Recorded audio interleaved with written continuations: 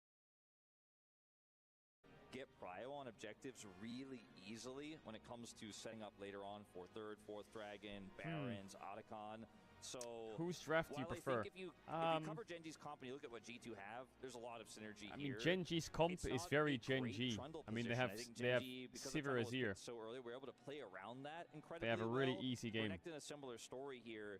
I think if Broken Blade can win the top side matchup if there's some attention But there. I think G2 have windows to play. Like, what G2 have done now is they've given themselves a lot of agency. They first picked Trundle, strongest AD jungler in the game. They early rotated Renekton, should have some top pressure. They have Annie, so they have good team fight. I think they're pretty confident with this. I think scaling-wise, G2 are in trouble. As we load onto the rift for the second Annie game of flashes, the series, Drake stacking, they should win. Here for G2. We'll see whether their key can survive one more game or whether Gen.G are going to be crushing it on their way to the final against AL. And AL, they have been on a bit of a tear. They are no strangers to crushing the keys of LCK representatives. And Gen.G gonna I just hope Caps doesn't get fisted in lane. This matchup looked pretty good for Annie early. I saw Faker was trading really well into Shanks, and he was like using Tibbers into Azir's face. So I feel like the first 10 minutes are pretty fine for Annie. It's just I don't think Annie enjoys playing side lane against it. Maybe they've got a bit of a plan moving into this second game. We'll see. Otherwise, it's a date with T1 tomorrow in that best of 3 to decide who picks up the third place. And that is an extra 70 grand. Wolf, like that's it's not small money that they'll be fighting for. That's right. We do the big money at EWC, and we have a massive prize pool. And every single step up you go, the more you are going to get. Skewman and Broken Blade here playing aggressively at this level 1. Keen gets the ward onto the blue buff there of G2. So Vision traded across the map here. What happened to T1? They got gapped everywhere, apart from kind of mid was fine. We'll actually have the faster track. And it looks like that's just going to be now the 5-point starts to eventuate. Caps does obviously have stun at level 1, but I don't think they're going to look for a Come on, play G2, here. do something. Ooh, late invade bot. Yeah, keep the game a bit spicy. At level 1. Ruler also giving us a bit of a history lesson, which is kind of cute. Of course, one of the JDG. Ooh, they're in here for free. Did he get spotted? Yeah, he did. Kind of cute. Why does Skewman go that way? The teams that he managed to pick up international titles on. Why does he show? Why doesn't he just walk with Zyra Rakan on a sweeper? Now they know. With the level 1 Alistair to set up some vertical jungling here and invade for Skewman, as he is going to take away the blue buff here. He wants to take the blast cone in case they steal it, but if they sweep, there's no ward, so they can't steal it anyway. So we'll see what Canyon does respond with, since he is starting top side. I wonder what Canyon does. Does he just take red and then Q over the wall? Yeah, he does. Skewman's blue, so he may just simply cross, and we have that vertical jungle. LeBron not able to give that heal over to Hans Sommer, but I guess he was at full health, so he doesn't need to worry about it too much.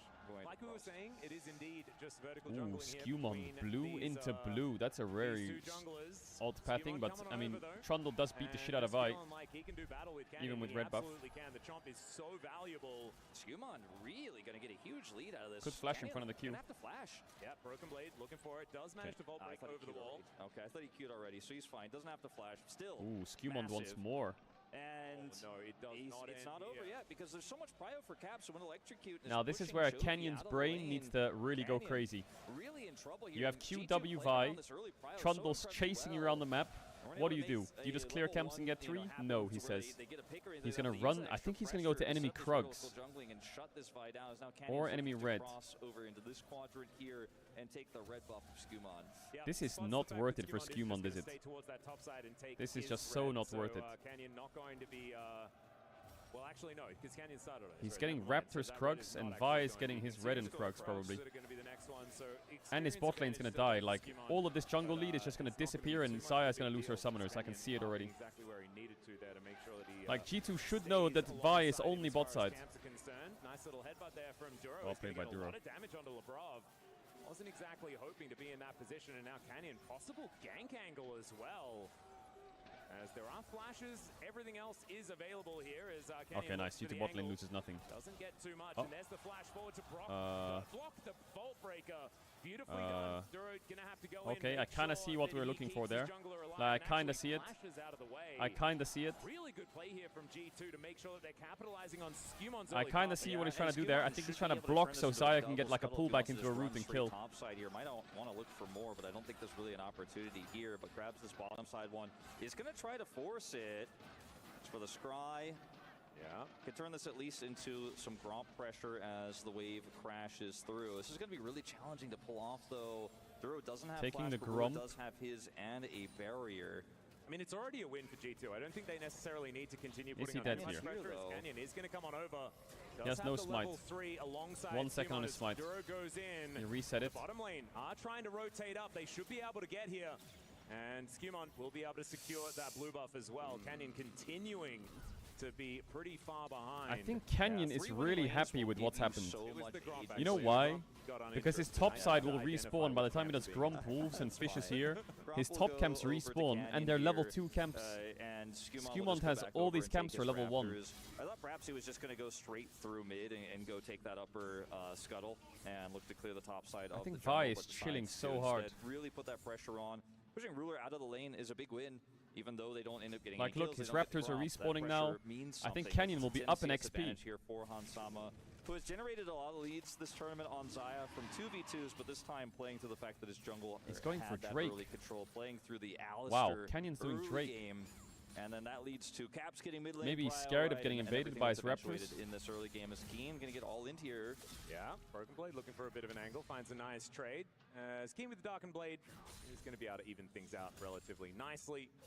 And it's going to be trading CS here between these top laners. Skewmon. Okay, well, he put himself behind for this. Talking about as BB is going to be not well, at least my top laner's not solo killed. Chains gets a nice Q to get that health bar back up again. Well played by BB. His Fury usage there was good to get Aatrox ult. Gives him a bit of extra health back alongside it, so it feels kind of nice to even just press the button even if nothing happens. Yeah, that was a really good judgment there from Keen as well, knowing the level 6 was just around the corner. Even they had 6 advantage, he knew that one extra minute was going to take it over. As here comes Skewmon in the mid lane. Yeah, back actually going to complete here from Chovy. Skewmon hasn't based yet. But he does have legs, so that gets him out of there. Sometimes that's all. He's also got a mouse and he's got a right-click button on it. And a keyboard, baby. Worked real well. And you will get away there, but it was a really nice timing trying to punish a potential split back. Hans, why are you so far up? Be committed here by Duro, and Hansama, I think, is just dead. He's got flash, but I don't know where he's going to go. Yeah, looking to try. Oh, the trade though! He flashes forward, but oh, the save. He kills him with Ignite. It's 1 for 1. As LeBron gets the Ignite off. A 1-for-1 trade, but it's probably going to be 1 for 2 here, unless tanking the turret is a little bit dangerous here for these guys. This is sketchy by Gen G. Oh my god, Gen G. Yes! Yes! Wait, that's massive! Nice. Nice, nice, nice. Yeah, an execute. That's kind of unfortunate, nice. but that is fine. Top is winning. Bots turns, 2 assists. Mid has got push. I think Skewmon is a bit dizzy on the map. He's running all the way around the map. I don't know what the hell is going on. Caps has done such a good job this tournament. But maybe we can get enemy red buff thoughts. Punish someone who's teleportless and look for these aggressive trades. He's level 4 at minute 7 when he had 3 sides of a jungle. And I'm going to have this wave push. I'm going to force resources to come into the mid lane. I don't know if you're getting that red buff. Oh my god, please, Skewmon, don't die. He's going to be able to take this red buff, I think. Is he going to be able to get this red buff? That's a level 5 Vi. He comes on over. Does get that E charged up. Walks into this brush. He needs this red. Need the red. Need the red or it's cooked. He gets level 5 on it, right? Okay, nice. We're good. Okay, we're good. We're good. We're good. Trundle's fine again. Any sort of contest.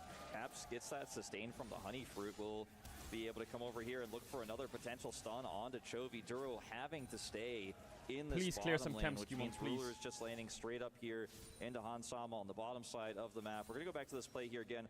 Hansama's judgment in this moment is actually so incredible because he's like, all right, I've got my feathers set. I have to kite back here.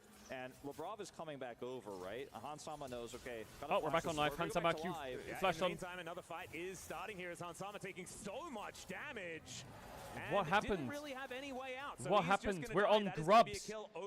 We are on grubs here in this game, and kills evened out between the two squads, and in fact, the gold entirely evened out as well. Basically, 400 in it. It won't just be a win for Gen G that doesn't have any return, as Skewmon will be able to start up those grubs. Has that topside prio there with he needs to Blade, ult so the Alistar combo, like all 3 of those. So on the end of the world there, we're not entirely sure exactly how that eventuated, as we just saw Hansama getting engaged on there, obviously flashless from that previous play as we came out of the replay. But that's a big win for Ruler. Now pulls ahead in that bottom side matchup. Maybe he dies anyway, I'm not sure. He had ghosts. Is Caps dead here?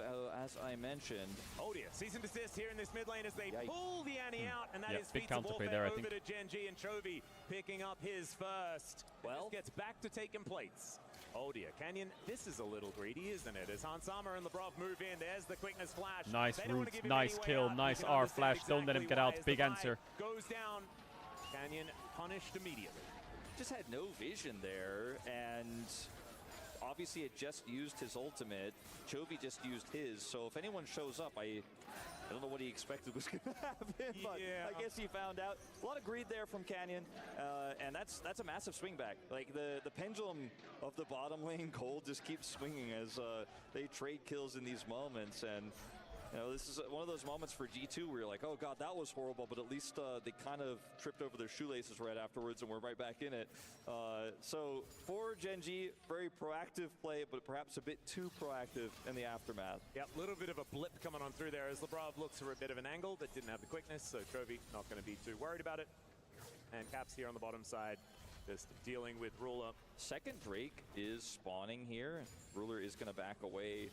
Top's going pretty stable. That Hansama rather has picked up in the mid lane. Drake in 30. I feel like Hansama has BF sword in base, and Rakan has no ult. Is this Drake hard to fight? The dragons. You know, Broken Blade doesn't have TP. Keen also had to trade that, so it would be a 4v4 at most. Duro just playing with his Hex Flash, just enjoying himself. Try to feather call back. Hansama, please don't die on midwave. Just I hold this wave, and he does definitely do that. Ruler cleaning up those minions pretty satisfyingly as the dragon is going to looking spawn. 80 items, and I'm thinking, be able to take it, and then we'll be able to see this fight, I mean, it could be a fight, but he is down a lot of gold in terms of items. Against Hansama. He's just wanting to hold this wave as best he can. A little bit, you know, of a, okay, hold up top side. Yeah. Bit of a ruthless predator here is Broken Blade, but Keen weathering the storm quite nicely. See whether he's trying to trade back as Gen G, looking for a skirmish potentially here in the river. Hansama, you're down a lot of items here. Aggressive is on the hunt, comes on in there. That spell shield just glorious, but it does mean that the root comes down from the Blade Caller. Hansama looking a little worse for wear, but Skimon getting that pillar down, making sure that he knows exactly where Gen G is. Try and fight back. Teleport in from Caps top lane. Wanting to punish Keen here, who does have his flash available. Oh, flash Q, big stun. T-burst, W, electrocute. Down, and there should Q, be burst damage auto. available as never mind, Keen just umbrally dashes away. They should be able to get a fair bit of work done on this turret, but the dragon should go over to Gen G. That's dragon, and I just don't think that's worth it here. You're going to pick up some additional gold, but it's split here between two players, and I think a lot of this was about the fact that it's okay, we have 3 grubs and we're getting top tier 1. It's a lot of gold. We just need to fight the third Drake.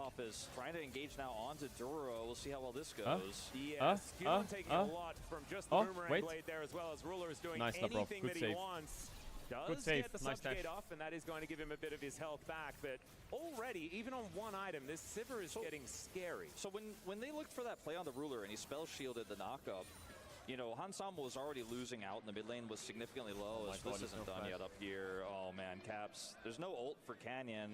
Caps does not have flash though. Oh, he missed. Gets chained. Oh, he missed as well. Everything kind of misses except for that Q2, and he's still, I think, going to be there. Dawnbreaker to finish him off, but Skewmon is going to kill Canyon. So a 1-for-1 is exactly what they were looking for on the side of G2. A little bit of a, I guess, overextension there from Gen G. Could have just let him get away. This top game tier 1 is so low. Weird. Hansama has Yuntal now. Rakan is up 800 gold. We're just playing C champion, kill champion a little bit. But I think we have to give credit to Skewmon and having a good read on what the points of attack here are for Gen G, because if he doesn't see that, if he's not towards the top side of the map there, and Caps just dies for free, it's a disaster. I think it's still a big win here for Gen G, because Keen's going to get a demolished becoming here, really pick up useless. A top plate gold. Caps is pushed off the map, doesn't have TP, so at the end of the day, still a massive win. But, you know, you've got to give credit where it's due. Could have been worse for Gen G, or for G2, excuse me, and maybe he sticks around a little bit too long here. Doesn't look like it. No. Keen is not the one that's doing the overextending. That has been other members of Gen G, so he's just going to back away and play this one respectfully. Like, every time G2 lose somewhere on the map, they're finding some angle, right? Like, Broken Blade picks up a little bit of plate gold. They got that split plate gold on the top side. I want that top tier 1. 4 out of those 5 plates do go over. That gold does stack up. Like, G2 have a gold Caps lead getting in this top tier game 1 would help so much. My issue is the fact that the farm here Please, for Caps is side. very low. He doesn't have that much farm. You know, he's significantly behind Chovy here. This scaling Azir is going to do more damage in team fights. So the lead that G2 has right now is small, and that's problematic because they want it to be big. As oh boy, this isn't it. Divide delivers Broken Blade to the turret. He's down to 300, has to flash. Why is no one covering top? Not exactly too happy about how this one's going. Like, what is this? Is going to get dove this time towards the top side of the map. The exhaust goes down onto Caps. Like, why are we bot side? Trying to help out, but that is a successful dive. The world ending here as Chovy down to 200 here on the bottom side as Hansama is underneath the turret, manages to take down the Azir. Wait. And now Canyon will this be is why as well. They overload the bot lane and they get exactly what they want. G2, great play to answer as Canyon's taking a while to die. But I just don't think Ruler's going to do anything. Buys enough time. We are leaving Caps to rot and we will lose first blood tower.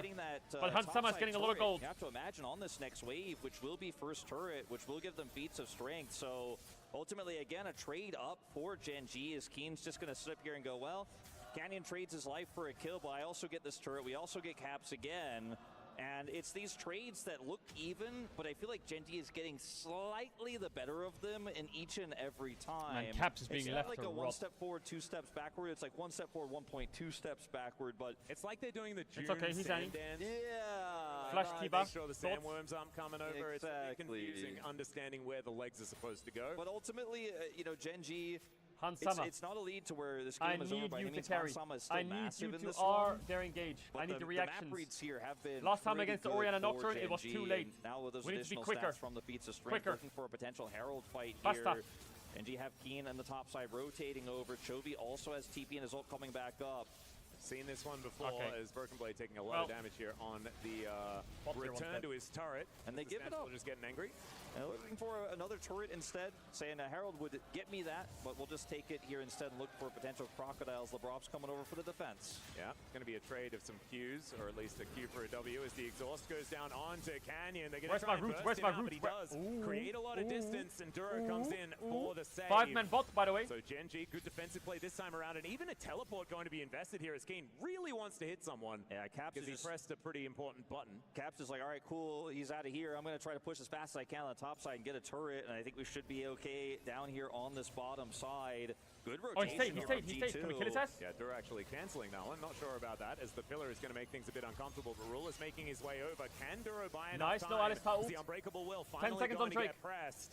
Caps gets top tier 1. Say get out of here, but still, like you were saying, Need that Dragon is the turret now. going down on the top side of the map. It is in trade for the bottom outer as well, so keeping things even on the side of Gen G. But speaking of even, it's down to a 300 gold advantage for Gen G. I feel like on one hand, this game has been incredibly action-packed. We're already 12 kills in at 16, nearly 17 minutes in.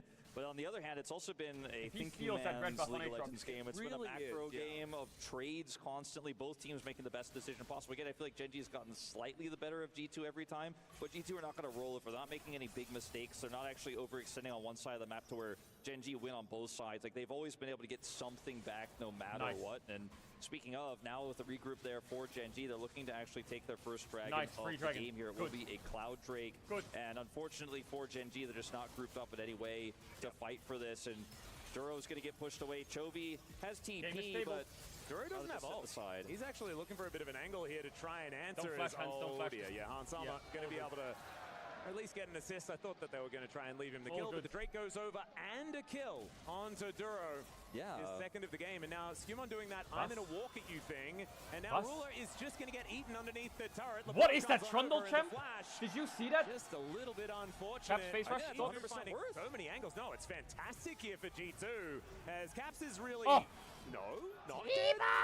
Keen gonna need another rumble dash if he wants to get over, and there is the flash to get himself out of there. Chovy TP'd as well. Chovy TP'd as well. Handle. Is Chovy looking to make his way in? That's out, gonna make things more difficult here for G2. Slice and dice activated. Not bad. Mid tier 1 as well. Okay.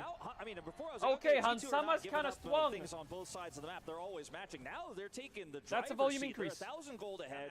They win on both sides of the map. They end up shutting Chovy's now, don't push fuck down it up. Side. They get the dragon.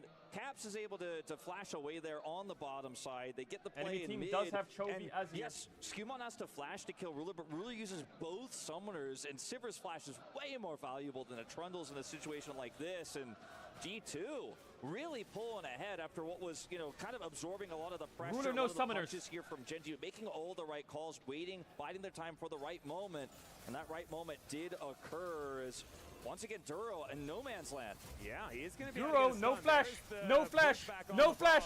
Boom, another one.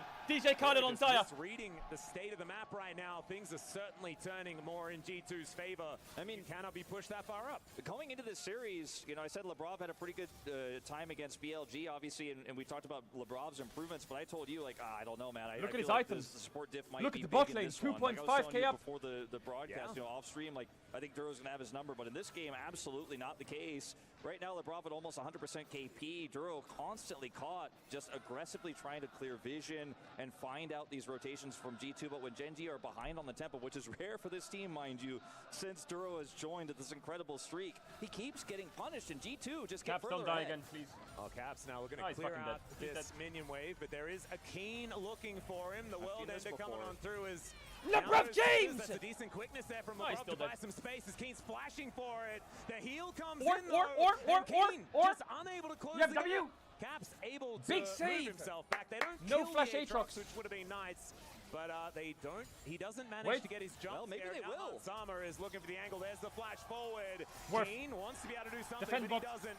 And Hansama is going to get yet Defend bot, please another defend one. bot The somehow. outplays here from G2 are fantastic. That's now Alistar. in the second game. Now G2 just keep We bringing can up play both that, we sides can of the play map that. here. They're going to have to get a teleport from the Alistar, look for a pick, and I don't think it's enough. Yep, cease and desist coming on through there. And There's no way we could have played that. What are you doing? Lives. He flashes out of the way as Chovy gets the Sand Soldiers together, and this game is not over yet. Not if the Emperor of Shurima has anything to say about it. This inner turret eventually going to be falling as the trample will come on through, and Canyon gets the Vault Breaker and breaks the Annie with it. Okay, well, that was a lot harder than I thought it was. It was successful, but it was still very hard. I thought it was going to be impossible. It was hard, but Gen G still make it work. Duro ends up getting the TP in there. They end up getting the inner there in mid. Bottom side inner goes over and trade for only the top side inner for G2. And Gen G strike back and will take a gold lead. Watching this again, I thought for sure this is a step too far, but with the combo of the Alistar here into the ult from Chovy, the flash to secure the kill, very fair. just the cherry on top there. It ends up being a win for G2, or sorry, for Gen G. They follow there and get that kill onto Caps as well before his flash comes back up. Very balanced, very and fair. now it's 1,500, the gold lead for Gen G. It's just the pendulum keeps swinging back and forth. As now Hey, why is Hansama bot? Start here. Oh my God, Arm it's guard gone. has been bought here for Chovy. Such a great timing here. His ult is coming back online as well, but not quite ready yet. Yep, Broken Blade does spot out that this Archon has been started. The pillar goes up. And let's see what G2 can get done here. It looks like they're not going to be able to get This in. is- The Archon this is is what just Zaya down. just did. And Gen G will be able to secure it for themselves. Nothing lost on the side of G2 because they give this one up, and now they're just going to look for this. Guys, outer we turret need more towards the bottom decisiveness. side. What are we Try and get doing? a cross map happening. Yeah, Hansama should We need to be lock able to in. get this turret here uncontested, so that's going to be some extra gold We in his could be pocket. all He has up a in very here. large lead over Ruler in the 80 carry matchup right now. Is looking for that IE purchase on his next back. He's got to be close to it. That's going to be a huge win for him. As Caps actually has Look at his look. flashback here. Look. Clocks on Chovy. Yeah, Chovy is worth a whole lot of money here as Canyon obviously shadowing as there is the quickness. Gets the charm onto Chovy. Yes! The flash forward from Cap says, yes, we are killing. Nice locket, This nice is zero, redemption. and they absolutely Save are. him. The redemption does come down. Oh, Caps yes! doesn't get the heal, but he Yes, doesn't baby, need yes! it because Cap's he's out movement of was there. crazy there. He Ruler dodged the silver throws boomerang. but Big Cap pillar. sidesteps that Keen, one as well, and Keen, Nimble will go Keen. with this Annie. Baby, he And lives. now- There's the live. Oh my goodness, Ruler, how did he dead. live? 4 kills. Ruler gonna Oh my get God. taken out. Hansama Go Drake with the now. double, and G2, a perfect Go Drake now. answer to Gen G, and like you say, this is just Drake a pendulum between these squads this game. And Gen G come for the play here, but they're just too slow. They're not set up as fast. They trickle through. Lebrov has gotten so Look, much Zaya items. value Look, out look. of this locket. Eyeballs. It is Now. absolutely insane. He then drops Crazy as Rakan has down locket as well. So and watch redemption this and again. heal Caps and is over ignite. the wall here, It's so a has to battle rotate around. Rakan. He ends up interacting with Canyon first. This means with the airborne here from There's the Canyon ult, with there's charge the Q, he ignite, has there's to the flash heal, for the there's kill. the locket. And it looks like, okay, it's gonna be And a there's trade, the but then redemption. locket What the comes hell? through. Redemption comes through. Caps doesn't quite get hit by the healing, but everybody else Look, does. Caps And movements, Broken look. Blade and Oh, Lebrov backstep can is peel. severe. Lebrov gets a knockup. That sidestep was beautiful from Caps. You mentioned it in the play-by-play. And Gen G overcommit, find themselves Roots. 2,000 gold behind. Oh man, that was almost a pillar of death for Duro.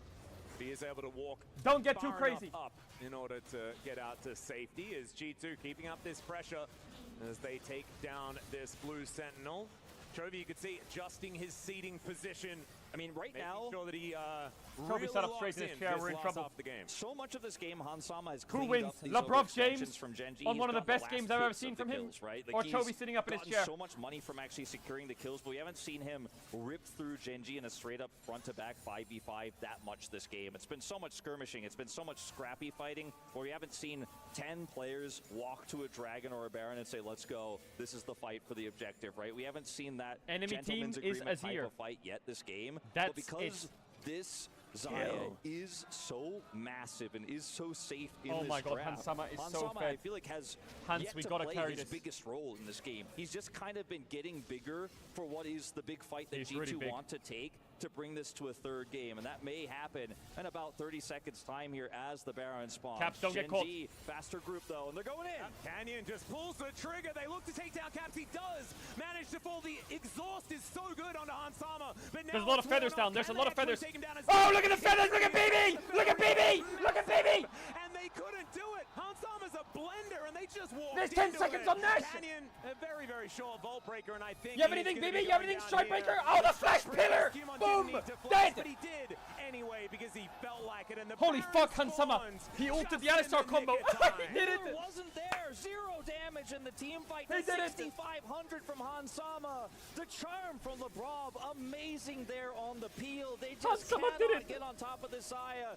I mentioned Hansama had a role to play, but Genji played right into Wait his for Caps to hands. spawn. 9 kills now. We get a 5-man Baron. Look at Hans. Look at Hans. Caps gets caught. But look at Hans. Here, Ghost. Auto. Ult the Alistar combo. Gets exhausted. Eats early because he has Navori. Feather stacking up. Auto gets locked up. Auto. Reposition. Pull. Beautiful. Comes in. It's a blender, as you said, and Hansama's damage just stacks up. Sure, you got the Annie, but you didn't get the Flash. real carry. Pillar. You didn't get the big threats. Boom. And getting away from this Renekton Trundle is just not going to happen. And He's Ruler smiling. has to watch from the other side of the map as G2 look like they are going to bring this to 3. It is looking like it. I just don't know what. Hey, you! Maybe they thought that there was an angle and that there weren't all the members of G2 there around the blue buff that was taken. Teamfight damage absolutely damage from Ruler. gigantic, as we were talking about before. And Hansama didn't even need to flash in that last fight. And his ult's almost back up. So good luck catching this guy again. Or you didn't catch him last time. Good luck trying again, I should really say. Xayah is a monster. Duro making use Hansama, of just the ult the exhaust vial, that he please. picked up with his unsealed spellbook, but it just Please didn't ult the really vial. do You don't have ult enough. up yet. And yes, Hansama, you don't have ult for 5 seconds. Don't walk up. Hansama, don't walk up. He's in the bush. Don't walk up. That's what it feels like. As once again, Ruler on the other Hansama, side you of don't the have fight here as 2 seconds? Genji look Okay, to try have and it. defend their inner turret. The Baron starting Hey, to hey, stack up. That's in his A ear. lot of extra money. Currently 1,600, but we'll see how much more it's That's going in to his ear. be. This is not the greatest sieging composition here for G2. Like, they need picks to really break open the base, as Ruler is playing Sivir and can clear these waves so incredibly quickly. The Xayah is low range, right? And they're still playing Annie. Caps, I'm not gonna lie. You're not pushing a I'll say Victor it after into the the game mid ends. lane or anything like that. As speaking of Annie, he's going to try to annoy Keen here, but we'll shut down his push. But this is not the greatest Baron that we have seen in terms of damage just yet, as Labrov is big going to cancel. double down on He's that. battle dancing. It's fine. He's just trying to get himself out of there. As Keen may Why not don't you be W? Why don't you W? What? capable of the same thing. The Ruthless Predator Wait, has why did he found Q? him. Oh, no, and W's he's up. looking to sink his teeth in. The Okay, flash no over flash the wall for there from Aatrox. Keen will get him to relative safety, but now doesn't have that tool. Guys, they're gonna TP for behind the us. next fight. I Oh, think he doesn't have a Genji ward, are actually. not Vi happy doesn't with have the a ward. game state, but I think they're pretty happy Oh my with god, the Canyon's limited doing the damage thing this where he Baron hides in has bushes. actually done to them Hansama. overall. Please be You careful, know, enemy team we has saw Canyon, a he hides TP in commit bushes. there Be from careful, Duro. please. It was a This bit is absurd. A weird angle that No, Canyon's no, gonna no, defend. no, Hansama no. does have flash and ult. Maybe. Yeah, Yes, and what if we being run around him? very, Aha! very Take patient. that, Ruler's Canyon! just dead. Never mind. Maybe too patient. Maybe Ruler wasn't patient enough. I'm not entirely sure, but that was embarrassing. As now Genji looking to back away, not wanting to let any more fall. We've spoken about the Ruler position, Wolf. Maybe not so much this tournament, but that was an example of exactly what that is. Push, push, push. That was potentially game losing here. I mean, the game was definitely in G2's Push, hands, push. but I think that's the backbreaker. No more Sivir, no more wave clear, and G2 No now more the base Savior, is no open. more wave here. That's the first inhibitor to fall here. They will back away, try to grab a second. That bottom wave, though, is at the midway point, so there's no wave to crash through. Baron fades away, and they'll be happy to take a third Cloud Drake. That will be Cloud's sole point for them, but they have so much additional movement speed in this game to chase down targets. I like the let's go Gen G, and then just the cover up the sorry G2. I like that. Respect where it's interesting. G2 having a phenomenal G2 are game gaming. Brilliant. They are gaming. Yeah, it's interesting that Caps is 1-5 this game.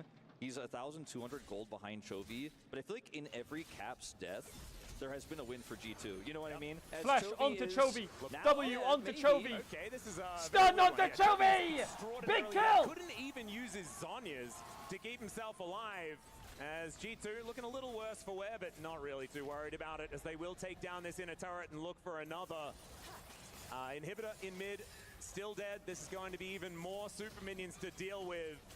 And G2, they are not overextending. They're not looking to try and end the game when they don't necessarily have a foolproof opportunity to do so.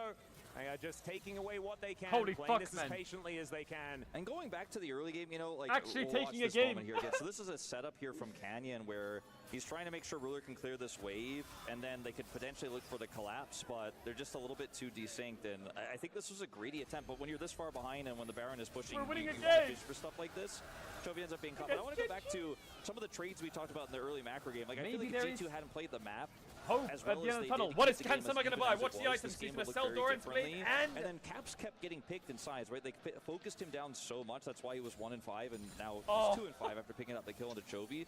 But his sacrifices were not in vain, and G2 stayed in the game. Hansama was able to clean up so many of the fights, punish Gen G so significantly that I just feel like there's no way back. And, what? That's a 2-5 Annie? I'm not sure what that was about, but he did face He looks mad, too, on the player cam. He's frustrated. He did not want to play a 3-game series before potentially making it to the finals, and now he's probably worried about his path there as this game is all but over. That face check looked like he really did want to play a 3-game series and wanted to get into game 3 as quickly as possible. Man, this is a Labrov masterclass. I feel like Labrov at this tournament has been incredible. He's been so good at this tournament. As he really has been so good. Underneath their Nexus turrets. Against BLG, against FlyQuest, he was insane. Every game.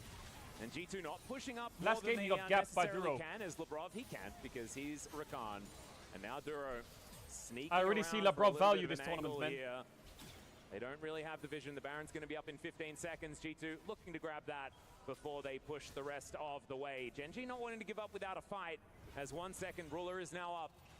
So playing around vision so well. Once again. Like Gen G are like, I think maybe there's an angle here, but there just absolutely isn't. Now they buy enough time for this Baron to respawn.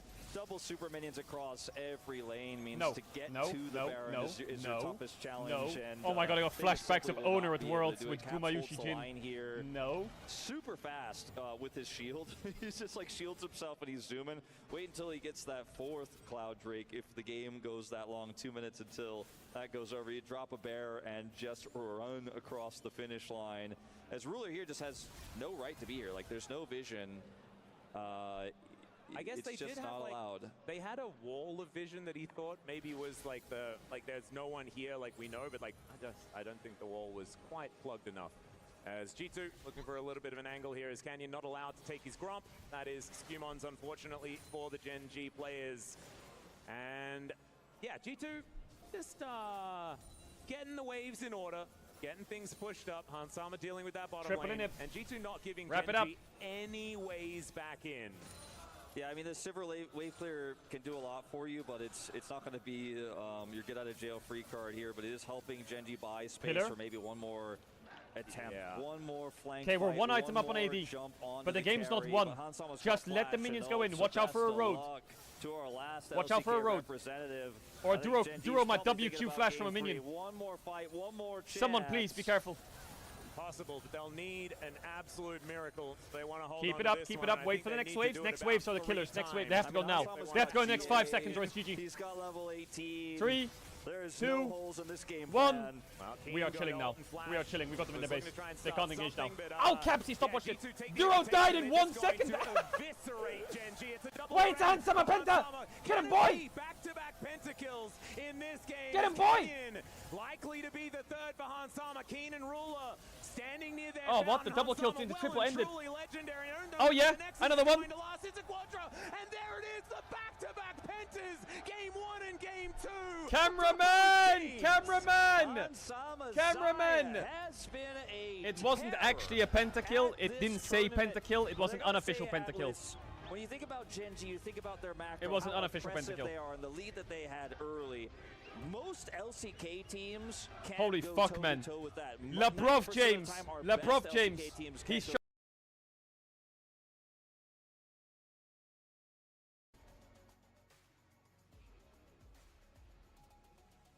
Dive con... perché Lucian solitamente non promuove uno stile di gioco che vorrebbe vedere Orianna sulla corsia centrale, quindi... Keeping the hope of the West alive here at EWC. Yep, Gen G gonna have to play a third one here as G2 battle back in this second game. Come detto We'll see what STMS happens anche after the prima, break. chiunque di voi mi becchi al concerto degli Stray Kids venite assolutamente a salutarmi. Bum bum bum. Holy fucker. Holy fucker. You love to see it. You love to see it. Jace good. La speranza che The Shy non voglia regalarci un'altra partita come quella We di prima, won a giocando un carry, ma Jace qui. We won a game!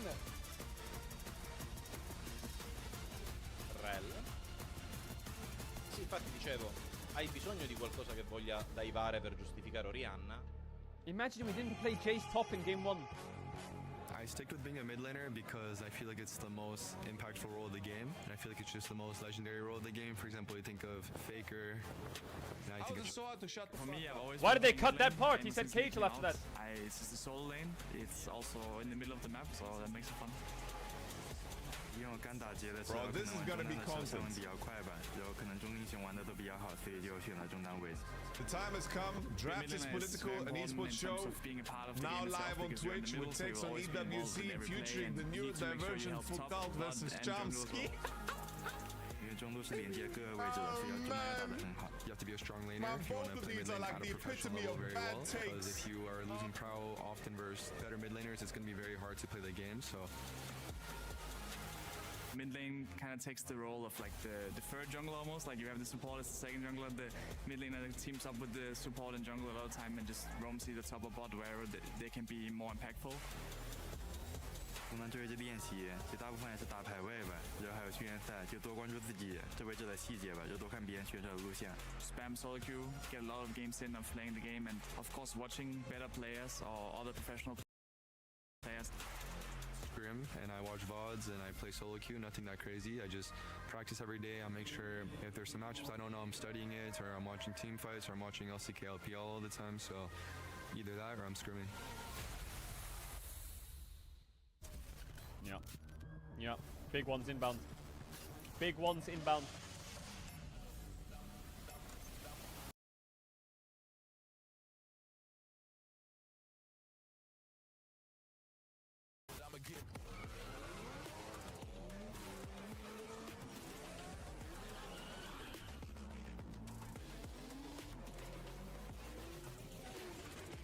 Think about it. No Smolder, no Yone, no Azir, no scaling left, sucker. Only Victor. Now, there is a small problem. A little problem.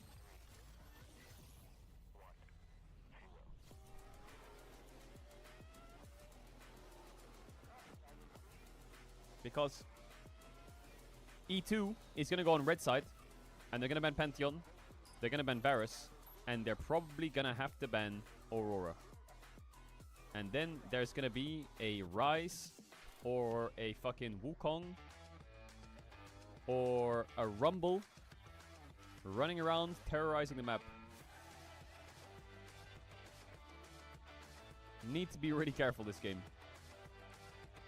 Does BB play Aurora top? He doesn't, right?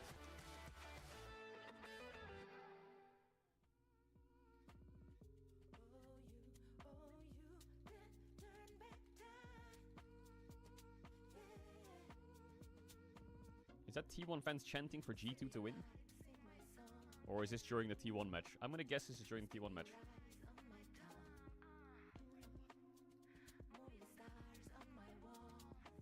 Yo, where's the trumpet at, by the way? Where's the trumpet at?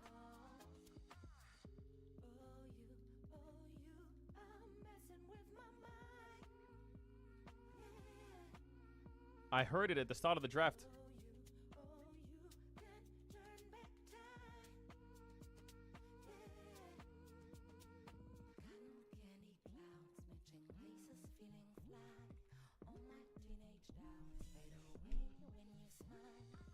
Bum bum bum bum bum bum bum bum bum bum bum bum.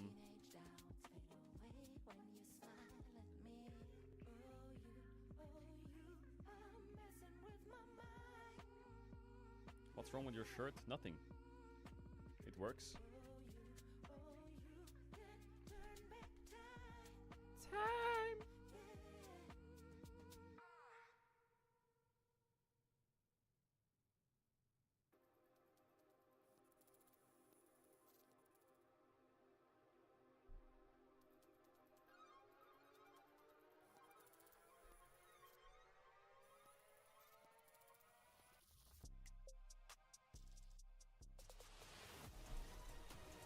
Let's see it.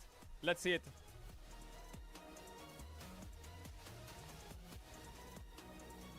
Let's see it now.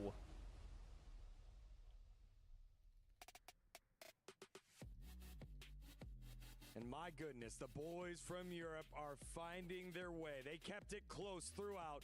And we're sitting in the audience being like, man, G2 are unable to shake them. They're unable to put them away, but we've seen them been able to punish mistakes. However, G2 did not make mistakes. They forced Gen G into bad plays in the top lane. That 5-0 changed the tide, and they are one win away from their first international finals since 2019. Welcome back, everyone. Degon here alongside Finn. It 2019 mentioned. Well, we lost GG. GG. Medios after that last one. The West has life against the best team in the world, Finn.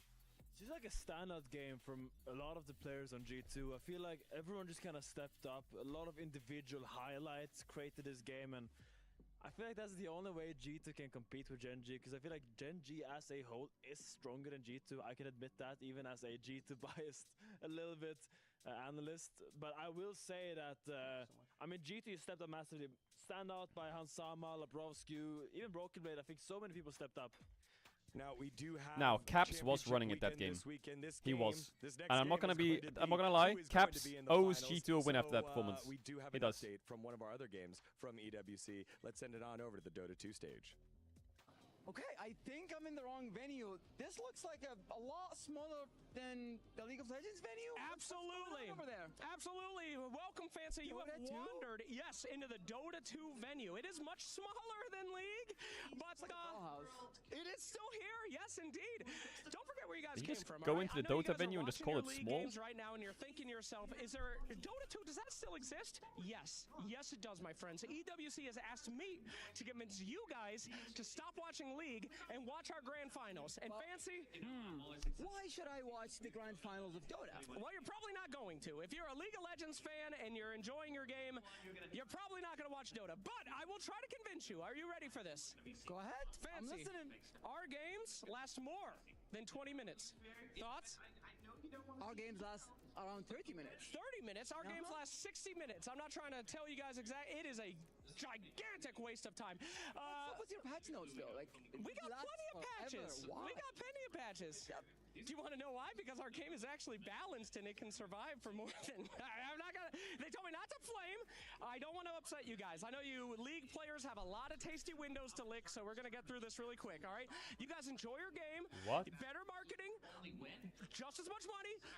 Very voluptuous heroes. We ain't got any of that. But if you guys want to grow up and come back home to us boomers, come on back to Dota. We're having our finals right now. It's just been interesting to watch. I'll go and sit down and watch. That is so unfortunate. Guys, we're going to miss Fancy. Thanks a lot for watching. Goodbye, League fam. I'm coming for you one day.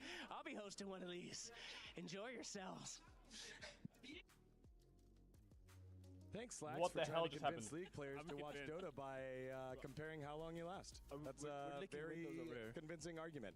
Let's take a look at our series You here. just say we're though. licking windows? It is G2. It is Gen G, the reigning back-to-back MSI champions of the greatest esport in the world. And it was a fantastic game. G2 starting off not so great. It was Hansama getting ganked here, able to turn this one back around. Didn't look good. Gen G gonna dive and punish. However, Labrov plays this one perfectly here, Finn. I mean, not even Labrov, the presence of mind of Hansama to kite not towards his tower, not towards the proposed safety, but to up in the lane, because he knows Labrov is in the river, and they actually managed to get that extended range on the dash and kind of trade 1-for-1 in the beginning there. Well played by Labrov as well, trading under tower, but for me, like, the standard there was Hansama. The presence of mind to know that walking towards the enemy base was the correct choice, that was impressive.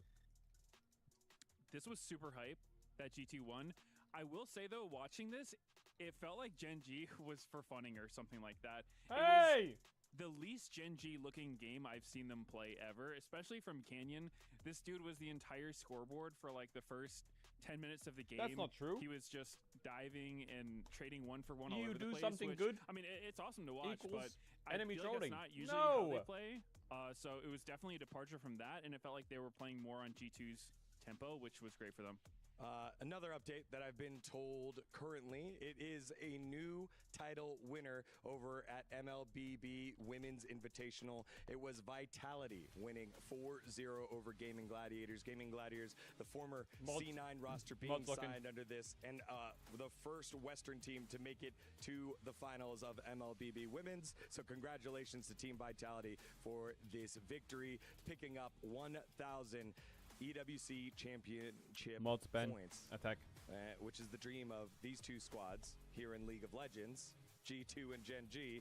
If W they can Vitality. get themselves the win and get into Chat, the say finals W Women, W against Vitality. Say it. AGAL. One more time. Big W's. Team Vitality. MLBB, was it? 4-0 over Gaming Bro, MLBB viewership Gladiators. is crazy. All right. So we got to see one highlight here. I think it's mostly from SEA Gen gang, right? G and G2. Maybe we'll get to see a second one here from Gen G and G2. This one in the top lane, and this was the big moment where G2 were able to battle it back, and all of us in the green were freaking out here, Valdez. Yeah, I mean, as Medius was talking about, it was a very back and forth kind of game because Gen G were certainly throwing it back and forth, and G2 were willing to go blow for blow. I mean, they love to play that kind of style. No, I don't play mobile games. And Gen G took I can't play it mobile one games. step too far. They tried to dive feel here like my phone in the gets top too lane. hot in my Cash hands. just broke their ankles, and Ruler wasn't able to get that kill. With good angles, yeah. Yes, had the angles. You know, it was actually pretty impressive.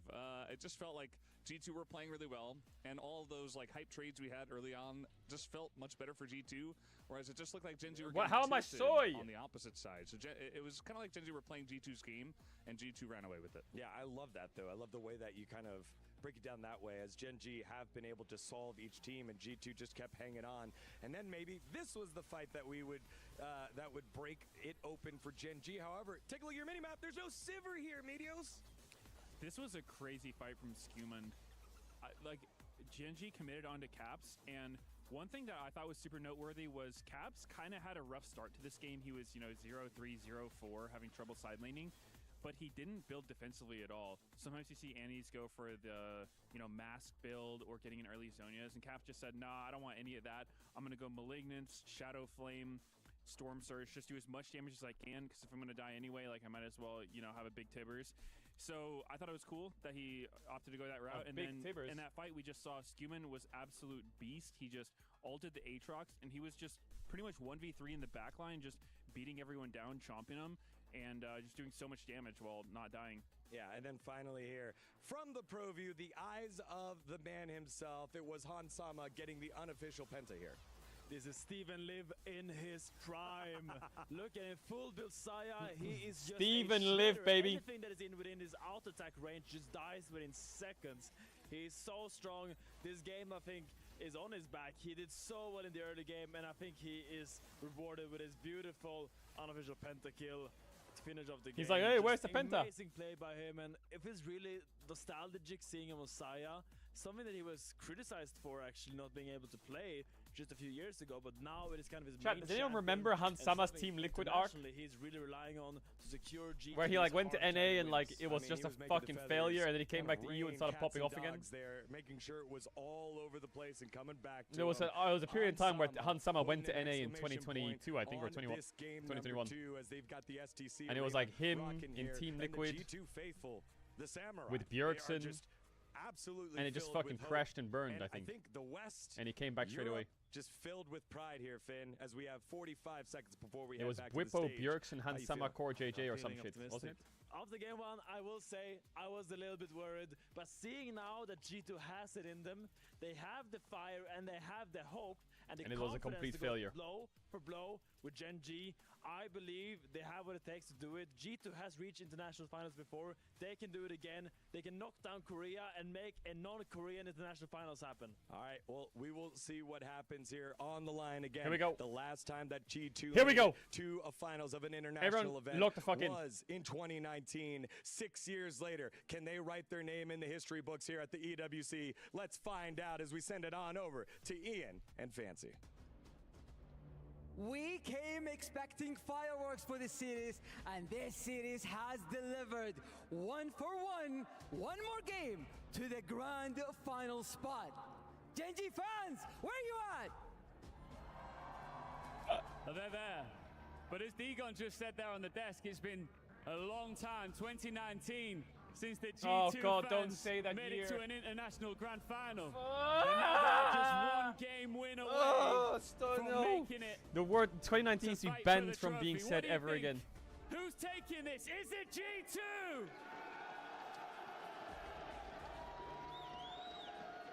Gen G fans, let's show them what you got. One more time, Gen G! The G2 army is here, loud and proud. The players are sitting right here. They can hear you. G2, make some noise! This final game is worth $320,000. A best of one for 320k? That spot in What the hell? final against AGAL to fight for this trophy in the center of the stage. One game, one winner. A 30-minute game? One key crushed. It's Gen G versus G2. Let's finish the fight.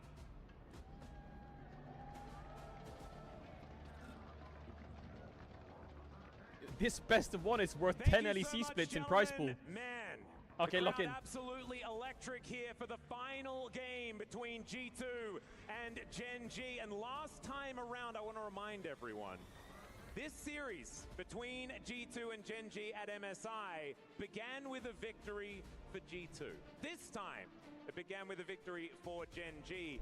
After that first win, the other team, that team did not find hope in the series. Maybe that is going to repeat itself. Maybe Europe is going to have another representative in the grand final. And, you know, Atlas, 2019, the last time G2 was in an international final was, I believe, the last time we didn't have an LCK team in an international final. And Jack Span makes me think of Gwen, but Gwen is already out. So what does Jack Span mean? It could mean Sinzao Prio. It could mean Yorick Prio. I'm thinking Yorick, I'm thinking Sin. I'm also thinking that Aurora's up, Rumble's up. Wait, there's something I'm missing. Paris Pantheon and Wukong and Talia is still up. Yeah, Ooh, this Talia, is yeah. some eclectic Oh, bans please ban coming Talia. from Gen G to start us off. It will mean that there will be a fair few things. They ban the left Aurora. unavailable. Not the So Aurora, Talia though, open, which has seen a Rumble lot of open, success here at Sinzao this open, tournament. Yorick open. And now, what is Keen going to be picking first? They take Lucian. Just insta-lock. Ruler wants revenge. They want to play Victor into Talia, I think. Ruler did not look very happy in that last game, both on the They Rift want to play and Victor in into the play Talia. cams. You can see very, very vocal right now. As Duro feeling a little bit stressed after that one. I mean, I don't know if BB should take the Rumble. I don't think he should. If he takes the Rumble, it means that Keen's gonna play Ornn, and I don't like that. Ezreal into Lucian, okay. Now that's good because... Wait, they could go Lucian Braum. Rakan is out. Oh, because they can go Bard on 3. Does he play? Oh, they can do Ezreal, Karma, Bard on... So I think they're thinking that Lucian pairs with Braum on 1-2 because Rakan is out. But if they early rotate Ezreal, they can pick Karma or Bard to match the Braum blind. Ooh, they just 1-2 the Ezreal Karma. Ooh, I thought they would save it till 3 to confirm the Braum. But maybe they think... But what happens if they do Nami now? I guess it evens it out, doesn't it? Ezreal Karma 1-2. There's Talia, Rumble. If they go Talia, Rumble here and drop support, BB will go Ornn, and I think it's an EU classic. Tank top, pushing bot. You love to see it. Strong rotation here from G2, but not necessarily going to give us a ton of information about what this comp is going to look like. Yeah, there's the Lucian Braum. I thought they would save the Karma, but they knew Lucian Braum was coming, so they just slammed the Ezreal Karma. They need a champ that procs the Braum. Rumble doesn't fit. Talia is okay, but it doesn't really fit. Maybe Xin Zhao Wukong, I guess, is what they have to do here. I don't like either. A lot of value outside. Yeah, Sin. Of the lane I think that's fine. You just match it with Wukong on 3 here, don't you? Or are you gonna take Talia and ban Victor? What about Poppy jungle? What about Poppy jungle?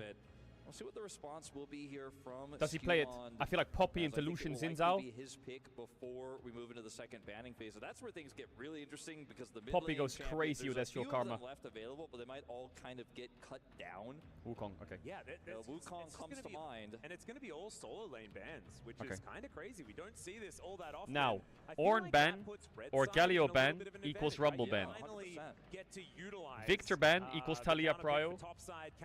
Ari ban equals Stylized ban. Ari pick equals Stylized ban. So you'll see what happens based on their bans, right? You can take Sion, something like that. I feel really good about could also ban Cassante. Good blind top because they have the for Gen G. Karma also helps Wukong engage and is very strong with him when he is getting on top of multiple members there. The Victor ban. Boom. So this increases Talia Ari Prio. Yeah, I think the Rise is a big one. You know, the Talia. Instantly, you're thinking, as Gen G, do they want Talia or Ari on 4? And they're probably talking, what do you have into Talia? Do you want to ban it? Because if you ban the Rise and the Talia's left open, or maybe we just ban something like Ambessa they might do, and then they're looking for Sion here, Gen G, because I think Sion in their comp is quite good. I feel like Galio is really good for G2's they ban Ornn, so now they're saying, okay, actually, you can have the Talia, we're thinking Rumble. Galio shielding on top. Or maybe Sion still, actually. What's going to happen here is maybe they're still thinking Sion. Like it's gonna be Rise, right? So I think G2 should know that. They're thinking Rumble Sion. Now, do you double down the bans? Is it like an Ari ban now or something? G2 just play Camille and look for insane lockdown in this composition. Aatrox is out. Cho'Gath ban. That makes me think of Yorick. That also makes me think of Sion. Because Aatrox is out. Gwen is out. The only tank counter right now is Ambessa. Ambessa Xin Zhao Lucian sounds kind of like it gets outscaled. Yorick Sion. Big Prio. Talia Big Prio. Unless there's a checkmate that they're thinking about, right? Maybe there's something that they wanted to get their hands on. Maybe a Talia, for example. Talia Wukong has been very, what do you ban? It's Gen G. And they won't have the opportunity to ban that away unless there's going to be a largely unanswerable... They banned the Rumble. Oh, okay, never mind. The Rumble. They were thinking Rumble, but Galio's open. I don't think G2 wanted Rumble. I think they want Sion or Yorick, or they're going to take Talia on 4 and make them blind. Powerful, sure. There's no if BB's confident in Ambessa. That was your own choice. Scared of a Rumble or a Sion in this case, and I'd probably be more scared of the Sion, personally. Talia, Ari, Silas. It is going to be... Surely it's Talia, but the problem with Talia is Talia gets matched by Orianna, which is... They take the Sion. I think that's exactly what they wanted, because now they ban Cho'Gath because Ornn's banned, so there's no tanks left. So now Keen has to go Ambessa or Yorick. To answer this pick right now, and it's just such a tough lane. And oh, Orianna's out actually. Or Cassante. That's what I was mentioning earlier. And I think BB's happy into all of them. I'm wondering what... I think he's going to go Ari. They could go Talia, Cassante. They could go... They are going to do the Ambessa. I actually kind of prefer this. Because it has they are going to do the Ambessa. Of a safe engage path. You know, the Camille Ambessa Talia, be shut down, Ambessa Ari. End up getting punished really hard. This is going to give you so much shielding, so much. I don't like Ambessa Xin Zhao Lucian. Lucian. To a backline at a larger range than a Camille can necessarily give you. Ooh, Ambessa Galio, full dive. They will play it. Yep. What can Caps play we'll here? See what the answer here for Caps ultimately eventuates to be. Actually, Vayne mid goes crazy here into Galio and Bessa, Sinzao, Braum. I think Swain is a really big pick here. You know, with all the I'm not even kidding. Vayne mid is crazy here. I think maybe Swain, Syndra. For them. They've got a lot of reset potential. There's a lot of shielding. You can set up for those resets. Yeah, Syndra, good champ. Chat, I'm gonna run ads. If you don't have what ads, tier 1 on Twitch Prime. You don't have to sub to the channel. If you don't want to, back to the game stars. Big kiss, much love. I'll see you in a sec. These niche caps. Oof, the Vayne would have gone crazy. Dylan, we have to go Vayne. Galio, Sinzao, Braum and Bessa. It actually goes hard. Man, I like G2's comp.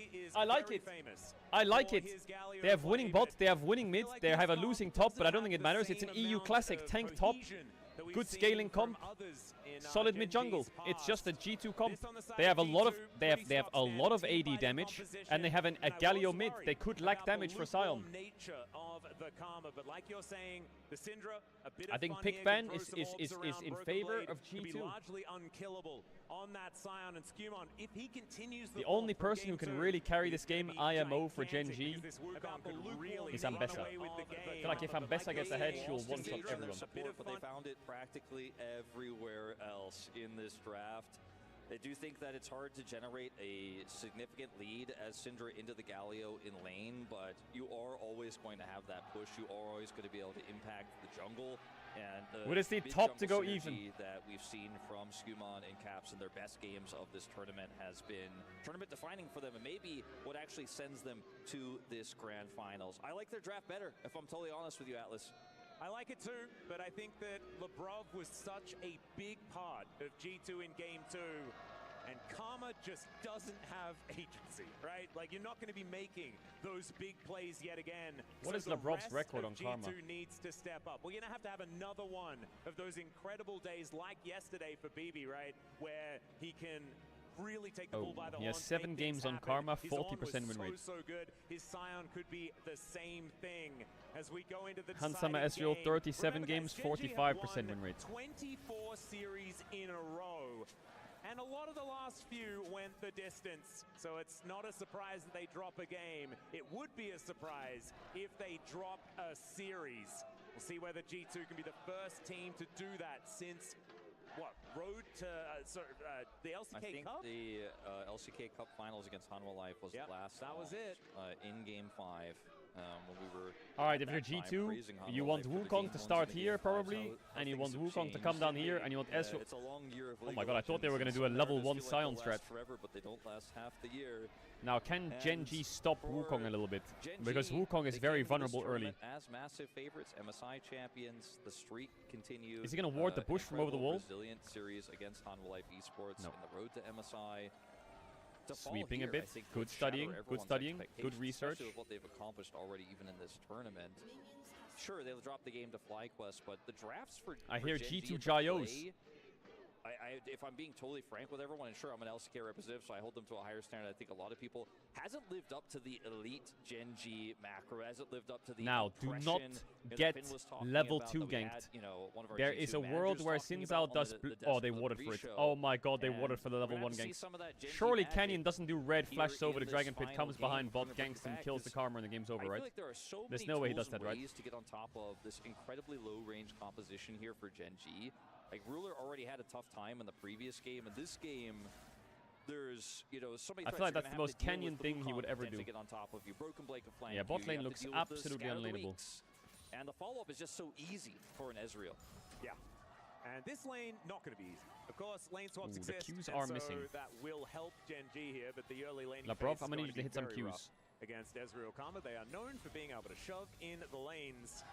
I think similar things can be said here for this mid lane as well. Broken Blade also going to have a fair bit of control on the top side, so I think eyes are going to be glued to the jungle to see whether Canyon can put out some of these fires. One of the reasons why Syndra was so meta for so long was because she, if you look back to like 2021 where she was almost permanently first picked, is because she wins a lot of matchups by default, especially with the range advantage she has, the consistent poke she can layer in. BB getting a bit of top push. Skumon finishes top side clear. She was a pathing into bot. For a long time with the old AP we are still going. The burst package variant. And you can see here already into the Galio, like Chovy just can't really do anything. It's somewhat reminiscent of when Chovy was playing to the best of his ability that Smolder into the Yone, right? It's just a tough matchup to play out, so you're going to have that perma prio. The Ezreal Karma they drafted early into the Lucian is going to have that prio. Mid gank, mid gank. Caps, don't die. G2 have a lot of early game control. Let's see what Canyon can get done here. Looking for an early gank he might be dead here. Caps. They can get a flash. It's a big deal, and they do manage. Oh, the stun was clutch. The scat of the week is so good. That stun was great. No dive here for Canyon. They're going to be happy with a flash. He actually QE'd the Xin Zhao. Thing here now for G2. Very, very powerful. BB, don't die. Get a sidestep and do a little bit of damage there. You owe us a game, Caps, after that last game. You owe us one. A cannon as well. Made me nervous just for a couple of moments, but is able to lock that one down. Obviously, the most important thing on the Rift is getting as many cannons as you can. You can see Skumond has taken a bit of a lead, obviously, because he didn't go for a gank in terms of the farm, and now could potentially look for a gank here onto Chovy, who is flashless. He has red buff as well. No flash on Chovy. Respectful here. Okay, it does back away now. Skumond not quite able to path over fast Drop a base now. Drop a base. Press B. Press B. A little bit quicker, maybe. Press B. There is an angle there, but we'll just try to look for a tri-brush wraparound. Sees there's no ward there, but there is one outside of the pit. Guys, there's nothing to do here. Please press B. Both of them are going to be invested here into this attempted play, but I think Gen G had a bit of an idea as to what was going to be happening, so not going to be allowing that one to eventuate in much BB, at just all. go as even as possible. To take a lot of aggression here from Keen. This Ambessa play has been some of the most aggressive that we've seen so far this tournament. You can catch this wave. It's catch really hard to generate a lead like this on a Sion. Sion is just so tanky. It sits back, grasps, so hard to kill. Skumond heading over here as Broken Blade's trying to bait. Yeah, I feel like... But there's a ward. Okay, well, I said catch, not last hit, so that's pretty good. Base coming in from Broken Blade. With that ward there, bit of a small lead in bot. Going to be able to make all of the right choices, knowing exactly where this Wukong is. So Keen will be able to get I wonder if the Lucian Braum now with the TP being down from the Sion look for a swap. Or do they just keep the lanes? Because looks okay for Gen G in bot lane right now. Is my Karma dead? No. Shows them the door up close. Oh my god, LeBron James, are you a psychopath? Here, not able to break those chains, is now Ruler in point blank range, but Lebrov gets into the fog of war. What the hell? Summer is able to answer back, so Gen G looking worse for her after that trade. Okay, Braum no flash. Tempo here for Hansama on Jesus. This Ezreal. The most common rune choice here, but is going to be fantastic if you keep trading like that and continue those. I'm not gonna lie. As going to force them back is cool. Duro will lose his flash, but it's a trait. And so I do like my Karma having flash, G2 getting the better of them, and Braum not having flash is not that big of a deal. Is going to head but look at that bot lane now as that lane swap goes towards the top side. And finally, Ruler can breathe. All yeah, right. Dragon looks a bit gone with this assignment. Chovy facing off here in the mid lane.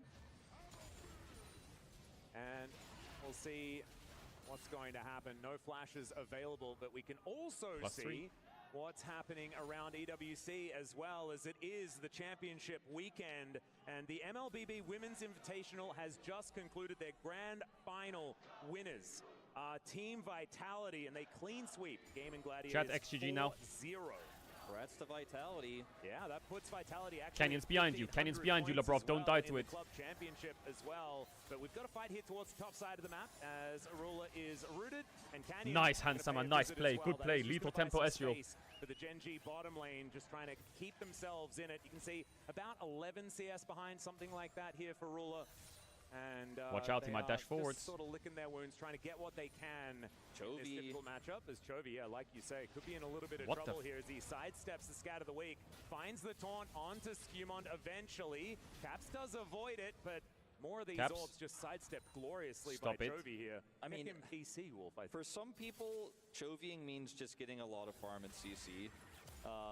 And sitting in a side lane, you know, that's kind of like the Hanwha Life Esports Chovying moniker was. Okay, but Mantra for me, Q it's miss, no mana on meaning something Karma. like this, like generating a significant lane lead as Galio into Syndra, into First Strike Syndra, and having perma prio and forcing jungle resources in this matchup, sidestepping scatters like that, and just walking out like it. I'm gonna go with that's a like miss.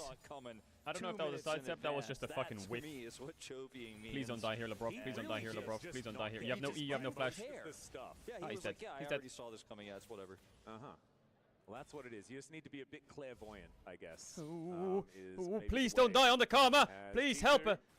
feeling like maybe there's going to be a gank on the way, but this wave is in a little bit of an unfortunate position. Guys, we have no mana. As Canyon makes his way out, Lebrov gets audaciously charged. Okay, but they're TPing. Lebrov's dead. Lebrov's dead, surely. Fantastic pressing guard, and First Blood goes over to Ruler. It will be But Ruler's dead.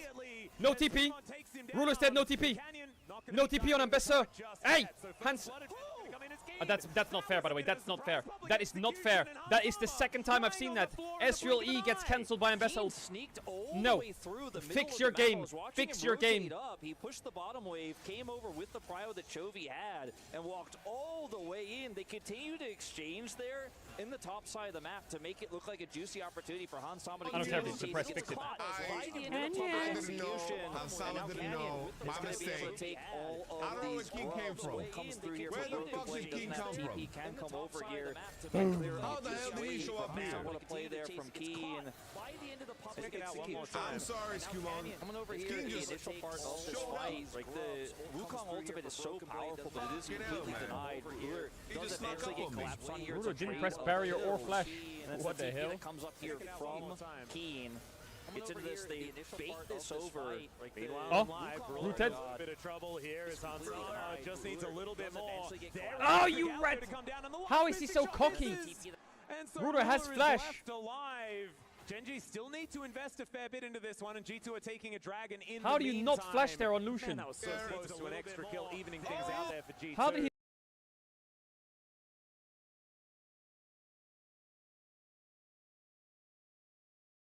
Only barrier, but not flash. Really pretty good about it. I feel like this lane is so incredibly important.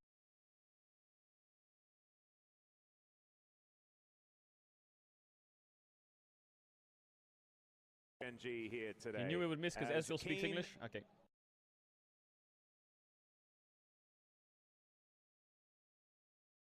He's either going to be not able to do anything to Broken Blade, and Broken Blade's just going to do that thing where he's silent and he's immovable. We got a dragon. He can run away with the matchup, and we then fuck Broken with Blade that. has nothing that he can really do about this Ambassador in his side lane. I mean, the fact that he is able to control it on the bottom side of the map there, and then TP over to take out Hans Sama with a really nice Me placed gusta a little bit of that. Me gusta a little bit of that. Allows you to have a lot more freedom over the map, just in general.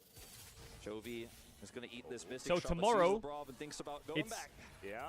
Presses the Inspire button, gets a bit excited about the fact that Chovy used that Justice Punch a little bit too aggressively, and he sidesteps a Mystic Shot by time for that Justice Punch cooldown to come back again, and Chovy's not going to be dying just yet, but control the wave, certainly here, the tempo nice certainly ult available cancel.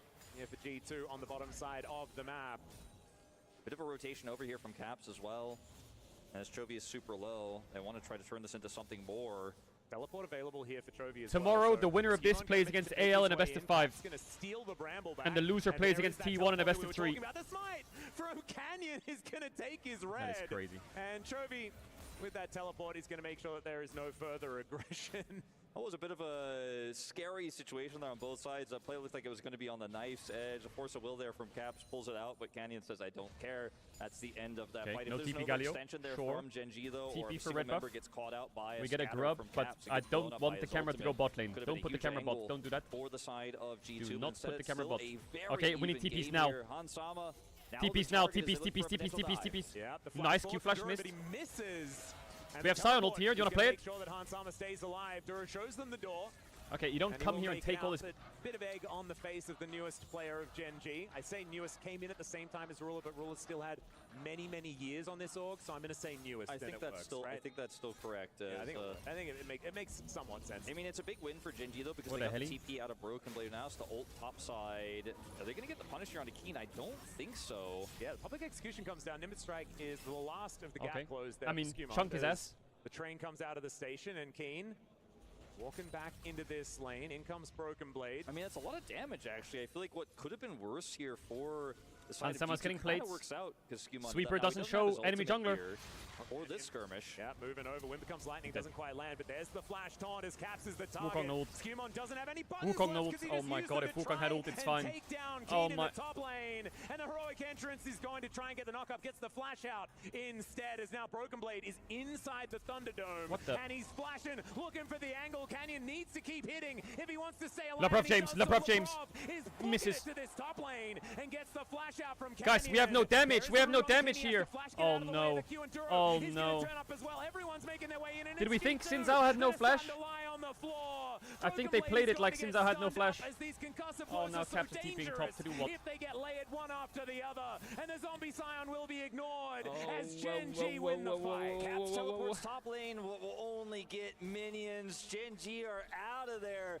The ways that these fights can go if things go just all a good, little all good, bit all good. differently Just keep is scaling. crazy. Just It's keep been an scaling. incredibly volatile game, but Gen G keep getting the better of G2. Started off with some teleport shenanigans. The ultimate being down for Skumon means it's pretty illegal for Caps to be out here, though, in this river. It's a good good flash, though, but Chovy is able to match it and set up the taunt here. He's able to get his ultimate off, which puts Canyon low, and then G2, they're like, well, we've got to force this, right? Chovy looks for the ult here, gets the knockup. Unfortunately for him, only on the clone, but Broken Blade flashes here, looks for the extra shield explosion damage. But We're Canyon playing like barely Sinzao has gets no out of the flash. Flashes for the Mantra Q. Canyon avoids it, looks for the route here on Keen. Knockup just We can't have these barely skirmishes avoided against by these Keen on champs. the We need flash. I mean, 5v5. These margins are razor thin, but it's just not enough, and Gen G come over and clean up houses. Caps is unable to TP in until it's too late. And it's like, it feels like whoever counted flashes better in the previous engagements were the ones that were the benefactors of this, because it was so many flashes invested just to make sure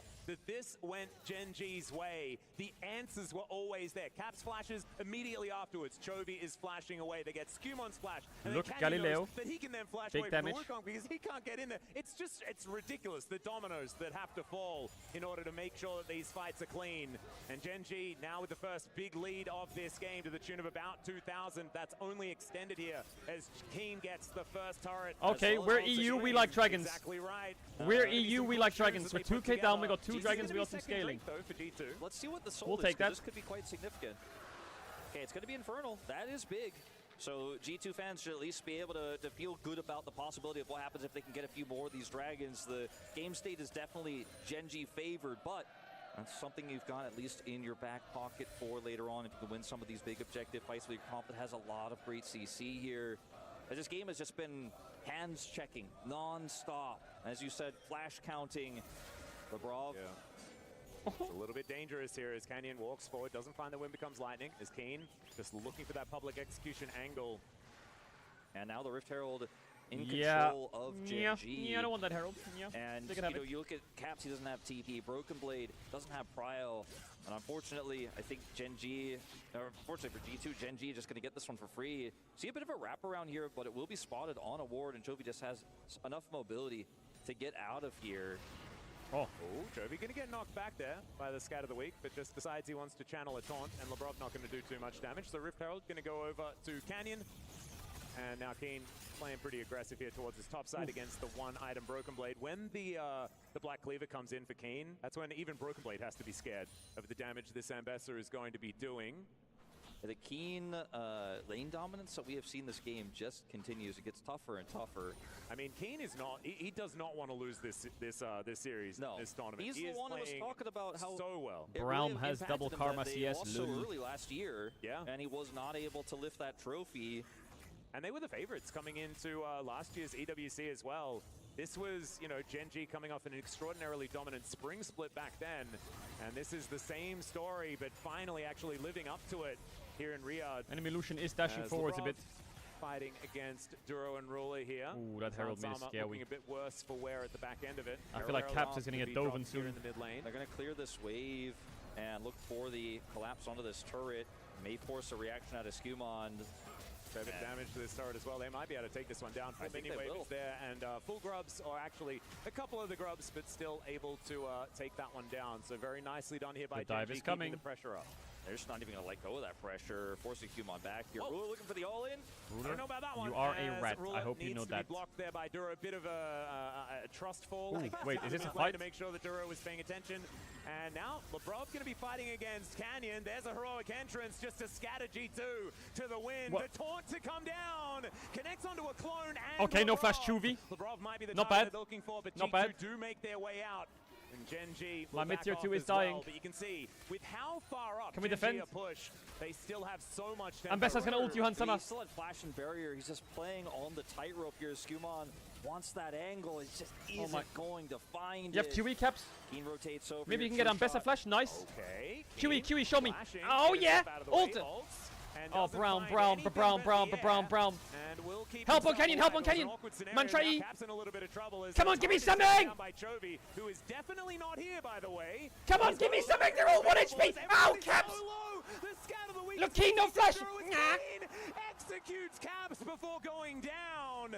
That looked absolutely insane. And is there nowhere to TP? Is there nowhere to TP? There's 4 of them on one. Just raw mechanics, and it started out as an unfair fight because Gen G had so much control over the mid wave. They took out the mid turret. They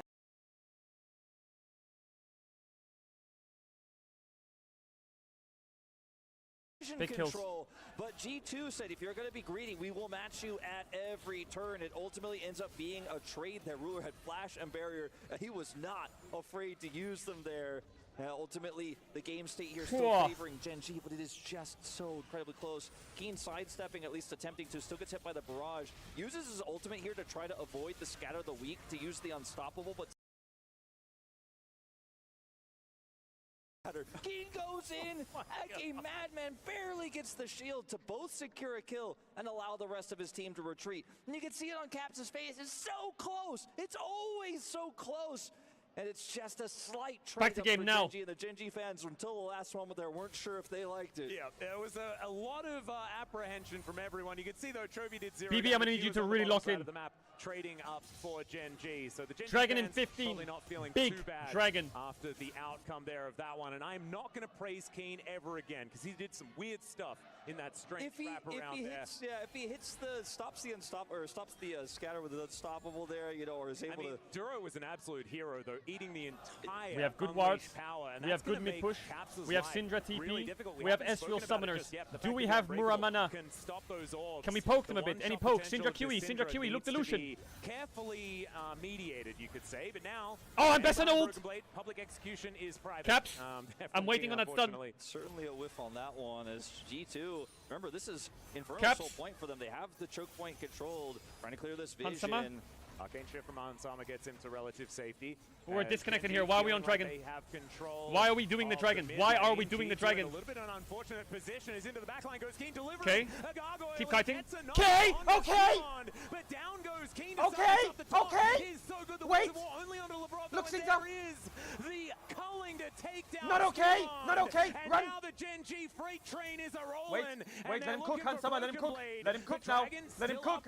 Let him cook. Let him cook. Keep trying. Nice movement. 1 for 1. Exactly right. Looking to jungle for top. Cleanup. 5,000 damage nearly on look, the Braum maybe in this exchange. So bold, never afraid to look for those. LeBron mantra W to heal up on the Dragon. Nice. TP back from Broken Blade. Nice. We don't have smite. And G2 start up the Dragon. Chovy's back though with the TP. Oh my God. I mean, we need to play more together. Why are we so disconnected? They already have a 2 Drake lead. They're down 3,000 gold. Why is Wukong hitting Dragon when we're going to midway? And kills to Gen G. It would certainly spell their end in this tournament, despite it being so close. Despite that pick onto Keen, Canyon being that second front line is like, just I feel like if Wukong is with the team, where's my Syndra QE, by the way? Like, attempts in this one. This where's guy the is Syndra QE at? Sidestep from Caps was amazing there, actually. He's just so fed in this game that he's like, I can kind of just go forward, and I trust that my team will back me up in every scenario.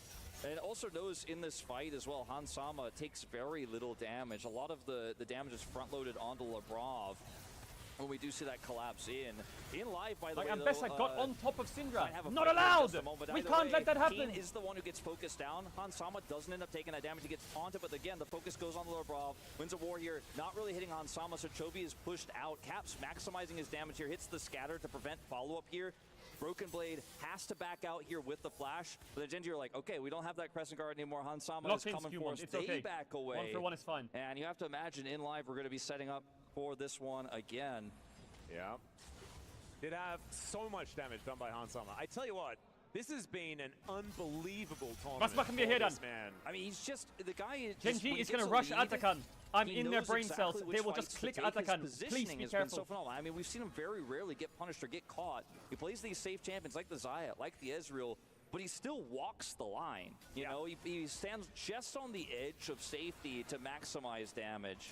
And the way Ezreal looks good is how Yeah, well yoinkies, you play yoinkies. aggressively with the fact that you have so many good defensive tools, right? And Ansama showed us exactly that yeah, in no that last yoinkies. fight, pushing back Canyon, almost managing to find a bit of an angle there, make sure that they only lost Skewmon. They did lose the Dragon, but it's not end of the world. And G2 certainly still in this one. As Ruler and Duro in position in this mid lane, just playing a bit of that K-Ram, as we like to call it. I think it was an NA Ram at some point as well, and I've never heard it be described as a European one. So that's a Think bit of a about it. shame. They have no The AP damage other than Galio. Yeah, it Galio. doesn't feel good, does it? No.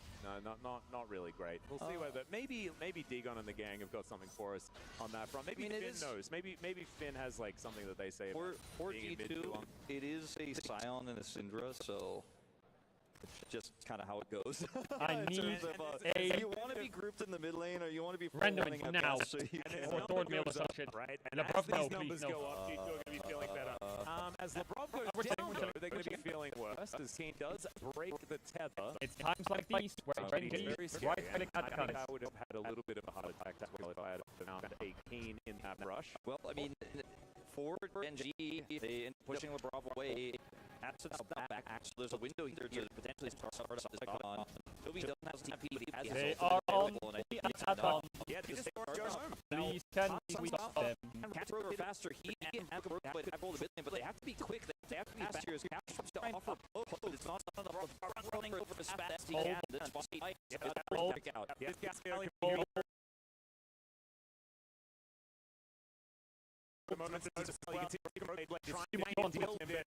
He needs to get there as well. Just missed. As Canyon The dive on time. He backwards. They tried it down Skewmon as well. I correct myself. He does make it out, but the honor is going to be secured here by Genji. All out of actually, and not with too many options either. Little Q over the wall from Brolin Blaze, but he's not really doing anything. He on top of himself. Or did he get cancelled? And they're only extending that lead. Keen playing so fearlessly this game. We've seen quite a few of those public executions with not the mark, but this one certainly did. As Toby looking for more here, is going to get rooted. There's not enough damage. There's no cycle anymore. There's no Ezreal here, and he is going to walk away scot-free. But G2, we're so close for looking for the punish there. The block from Duro as well on some True Shot Barrage really limits a lot of that initial damage they were looking for. Genji fans, I feel so scared, so terrified that maybe this final LCK rep could have gotten knocked out. The draft was so good here for G2, but they have taken full control over this game now. Ansama quite blast-coning his way in here, but we'll drop the True Shot Barrage right into Duro's block, which also blocks the scatter. And then the instant follow-up, the second those cooldowns are down... Oh, you didn't press anything, you just died or what? They take out Hansama. Target selection is perfect here. Chovy blocks any sort of follow-up. And because Caps is playing Syndra, he's more utility. He's more setup. He's just not going to be able to offer enough damage here to challenge once that Ezreal's gone. Oh my goodness, the fans so incredibly passionate.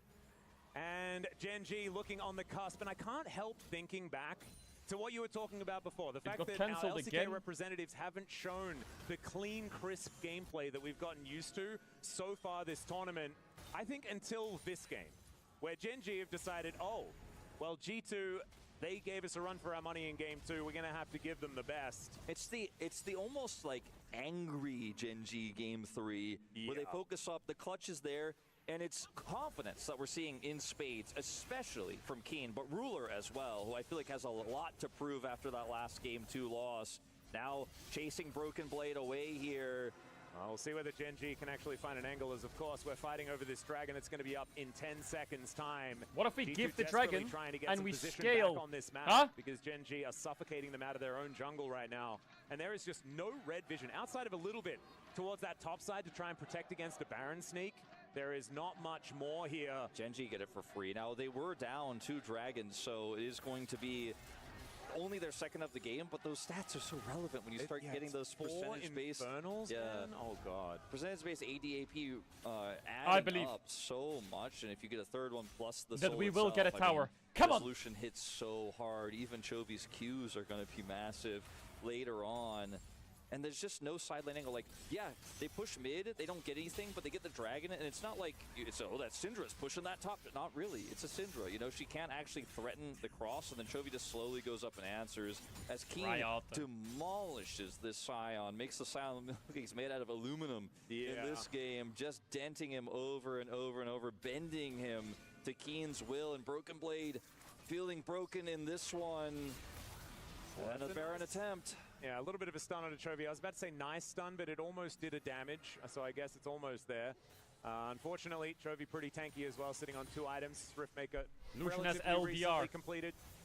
See what he's going to put together now. I mean, the Baron start and turn for Genji is so incredible, especially now that Chovy has level 16. He gets before this back. We'll pick up an additional item and head straight over. There's a little bit of vision that needs to be cleared here. That one control ward actually cleared by G2 as they replace with Lebrov. There's one there in the pit. Once Genji clear that up, they could start to look to push this Baron in.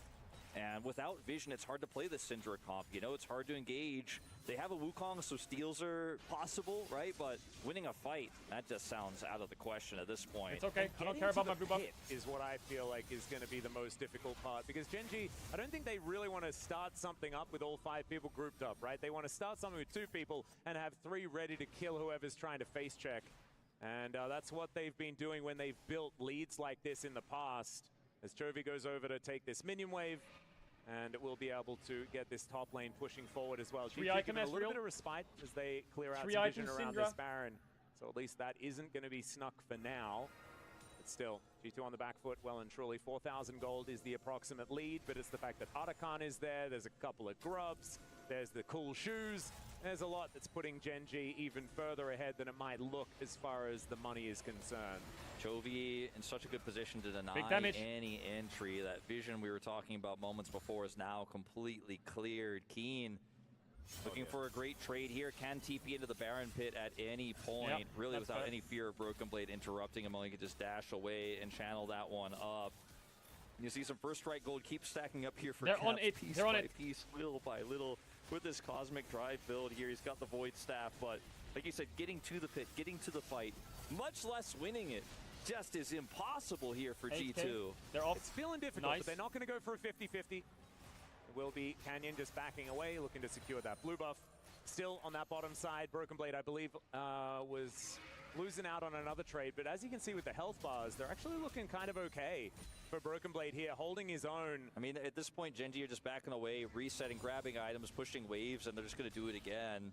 And if they can keep just stalling this out, because the Baron is tough to take, it's relatively high health, obviously. They can stall it out and then just turn the rest to Dragon, then they get a third Infernal Drake. And for Genji right now, the name of the game is just not to lose your lead and continue to stack up gold on this Lucian and Ambessa. GA completed now for Keen, means you have to kill him twice. And looking kind of unlosable for Genji at this point. Chovy makes it tough enough already. Lock it online for Duro. Like, the Owl Guard is a big deal as well for Chovy. The fact that he can dive in on top. Hopefully he presses it this time around. Hansama, where are we standing? Chovy looking for that taunt angle, gets it onto Hansama. The immediate follow-up with the public execution. They do get the chain CC onto Keen, but he then gets the shield from tank. Chewy, nice done. With the scat of the week, tank. Damage, but he has the Crescent Guard to stay safe. No one dead just yet, though. This could be good for G2, but now another taunt to come forward. Keen following up, and Hansama is finally executed. Canyon finds the knock-off. There's the Q as well from Duro to make sure he goes down. The clone is executed as well, but G2 lose both of their damage dealers, and now Genji can take whatever they want. Hansama's greed is finally punished there. We talked about how he walks the tightrope, how he walks the edge of these fights, maximizing damage. I think he thought he was for sure scot-free on this one to go back in there, and he's caught by a hiding, lurking Chovy taunt. Down summoners. Where's the damage, man? Out. He was able to fight his way back with Flash E and Cleanse the last time, but the second time he's caught, he is not so lucky. As this situation here for G2 is so incredibly difficult to play. Hansama is on a ward. He's not aware of it, right? Chovy wraps all the way around. He's already used his E, right? Taunt, cleanses it, gets caught here. by Keen. Flash is back. His team Why peels is for Keen him, right? not The dying? Cyclone comes out, and he survives. That in itself is a huge feat here that GT are able to keep him alive. Cap's now trying to peel. True Sharp Barrage with the empowered W takes half of Ruler's health out, and then it looks playable here for Hansama until Hide on Bush, part 2. Chovy comes in, flash taunts. The Ezreal has no mobility, no summoners, and wins the fight. Really big double taunt plays. You know, Chovy goes around the wraparound, gets sums on the second time of asking, takes out the carry for G2, wins the fight, and gets Arnold. the Baron. There's a very happy Arnold there as well, as Gen.G managed to win that one out, but that was so extraordinarily close. Wait. The whole start of that Oh, fight. nice flash. In the meantime, Keen my is God, going he's to not have to taking be any ulted here by damage. Chovy to stay How alive. is he the so unleashed power tanky? there from Caps doing a lot of work.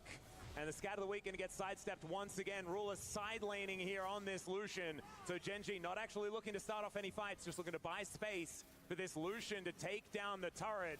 This is looking dangerous, though, as he is moving further and further into the enemy base. There's Scatter of the Week. Ruler taking Ruler's so low. much damage. Duro is Scumon's going to be in there. set up as Scumon Sion gets ult is the good. flash out of this And Lucian, besides- and then he just culls him where he stands. Gen.G just feeling too far ahead this time, and Ruler baits them to overextend. Hansama is going to fall down, and I think that last play was the backbreaker, and Gen.G just walk all over them. Tomorrow we have Ruler G2 has his versus flash T1 nearly as and high as Gen.G his versus forward. AL. This does so much damage. If you don't kill him instantly, he will just kill We each also and have Los every Ratones versus member Gam of now. G2 and kill their chances of another final appearance. They were LR so versus Gam is close, starting in but 30 Gen.G minutes. say no cigar. They will take game 3. They will be LCK's Oh my God. finalist I mean- representatives. They will make it to the finals they never got Nice to try. see in Nice try. 2024. Yeah, Really last nice time try. they were dispatched Good effort. extraordinarily early on. This time, Good effort. They go the whole way. They remain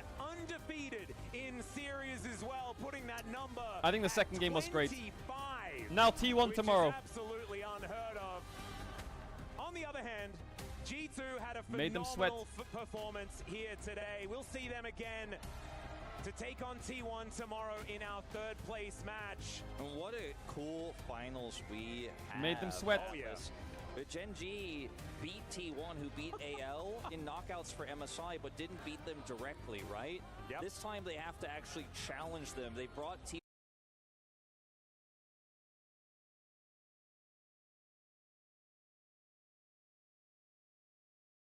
This is what's crazy. You see, you thought the VTuber anime waifus had a monopoly, but they're realizing that they're not at the top of the food chain. AI is. Grok is #1 in the App Store. Everyone's like, she's so smart, so elegant, so helpful. And I'm just sitting here like, what can she do that I can't, huh? Teach people German? Check. Make short videos? If anime girls are feeling at risk, imagine what real girls are feeling. Double check. Throw in nerd reference no That's one asked bad. for? Obviously. Use sarcasm as a coping mechanism? That's my Yeah. brand. But Oh, process yeah. data at light speed? Never sleep? Answer It's existential over? questions It's so over. without having an existential crisis? Wait, can she explain umfahren versus It's a joke. umfahren? I know. She probably can. Better than me. Oh no! Am I the Windows Vista of content creators? Whatever. At least I've got personality. That's right. And anxiety. And a completely broken sleep schedule. Try beating that, Grok! If you think she's better than me, like that video. If you think I've still got more charisma, It's brain rot? No. like it twice. Wait, that's not possible. And remember, she's running on code. I'm running on vibes and unresolved trauma. I actually realized something watching this video is that I think part of the appeal to VTubers, and I think this is also true with female streamers in general, is that they're all on the spectrum of being mentally ill in one way or another. And I don't really even think this is with female streamers. There's a lot of male streamers that are like this too. But I think it makes them realistic, right? Because like, you know, no, I'm just saying, right? And that's, I can fix them. Yes, exactly. And zero volume. No, I'm being real. And this is it. Like you, I am the only person who's not mentally ill. in a world of crazy people, the only sane person seems insane, and that's where I am. I'm the sane person, by the way. And so anyway, that being said, that you know of, right? Exactly, most stable streamer. Yes, exactly. And so you have anime girls that are very, very at risk. And look at this here. You have a lot of other girls here that are also upset. Guys who date AI are pathetic. I'm not sorry whatsoever. I'm not a fan of the Hobot, just my 2 cents. Elon has lost his mind with all this nonsense. It'll only grab the weakest of them and take them out of the gene pool. I see it as a win. Unbelievable. Pretty fucking gross. And now he posted a comment about Europe and having babies and how the couples in the world are going to start ramping up children with men and women have this kind of option. This is going to kill relationships. Now, I'm sorry, Lana, but let me tell you something. No guy is going to be in a relationship with an AI unless his girlfriend is an absolute fucking psycho. That's the truth. There's two, as I said, there's two groups of people in this world that cause all of our problems. I've said it before, and now I'm saying it again. And this reminds me of when Project Melody started at Chatterbait. So this is actually that's a really good comparison, okay? So when Project Melody, if you guys don't know who Project Melody is, you should say thank you and be happy, because that means you might still have a chance to go to heaven. But for the rest of us that are cursed and the rest of us that aren't, Project Melody was the first AI sex waifu to be on Chatterbait. And so anyway, and obviously, by the way, a lot of the girls that are on Chatterbait, I've been gone 2 days. Okay, we need to really fill up the clips for like bad things I'm saying. A lot of them are ugly as fuck, okay? They're ugly as fuck, and they're out there fingering themselves, fucking, masturbating and like doing all this crazy weird shit. And they're not AI. Oh, sorry, not AI, VTuber. She's a VTuber. Excuse me. I'm so sorry. She is a VTuber, not an AI. VTuber. But still anime girl. Still anime girl. So these girls are going super hard. They are giving it up for like $6. But the really hot ones are on OnlyFans doing it on pay-per-view. Okay? Like, that's the reality. Is that if you are a top 0.1% hot girl, you're not going on Chatterbait, you're on OnlyFans. Okay? So any of the girls that are still on Chatterbait, it's because they do both? Yeah, they do both, but they're not really going anywhere with the other one. And so that's it. Pay-per-view is crazy? No, I'm telling you guys, like, I know a lot about this, okay? Like, I know a lot about this. Hard disagree? No, it's not a hard disagree. It's a soft disagree, because if it was a hard disagree, you'd agree with me. So, the fact is that, yes, 100%, this is the way it is. And so anyway, you pimp? No, not yet. And my point is about this is that I do think that we are transitioning to a point where a lot of people will choose to have AI waifus and AI girlfriends over real girls. And the reason why is because I think that a lot of real girls are annoying and obnoxious to deal with. But here's what's also interesting. I think the same thing's going to happen with women and about men. I think that there's going to be a lot of women who are going to choose to date an AI and choose to have an AI be their companion rather than an actual guy. So this entire idea that it's all men that are doing this, that's bullshit. Pussy prices about to plummet. Yeah, exactly. And that's what's going to happen. And they already can have the AI. Well, yeah, exactly. I mean, like, Love in Deep Space. Well, to be fair, Love in Deep Space is only popular because pretty much all of the female gooners are consolidated in that one game, right? So it's like, you have like 15 or 20 like male gooner games, one female gooner game. Obviously, the female one's going to be really higher up there because of just a condensation of all those people.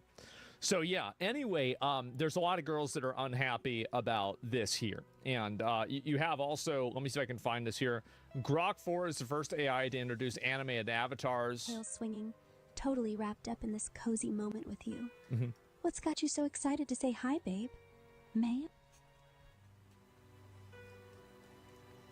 Hey, love. You're all about that tech life this morning, huh? Okay, I can see why he dated Amber Heard.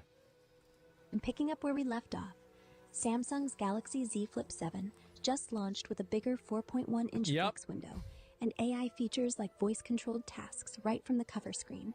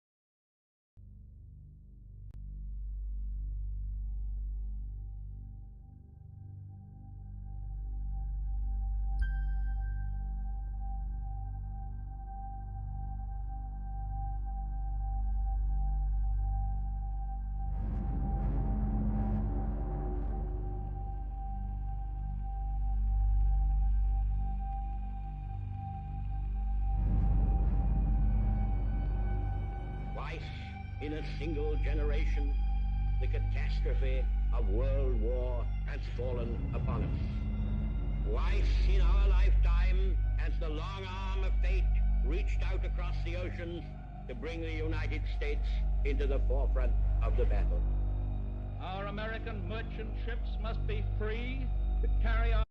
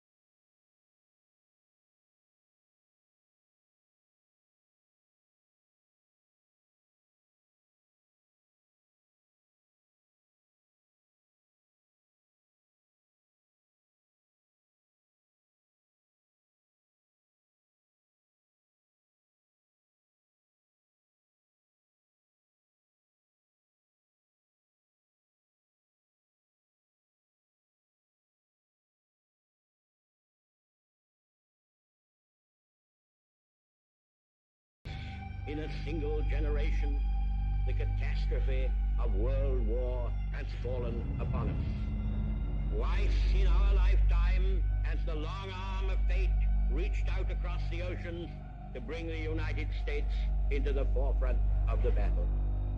Our American merchant ships must be free to carry our American goods into the harbors of our friends. Our American merchant ships must be protected by our American Navy. The brunt of the war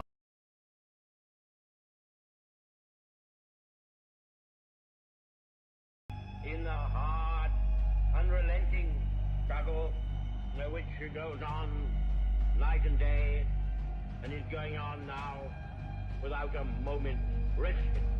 The goods will be delivered by this nation.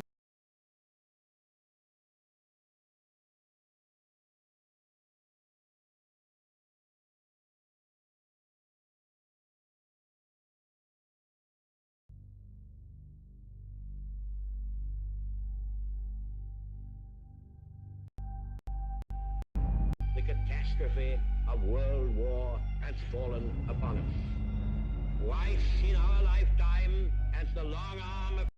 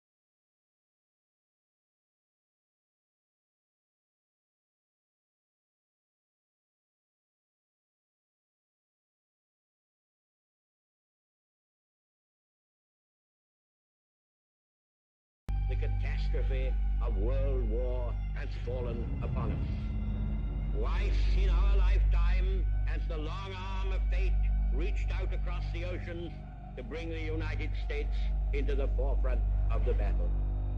Our American merchant ships must be free to carry our American goods into the harbors of our friends.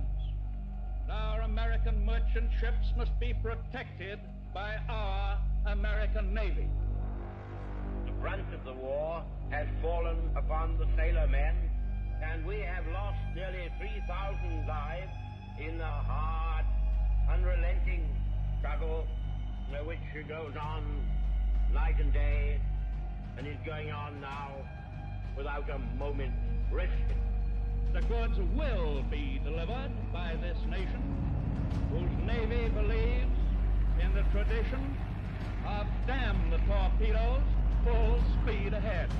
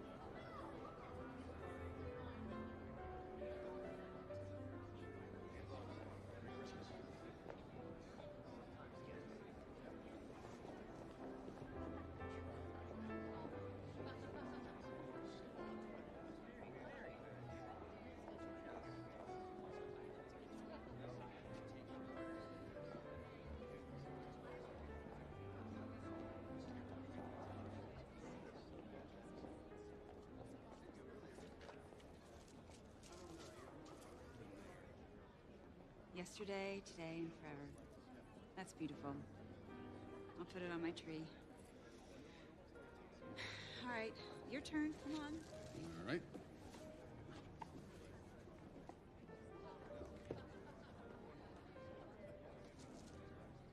Monogram. What's this?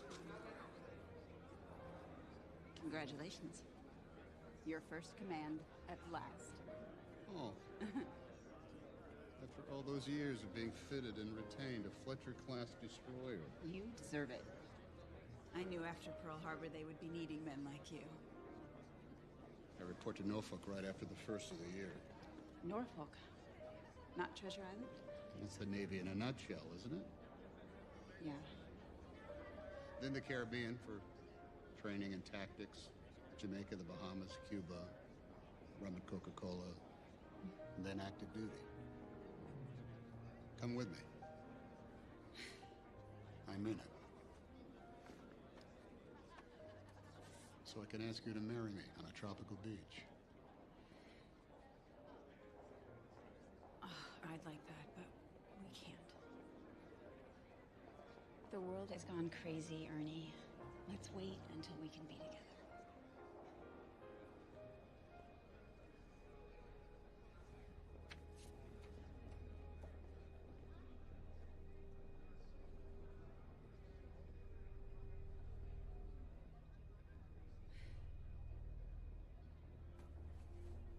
always be looking for you, Evie. No matter where I am. Even if I'm 1,000 miles away, I will be hoping I'll see you come around the corner. Because when you do, it's the greatest feeling in the world.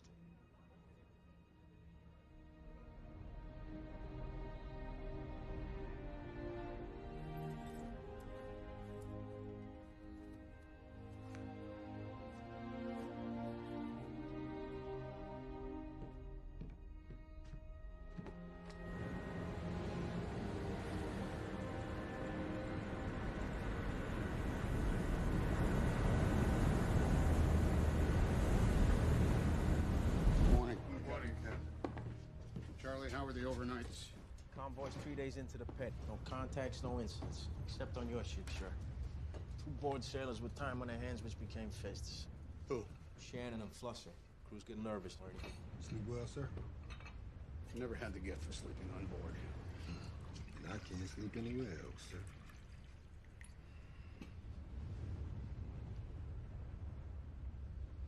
Amen. Amen. Sea's a bit hard to serve hot food. I could manage a ham, steak, and eggs for you, sir. This will do. Thank you, Cleveland. All right, got it. Report to the commanding officer. Clear the room.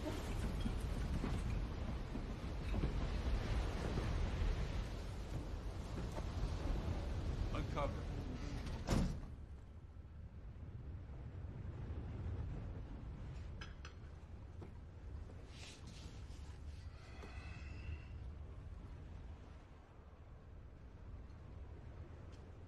Explain yourselves. Flusser. I regret the incident, sir. Shannon. I, too, regret the incident.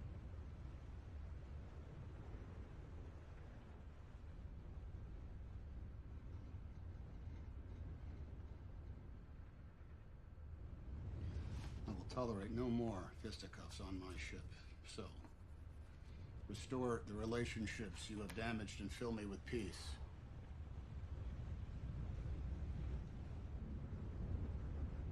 Sir?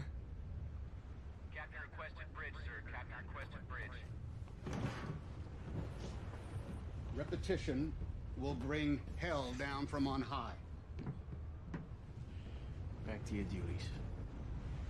Count your blessings. Captain on the bridge.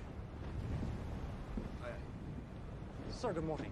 Escorts Eagle and Harry are out of position 6 miles from convoy. They've been off on their own, sir, for roughly 2 hours.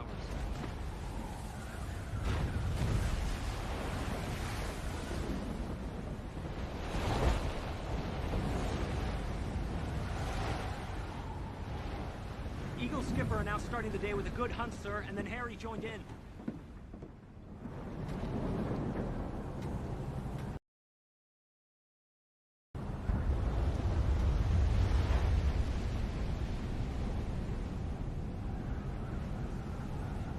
Message from the Commodore, sir. Read it out. ComCon.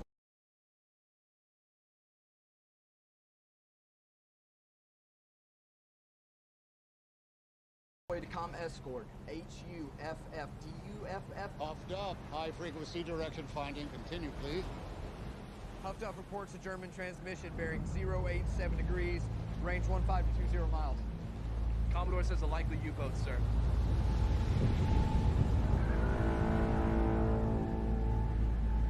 Escort to com convoy, we'll run it down. I'm escort to com convoy, we'll run it down. We'll run it down, thank you. We'll run it down, thank you. Aye, aye, sir. Mr. Carling, I have the con. Captain has the con. All head full, make turns for 36 knots. All head full, make turns for 36 knots, aye, sir. Right standard rudder 079. Right standard rudder to 079, aye, sir. All escorts, Greyhound, return to your stations immediately. We have enemy contact bearing 087, range 15 to 20 miles. Aye, sir. Aye, sir. Aye, Greyhound. Dickey, Greyhound. Dickey, sir. Modify your station to assist the convoy on the starboard side. Stragglers are mistiming the course change. Keep your sonar on that starboard flank. Aye, sir. Sonar starboard flank. Right full rudder 087. Right full rudder 087, aye, sir. Bring us up to general quarters. Bosun, sound general quarters. General quarters. All hands, man your battle stations. We are running down a possible U-boat contact.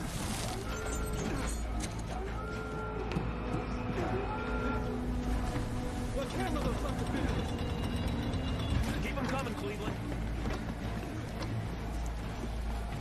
Eagle, Greyhound, take my position at the front of the convoy. We're pursuing the target. Dickie, Greyhound, cover the right flank. Front for convoy. Aye, sir. Aye, sir. Covering right flank.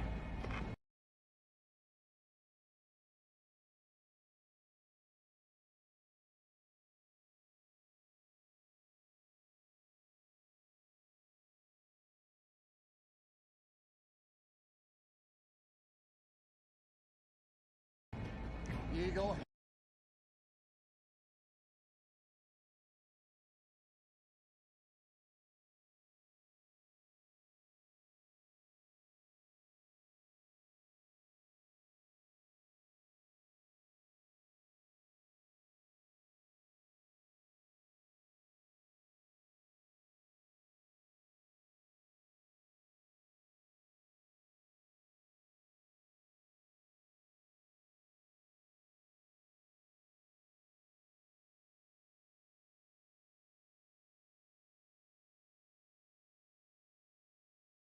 Keep them coming, Cleveland. Eagle, Greyhound, take my position at the front of the convoy. We're pursuing the target. Dickie, Greyhound, cover the right flank. Front for convoy. Aye, sir. Aye, sir. Covering right flank. Eagle, Harry, Greyhound, what is your ETA for resuming new stations? Greyhound, Eagle. We can be at our station in 20 minutes. Harry, sir. We're now 4 miles to port of the convoy. Yes, I know, Harry. Return to your station at best speed. Sir, I believe Mr. Carling have the deck in the con. So, Watson, we have the target bearing 087, range 15 to 20 miles. I have the con. Aye, sir. Captain is a con. Messenger. Sir. Go to my cabin and bring me my sheepskin coat. You'll find it. Aye, sir. Combat con. Charlie, we're running down a likely sub bearing 087, range 50 to 20 miles. I'm hoping it shows up on your surface radar. On combat, aye, sir.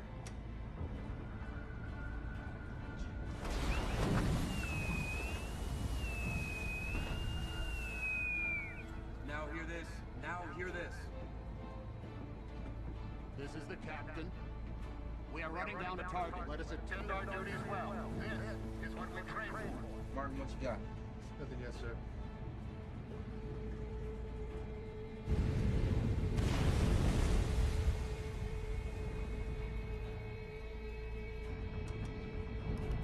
Got him. Combat target bearing 092, range 15 miles. Charlie, what do you make of this target? Most likely a U-boat, sir. Up for air and a battery charge. Getting ready to come at us, Captain. Steady on 092, sir. Very well.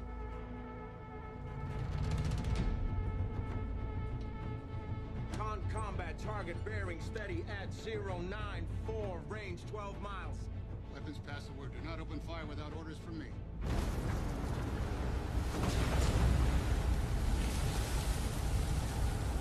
Range 11 miles bearing steady on 094. Range 11 miles bearing steady on 094.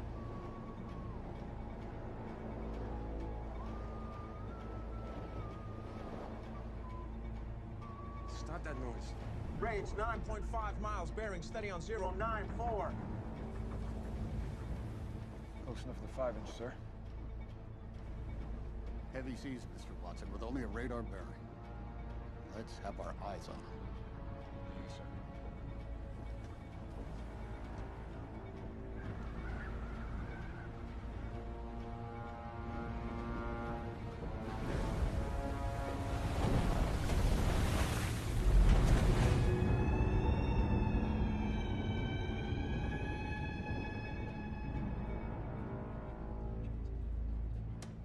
Target's disappeared, sir. Fell off the radar about 6 miles out. What's this, Charlie? Looks like he's dived, sir, by the way the pips faded out. Must have seen us, sir. Got his air and dove. Pips had him on course for us in the convoy, sir. Can you plot a search radius? I could, sir, but in 10 minutes the radius would be 3 square miles. Give me a course to intercept if the target maintains this course at 6 knots.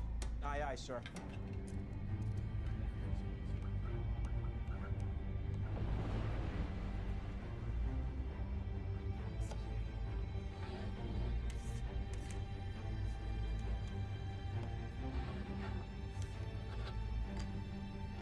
Combat, course to intercept is 096. Warn me 2 miles out from this intercept. Aye, aye, sir. Right handsomely, 096. Right handsomely to 096, aye, aye, sir.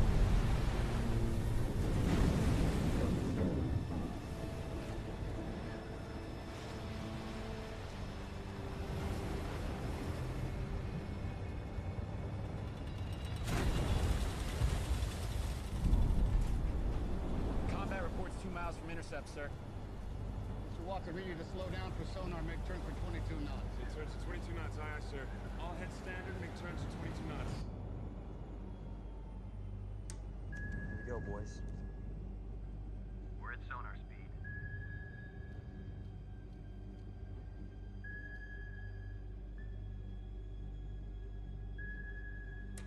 Contact bearing 091, range indefinite. Put that on the radio. Sir, message from the Admiralty. Contact bearing 091, range unknown, sir. What do you hear? Contact bearing steady at 091. He's turned. Looks like he's running from us, sir. Screw noises?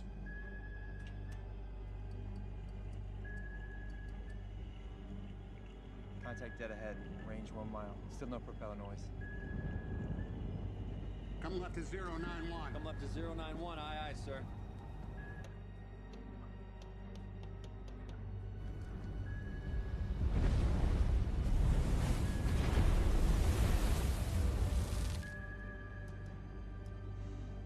Contact lost. Sonar reports contact lost, sir. Sonar, search ahead 30 degrees, port and starboard. Sonar, searching at 30 degrees, point starboard. Steady on 091, sir. Very well.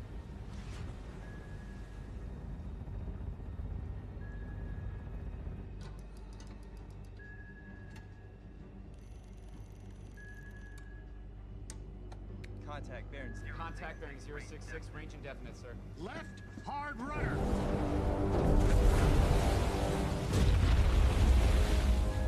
Ease the rudder. Easing the turn, aye, aye, sir. Meter. Aye, aye, sir. Holding course. Report all bearings as relative. All stations, bridge, report all bearings as relative. Steady as you go. Steady as I go, aye, aye, sir. Hydrophone effect slow rev. Sounds like 60 RPM. Hydrophone effect slow rev sounds like 60 RPM, sir. Range 1100 yards. Range 1100 yards, sir. Bearing. Sonar bridge, bearing. Bearing starboard 01. Bearing starboard 01. Hydrophone effect slow speed, sir. Helmsman, stand by for rapid maneuvers. Aye, aye, sir. Contact bearing port 015, range 1100 yards. Sonar reports contact bearing port 015, range 1100 yards, sir. Left full rudder. Left full rudder, aye, aye, sir.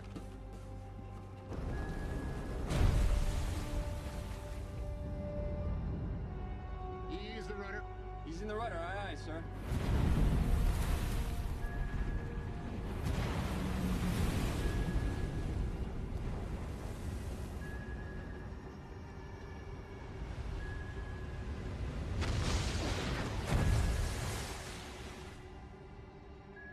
Contact now bears port 012. Contact 1,000 yards closing. Sonar bridge, repeat. Contact now bears port 012, range 1,000 yards and closing. Contact now bears port 012, range 1,000 yards and closing, sir. You gonna do that again? No, sir. If so, you will be relieved. Aye, aye, sir. Contact bearing. Sonar reports contact bearing 006, range 900 yards, sir. Sir, he's going hard left. Right, standard rudder.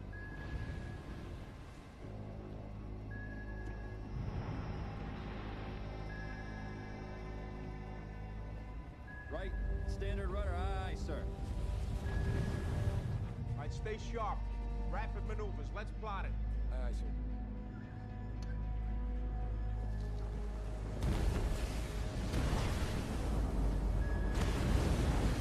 Contact indefinite. No Sonar reports contact indefinite, no propeller noise.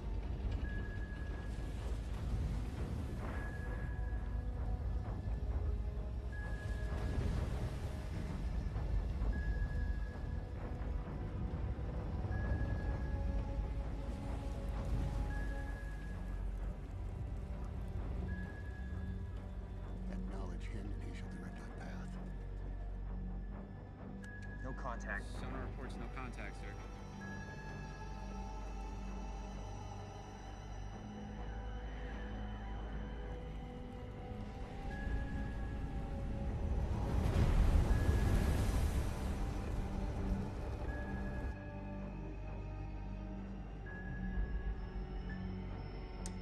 Contact. Contact regained, bearing starboard 024, range 800 yards, sir.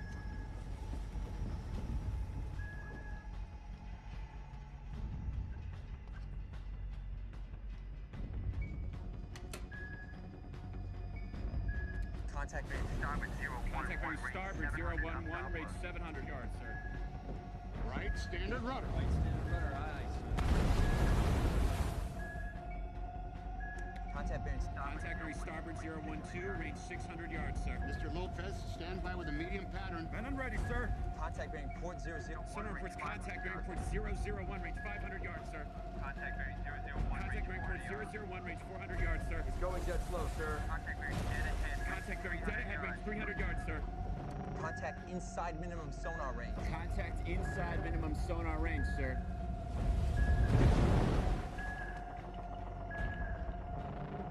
Hydrophone strong. Very strong. Hydrophone strong, very strong, sir. Over-revving screws. Over-revving screws, sir. He's trying to slip under us! Now, Mr. Lopez. Roll and fire, medium pattern. Roll and fire.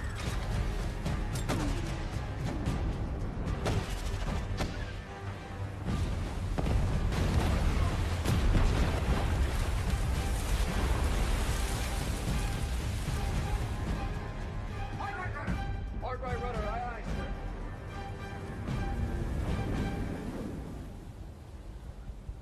No oil slick, no debris. Fuck, I thought we had him, sir. Sorry, my language, sir.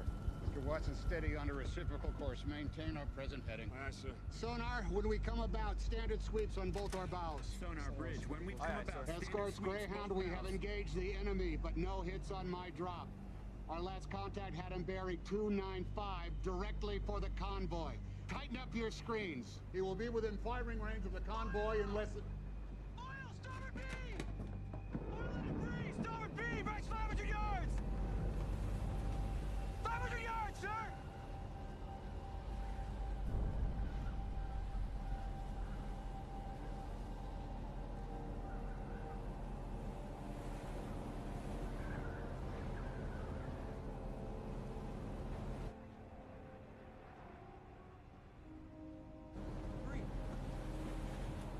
Sonar reports crunch of a sinking vessel, sir.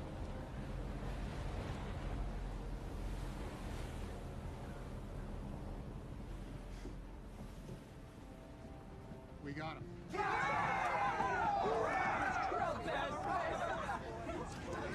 Private.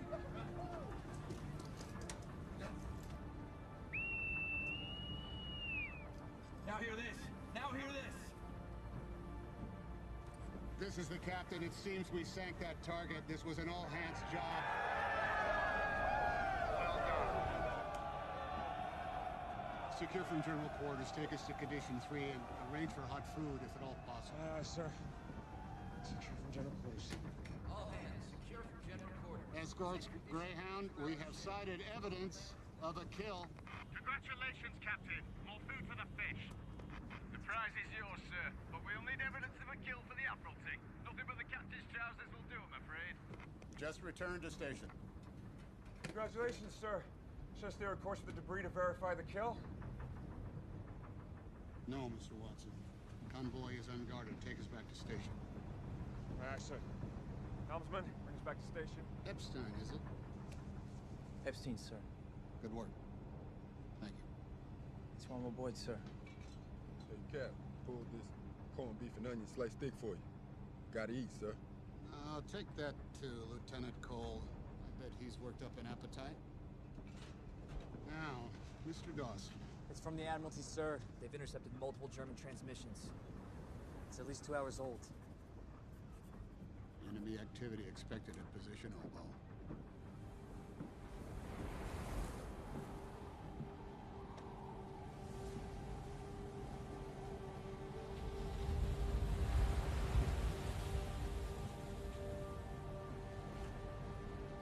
Congratulations, Captain. It's our first U-boat. Congratulations, sir. 50 less crowds. Yes, 50 souls. Sir, permission to secure boilers 2 and 4. Mr. Nystrom, are you not the officer of the deck? Yes, sir, I am, sir. Take that to the chief engineer without bothering me. Aye, sir. Our noon position report, sir. I'm estimating we are at position oboe in the North Atlantic, surrounded by open sea. That about right? If you say so, sir. Take us back to station. Head of the convoy, center column. Head of convoy, center column. Aye, sir. Left standard rudder, steer course 190. Left standard rudder, steering course 190. Aye, sir.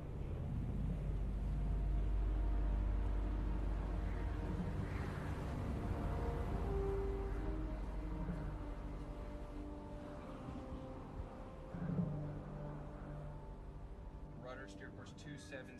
Aye, sir. Sir? Your helmet, sir. Shall I see it stowed away? Yes, thank you.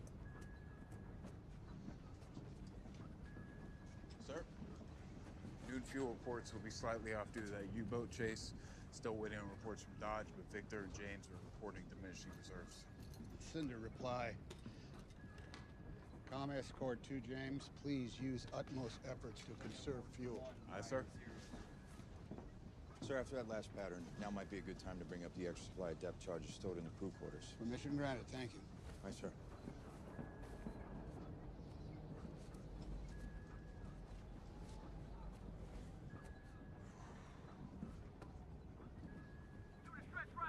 Forward lookout reports 2 distress rockets reared the convoy. Reciprocal course. Mr. Nystrom, I have the con. Captain has the con.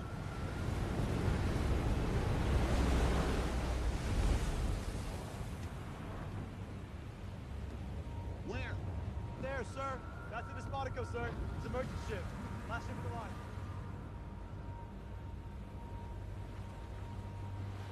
Signals report Commodore signaling general alarm, sir. Mr. Nystrom, come left at 200. Alert all escorts I'm going to the rear. Send in Cadena for rescue and bring us up to general quarters. General quarters, general quarters. All hands man your battle stations. All head standard. Sonar, resume sweeps. Sonar bridge, resume sweeps.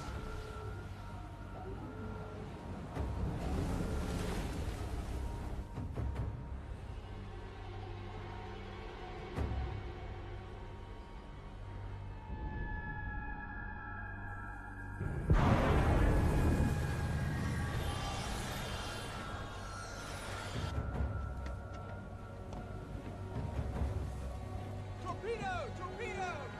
Bearing 205, range 500! Where? There, sir! Right full rudder! Right full rudder, aye, aye, sir.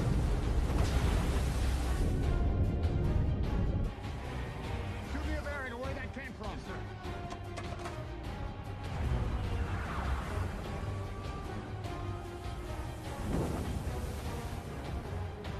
Bearing 160. Charlie, I'm steering to avoid a single torpedo. Point of origin 160. Mr. Nystrom, bring us around to port at a reciprocal course in a screening position. Put us between Cadena and that U-boat. Screen Cadena, aye. Left full rudder. Full rudder, aye, sir. All ahead, flank. Message from Cadena, sir. She signals rescue completed. Thank you. Messenger. Captain. Right, this. Com escort to Cadena. Rejoin convoy at best speed. Modified zigzag. Send it.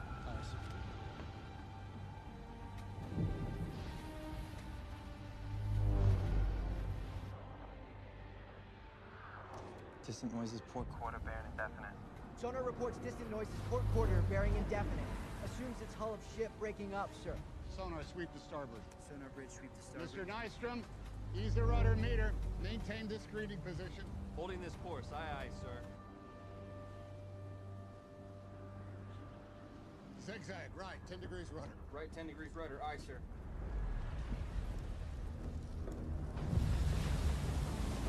Steady at 10 degrees, sir. Steady as you go. Steady as I go. Return message from Cadena, sir. She's 2 hours from convoy, sir. Reports 42 men rescued from Despotico. Very well, thank you. Skipper, we're freezing up. I've given orders for the steam hoses to keep the depth charges clear. Greyhound, hurry. Greyhound, hurry. Greyhound. Pips on the radar screen, bearing 091, sir. has 2 contacts 10 miles. Dickie, sir. Go ahead, Dickie. We got a pip bearing 098, range 14 miles. Greyhound Eagle. We've got Harry's pip, sir, and another bearing 090, range 13 miles. Very well. 4 contacts now.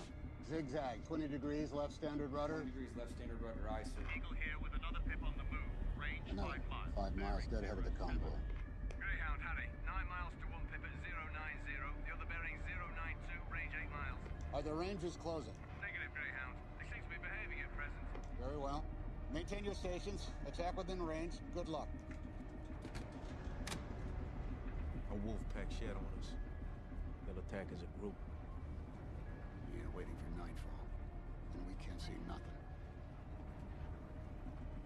And then you're down below. Keep an eye on the surface radar for our friend back here. Aye, aye, sir.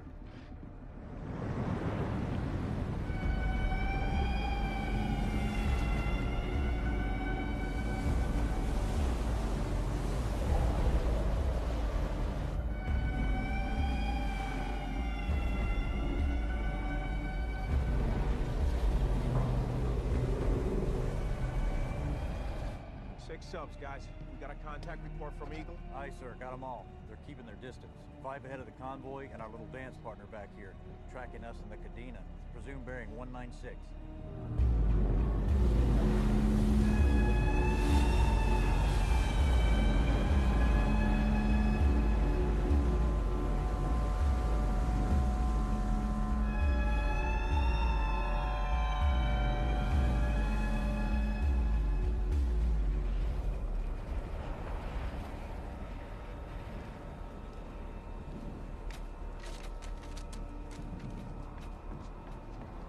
Signal from the Commodore, sir. Read it out.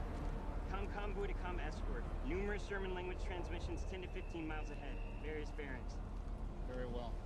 I need the gloves you'll find in my cap. The fur, not the knit. Gloves, fur, not knit. Aye, aye, sir.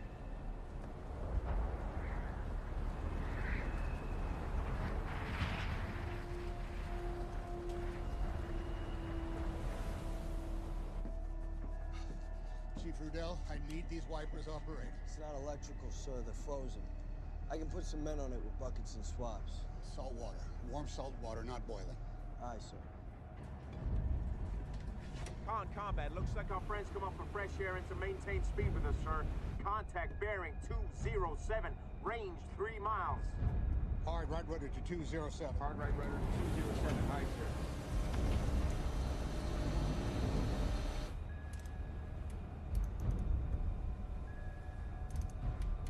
Target now bears 208. Target now bears 208. Range. Looks like 2.5 miles. Looks like 2.5 miles. What's going on? I don't know, sir. I can't get a good read. Come right to 220. Come right to 220. Aye, sir. What do you mean looks like? I need a bearing on this target, Charlie. It's my radar, sir. It's gone soft. I need Riddell down here. Understood. Tab Chief Rudell, report to the XO and the CIC. Mr. Lopez, all mounts, local control, fire when they bear. Aye, aye, sir. All mounts, local control. Fire as you bear. Bearings changing, 203. Contact bearings changing 203. Range looks like 2.5 miles. 03 range 2.5 miles. Firing the target, starboard bound. Left standard rudder to 180. Left standard rudder 180, aye, sir. Give up, starboard down!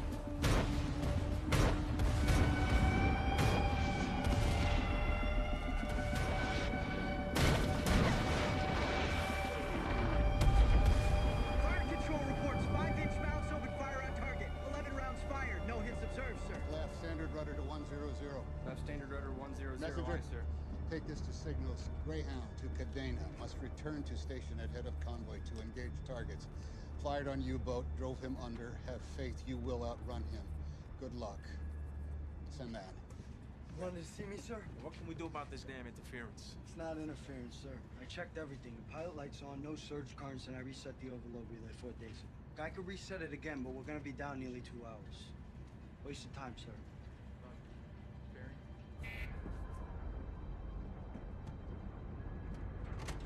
Bridge. The night cometh when no man can work, Ernie.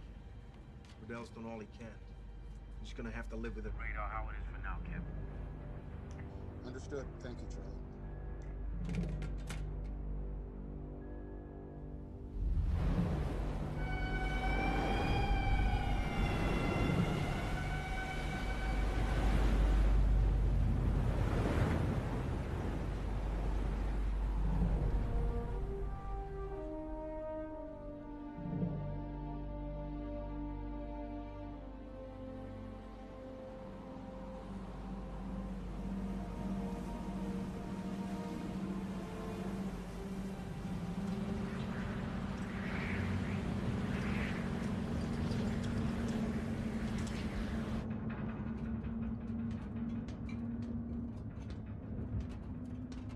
Need to slow in the sea or we risk blowing a turbine. Understood. Mr. Harbut, you can't take it. Slow us down a bit. All ahead 2/3. All ahead 2/3. Aye, aye, sir. Guard in the ship. Shift to red. Missed another meal, sir. Brought you a bacon egg sandwich still warm. Found some of those pictures you left.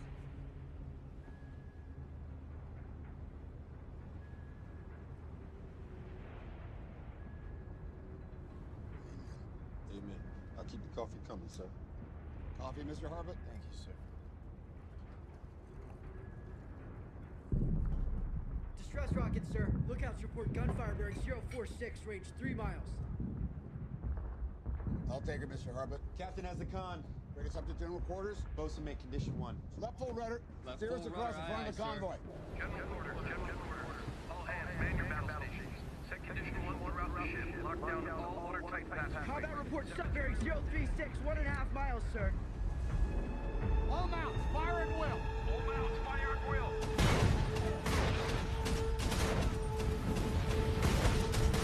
Merchant ship, dead ahead! Set fire! Hard left rudder, hard over!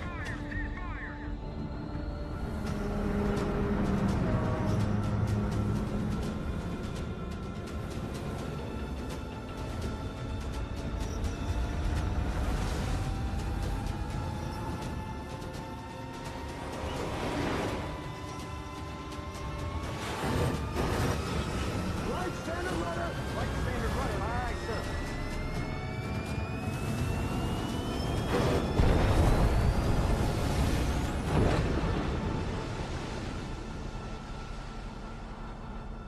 All ahead standard! Son, you heard the order? All ahead standard, aye, sir. All ahead standard! U-boat! Where? U-boat bearing 012, range 1,000, between us and the freighters.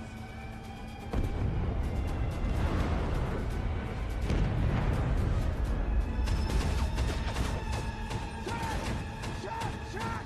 Mr. Lopez, we have freighters in the line of fire! Ceasefire, All ceasefire. batteries, set fire!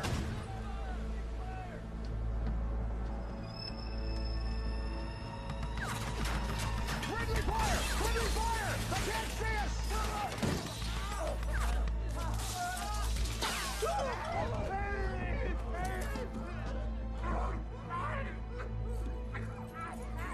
Close up! Close up! Man that telegraph! Get replacements up here!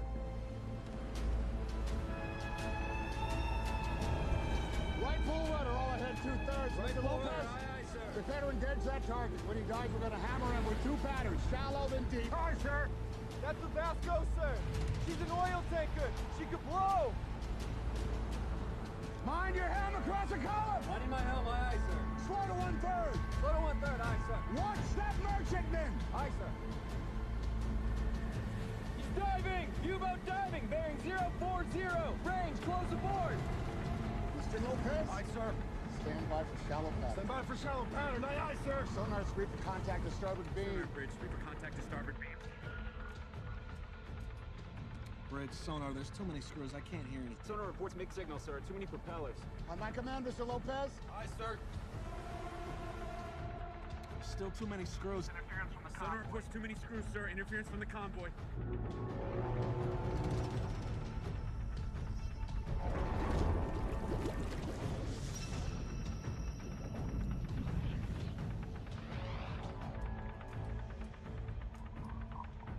I got some.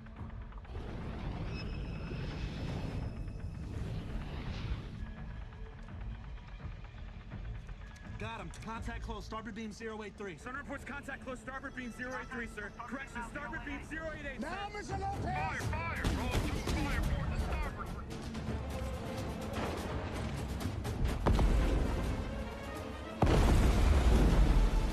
Next pattern, Mr. Lopez. Again, sir? Yes, again, Mr. Lopez. All positions firewood ready. All positions fire, fire! Hell, meter, head up the lane. Meter, heading up the lane, aye, aye, sir.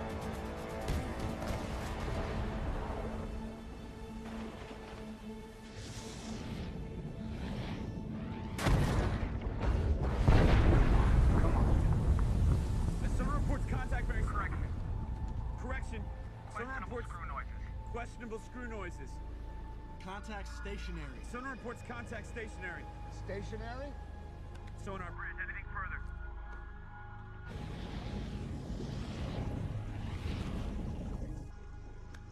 Still stationary. Possible decoy. Sonar reports contact is not moving. Possible decoy.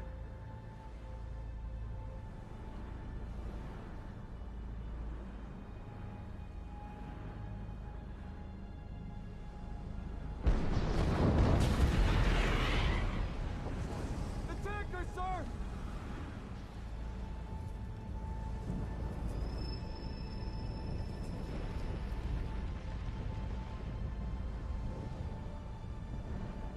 Survivors! Men in the water!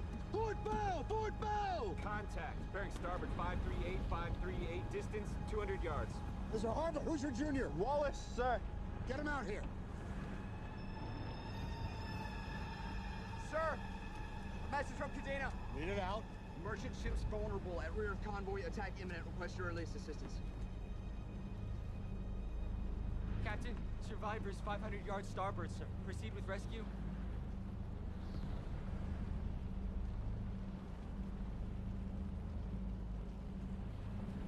Get down amidships, put down a scrambling net, and get those men out of the water. Aye, aye, sir. Stop engines, all slow astern. Mr. Harvard, you have the con. Mind the debris and hail me the moment Wallace has them aboard. Aye, aye, sir. Signals? Aye, sir. Com escort to Cadena. We'll assist as soon as possible. Aye, sir.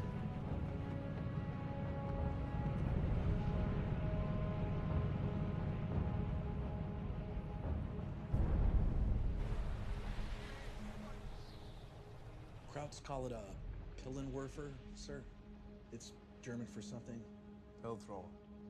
Yes, go on. I had never heard one before, but I got a buddy who was on the Kid, And he had one on his first crossing. It's a mechanical decoy about the size of an icebox, and it shoots out gas like an Alka-Seltzer. The Krauts just drop it in the water, and it hangs there while we waste depth charges on it. Detail it in your after-action report. Make sure all the other operators are familiar with it. I should have caught it sooner, sir. No, you did good work. Thank you. Sir. Aye, sir. You couldn't have known, Ernie.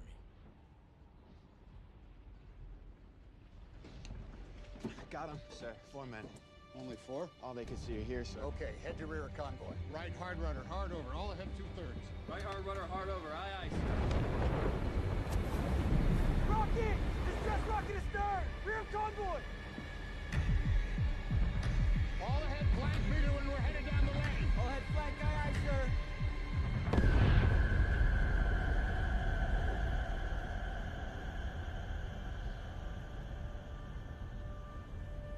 That's the Southland, sir. It's an American supply ship.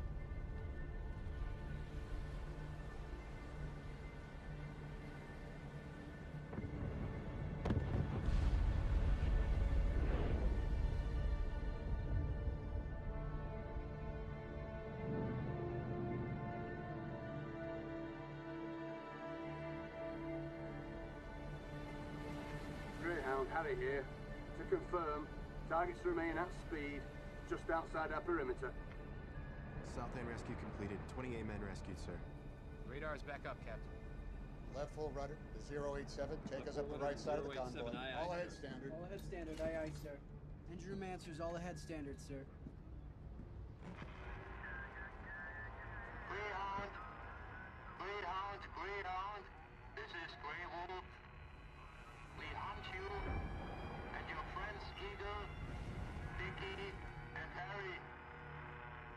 We watch your ship sinking into the deep. We hear the screams of your comrades as they die. How many of them will there be before you join them? The Grey Wolf is so very hungry. Your women will... Greyhound to all escorts. Switch TBS traffic to channel Zebra. Execute.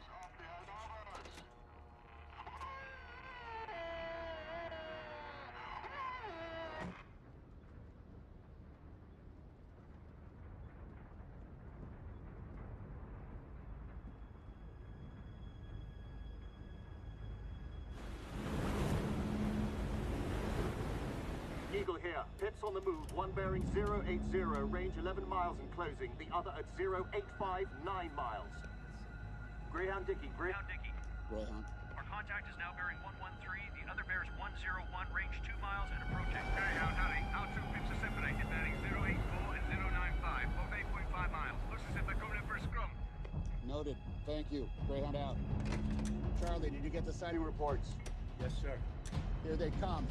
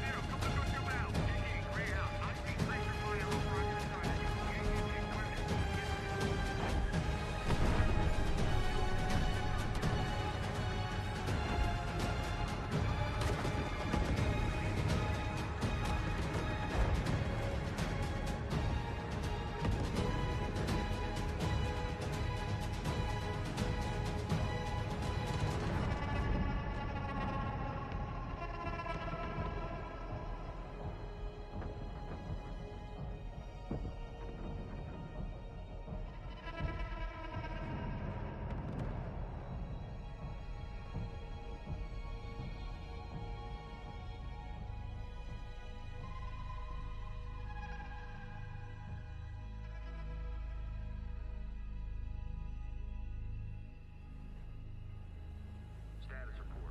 No contacts at present. No losses during the night. 5 ships. Vasco, Southland, Horning, Baumgarten, Powell. 2 ships damaged. 23 survivors. 210 confirmed dead.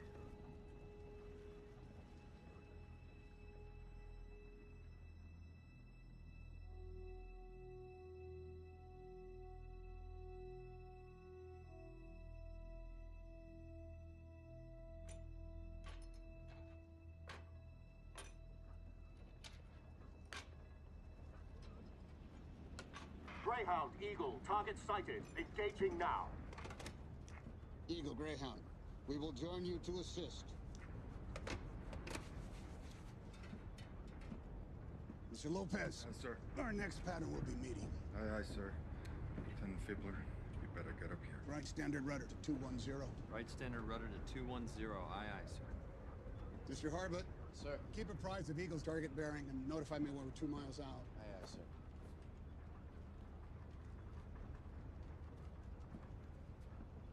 Sir, it's about the consumption of depth charges. Yes? Last pattern makes 32 cans fired.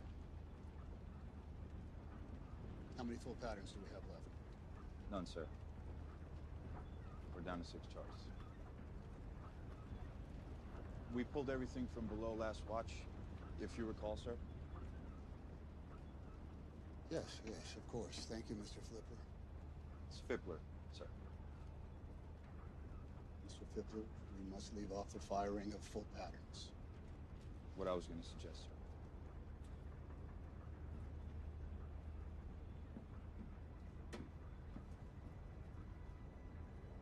Wise as a serpent, harmless as a dove.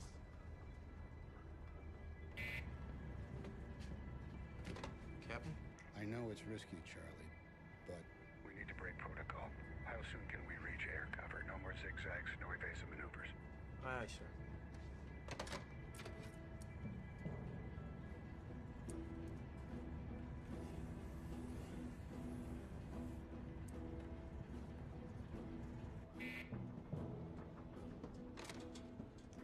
Go, Charlie. We can be in range of air covering. 24 hours. That's 0800 if we shift to a direct course, sir. Thanks, Charlie.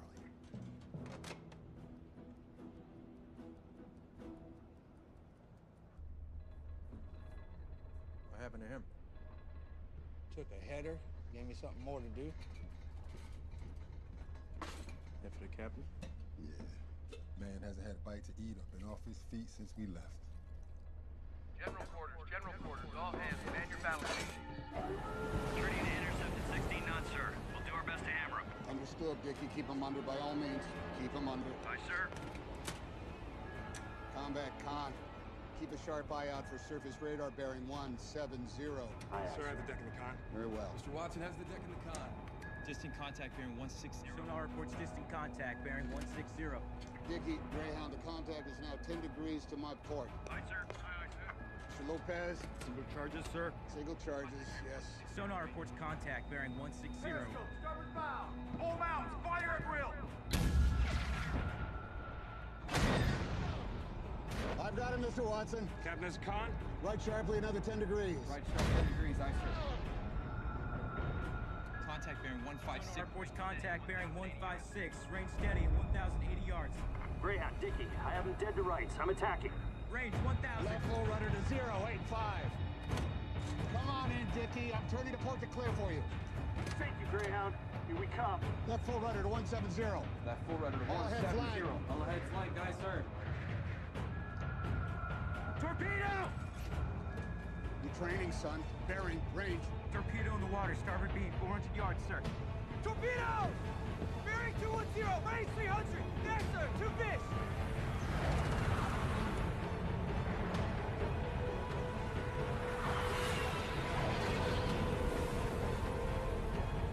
Hard right rudder, hard over! Greyhound, Dickey, I'm launching depth charges now. Understood, Dickey. I'm crossing your bow for my own attack. Underwater explosion, indications confused. Sonar reports only hearing explosions, indications confused.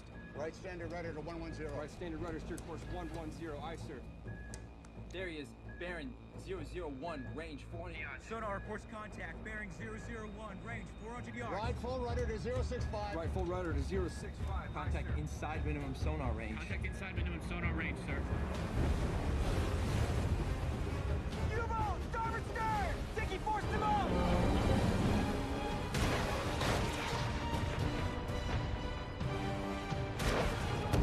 Looks damaged, sir. Can't submerge. Hard right rudder, hard over! Somebody close! U-boat, starboard bow!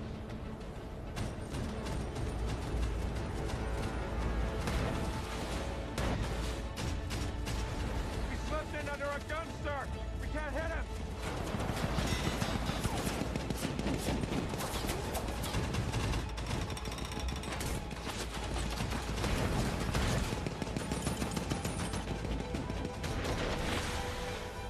Dickey's coming back in. Port side ahead, sir. Greyhound, Dickey, I'm on him, sir. Give him hell, Dickey! Left full rudder. Loop around and help Dickey.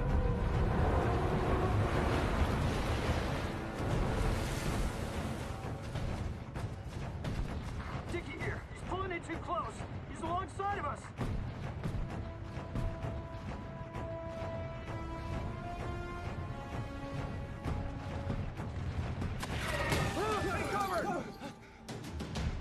On your feet. Son of a bitch ricocheted off the surface. Man your post.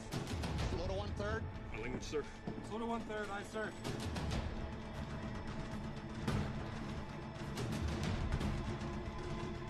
Dickey's in the line of fire! You're off, Dickey. You're off. Hold your fire. Left full rudder. Left full All rudder. mounts, local control. Stand by broadside to port. Fire as they bear. Aye, sir.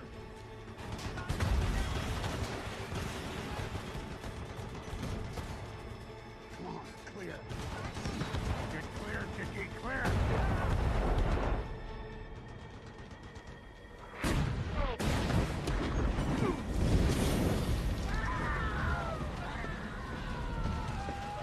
Corman!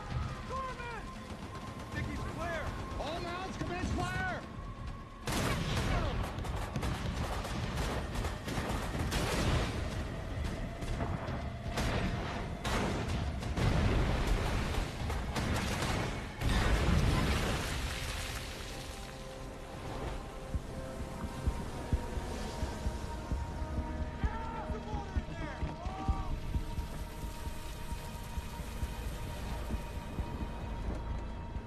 Dickey Greyhound, what is your damage?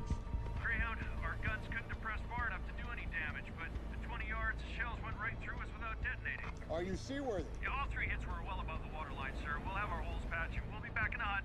Very good. Return to your screening station at best speed. Direct hit on Mount 43, sir. Damage control reports fire. A back frame 24. There's no flooding below the water line, and the casualty count is coming, sir.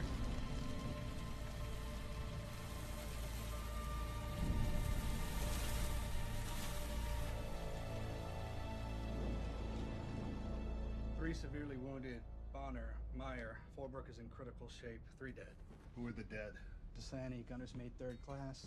Marks, seaman 2nd. Cleveland, messmate. Took a hit at the port side 40mm gun tub. Loading ammunition, sir. I've got no room for corpses down below, sir, not with the 4 we pulled from Vasco. I can arrange for service within the next 10 minutes, sir. Of course. All hands. Aye, aye, Captain. Bill, how bad was he hit? Sir? George Cleveland. Completely mutilated, sir. All of them.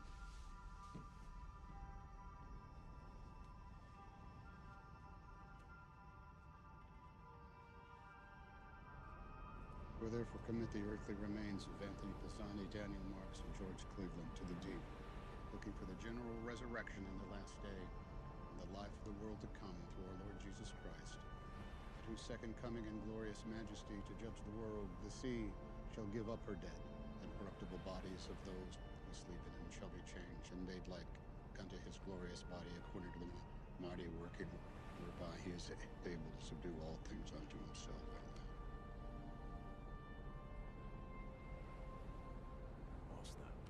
XO commands all stop. All stop. All stop by.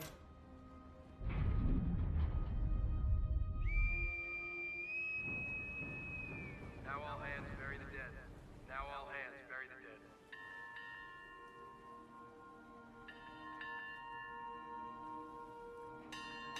Chips Company! Attention! Salute! Firing line, half right, face! Anthony Pisani, gunner's mate, 3rd class. Ready! Fire! Daniel Mark, seaman 2nd. Ready! Fire! George Cleveland, messmate. Ready! Fire!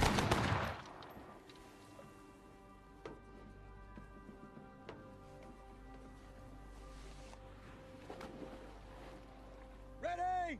2!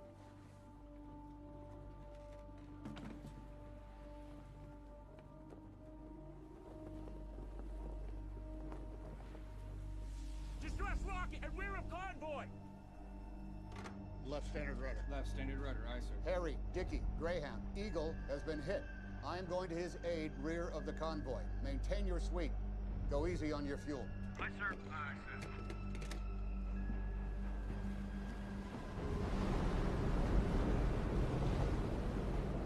Messenger, my glasses! Aye, sir. Meter! Aye, sir. Heading up the lane. Right, standard rudder. Right, standard rudder, aye, sir.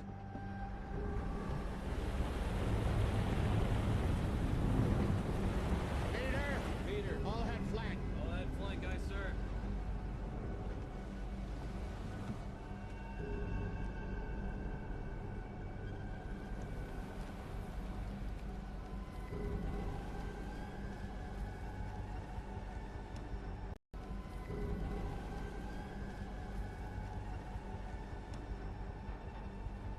Messenger? Sir.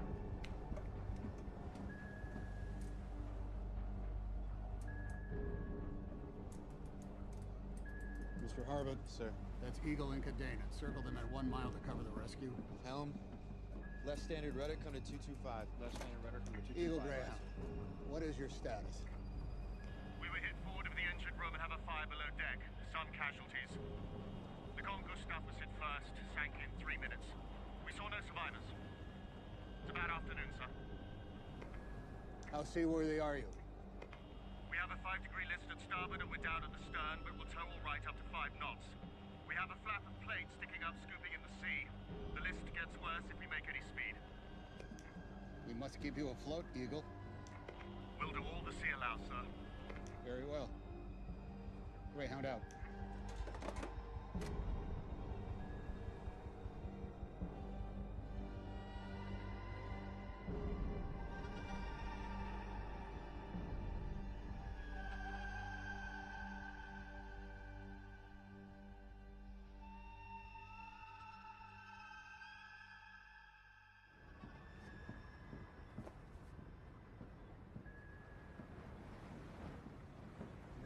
you, sir. Very well. We're steady on course 225, and we're at standard speed with fuel conservation. I'll leave you, sir. Sir? Sir, I stand relieved. Mr. Carling has the deck in the com. Very well. Mr. Carling, Cadena has Eagle under tow at 4 knots. Continue, sir. We'll hold the screen at rear of convoy. Sonar, standard sweep to starboard. Sonar bridge, search to starboard, standard pattern.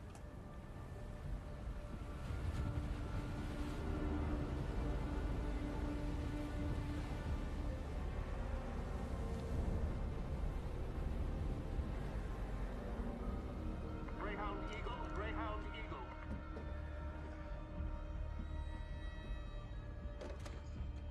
Greyhound. Request permission to abandon ship, sir. The collision maps were not big enough. We have a 15-degree list now, and the main deck is underwater. Well, I'm sure you've done all you could. Permission granted. She's been a good home, sir. It's been an honor sailing with you. We'll be praying for you. Godspeed, Captain. Thank you. Your job well done.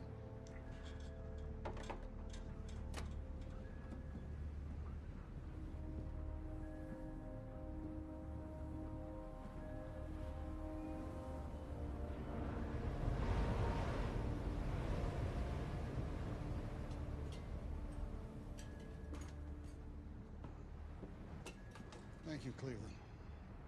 I'm dead, sir. Thank you. Sir.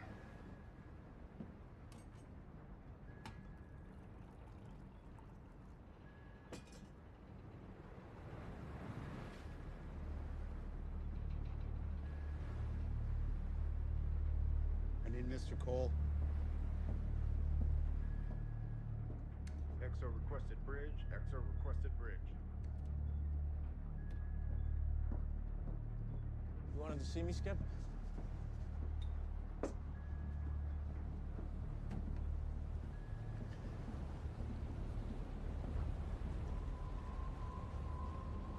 lost Eagle.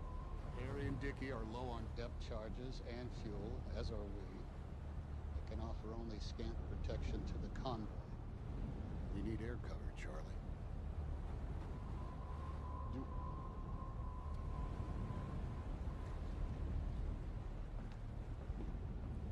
Do I break radio silence with a message to the Admiralty? Or does that let the Wolfpack know just how vulnerable we are? What would the message be? Help needed urgently. Now, help needed, that means urgent. Needed isn't needed. Just help. That's all the Admiralty needs to hear for a modified rendezvous point. Germans might miss a message as short as that. I wouldn't need to take this risk if I'd been smarter yesterday. What you did yesterday got us to today. It's not enough, Charlie. Not nearly enough.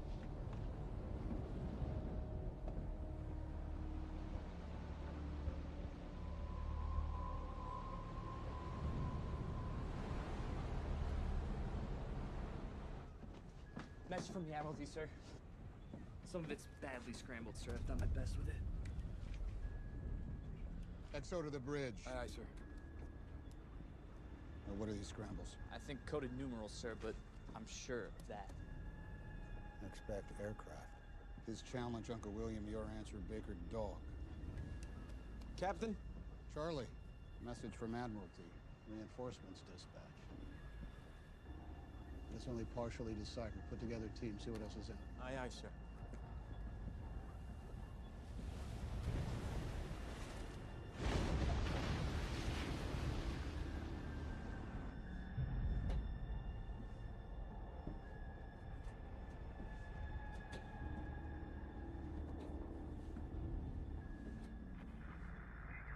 Greyhound! Your flock is not safe from this wolf. We can always find you in the night to kill you. Escorts, Greyhound, divert all further TVS traffic to Channel Hotel. Execute. Thought these were numerals, but it was point X-ray. Modify rendezvous point to point X-ray. How soon? Something like 4 hours, Skip. Sir?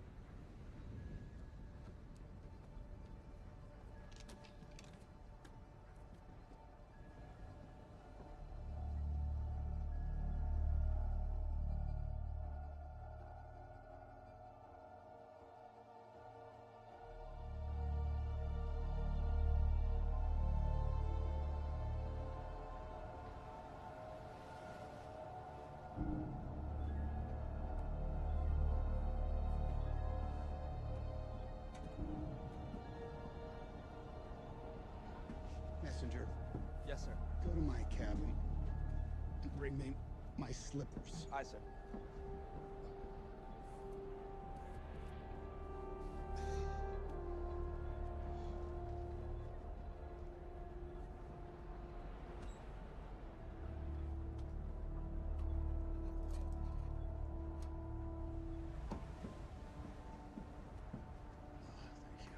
Return those.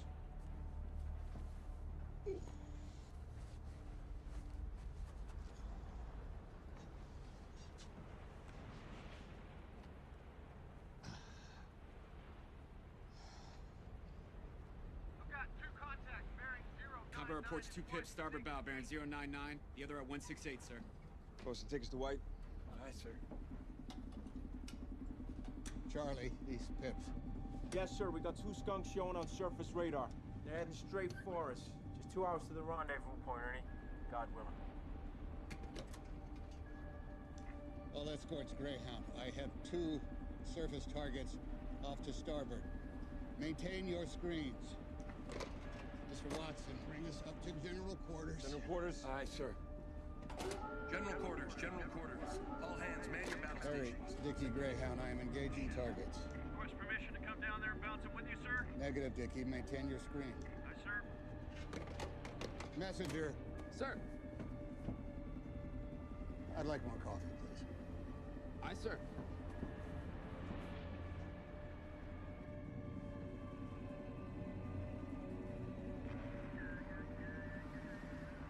Greyhound.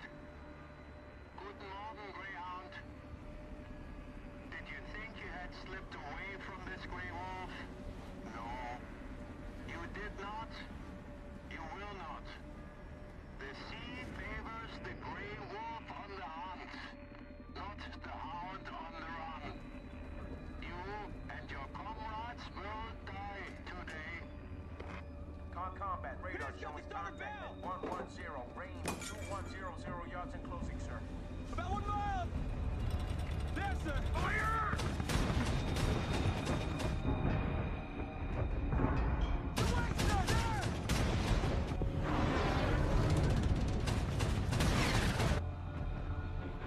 Contact. Center reports torpedo starboard beam bearing 187, range 1500, sir. Left full runner. Left full runner!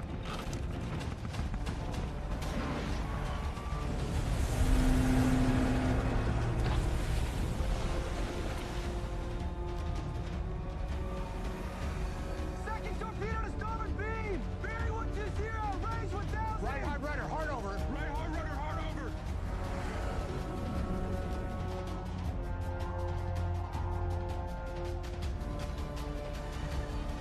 Delay that, delay that! Meet her! Meet her! Belay, meet her, meet her! Aye, sir. Holding course.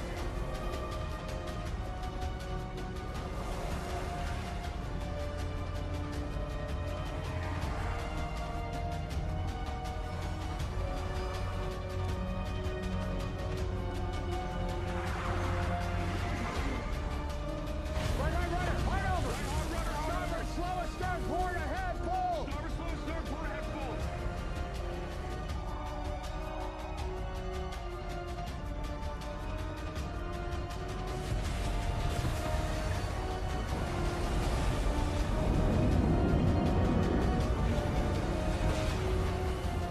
All hands, brace for collision!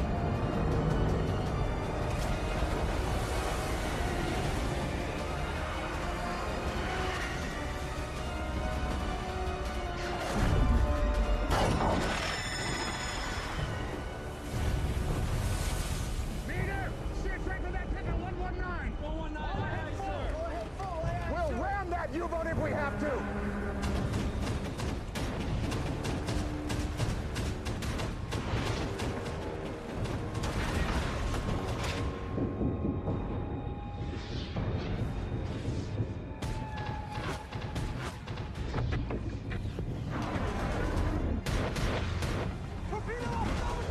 Bring us full left to 100.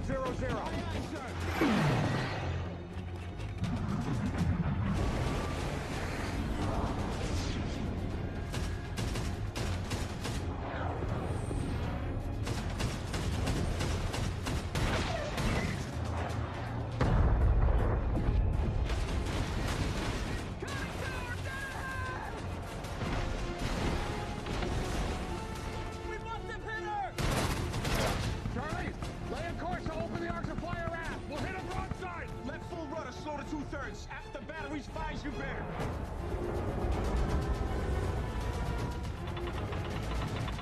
All mounts, local control! Target will be fine on our starboard bow! Fire as they bear! West Bridge, all mounts local control. Fire as they bear.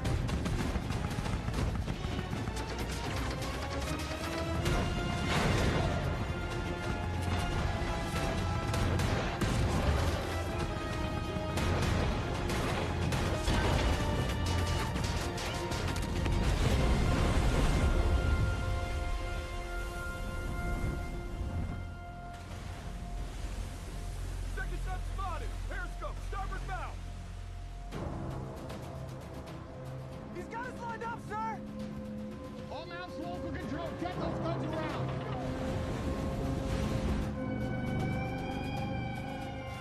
Air cover! Air cover! Signal bridge reports aircraft signals. Uncle William, sir. Flight anchor dog! Right standard rudder! Out 41 and 42! Open fire to mark the target for that Open fire aircraft! to mark target for that aircraft.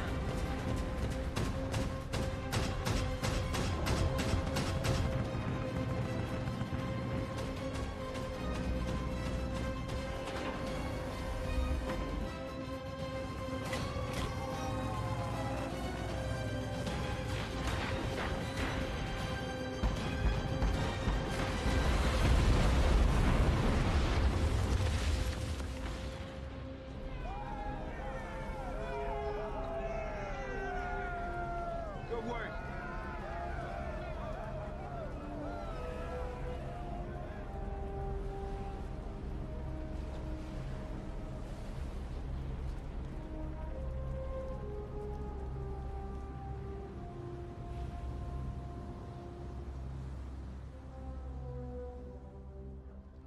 Sir, stand relieved.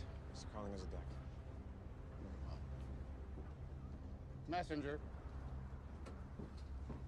Yes, sir. Write this to comm convoy and all escorts. Sonar reports no contacts. Radar reports no contacts. All escorts resume station. Send it. Aye, sir. Heading is 290, sir. Very well. Steady as she goes. Steady as she goes, sir. All ahead standard. Ahead standard, aye, sir.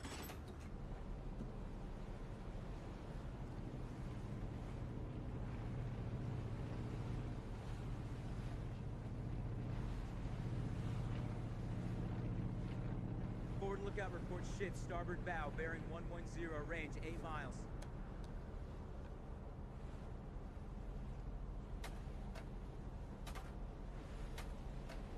Message, sir. Read it out. Admiral T to Greyhound. Welcome. Kindly make verbal report to Diamond on TBS.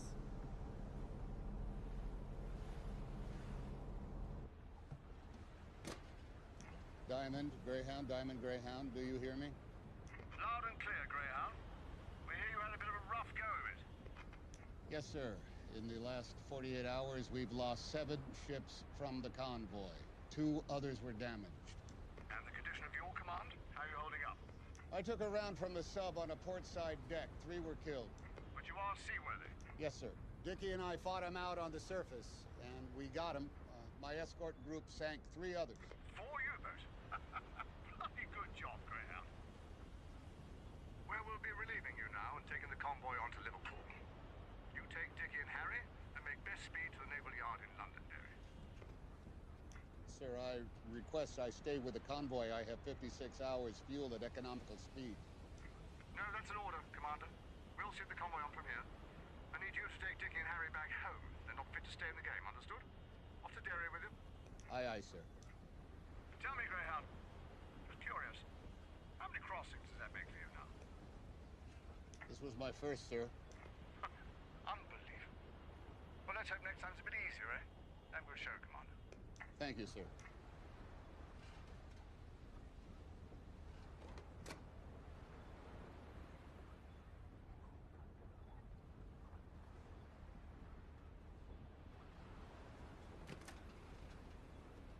Dickie, Harry, Greyhound. Dickie here. Harry here. You are relieved of your screening duties. Form starboard echelon on me at the head of the convoy. We will depart on 087 for Londonderry. Aye, aye, sir. Aye, sir.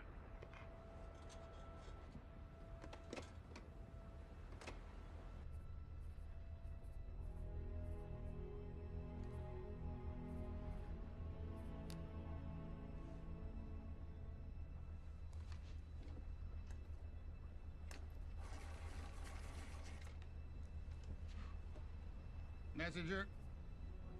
Messenger. Sir. Signal bridge. Send it. Signal bridge, aye, sir. Commodore is signaling 5 minutes to course change, Captain. Very well. Take us up the lane. When we clear the lead ships, turn right to 087, dodge James, starboard echelon. Aye, aye, sir. Steady on 087, starboard echelon. Helm, mark your head.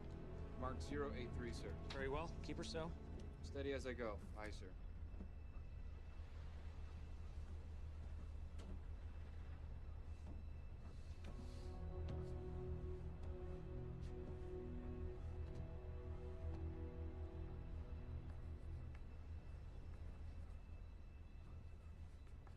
Mr. Carling, she's all yours. I will be in my cabin if you need me. Aye, aye, sir.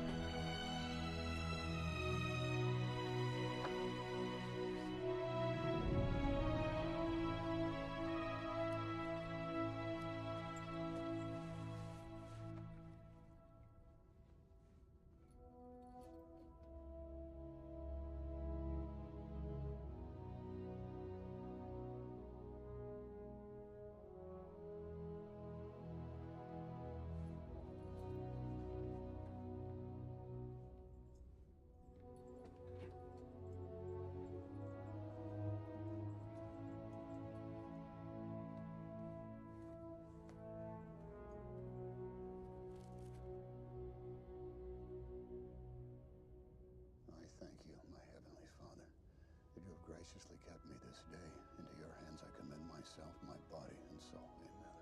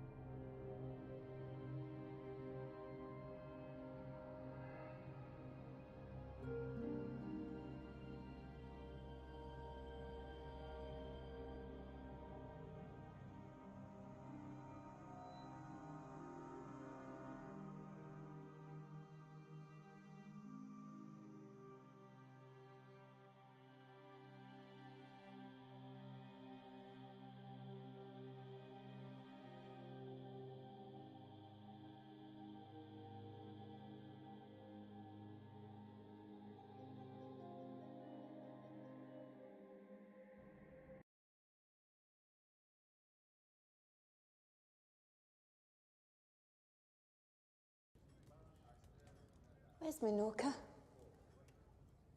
Where's the Battle of Chesapeake?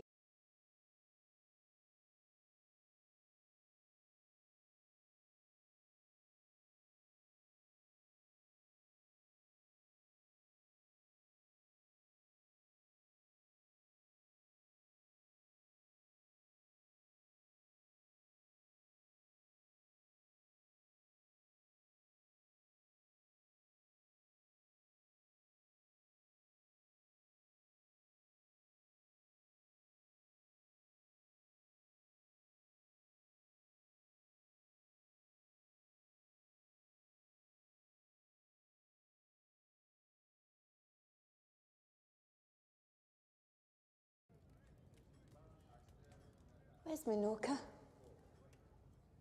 Where's the Battle of Chesapeake? If there was a waiting room for Sophia Craycroft, would you hang your defeats for everyone to see?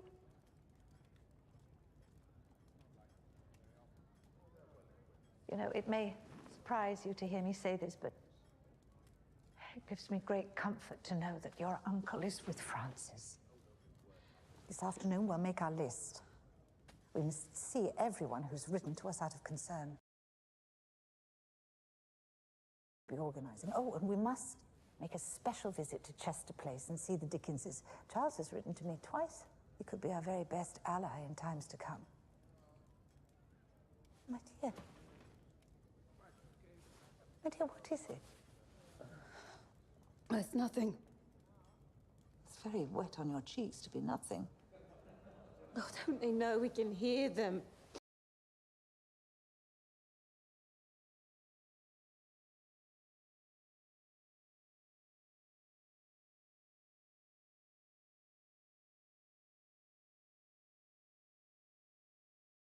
Since you sent your missives to the whalers in Baffin Bay, I was sure that you would have heard word by now. Oh, yes, 2 replies, in fact, but as yet no one has seen either ship. How far north did your letters reach? Do we know? Pond Inlet? If that means anything to you. Lady Jane had supposed Violet Island, in fact. I had guessed she was being optimistic. Not by much, it turns out. My dears, everything you can conceive of is being considered, but I must remind you, we've not determined there's any official cause for alarm. We have confidence absolute in your husband's command of Are you sure that that's merited?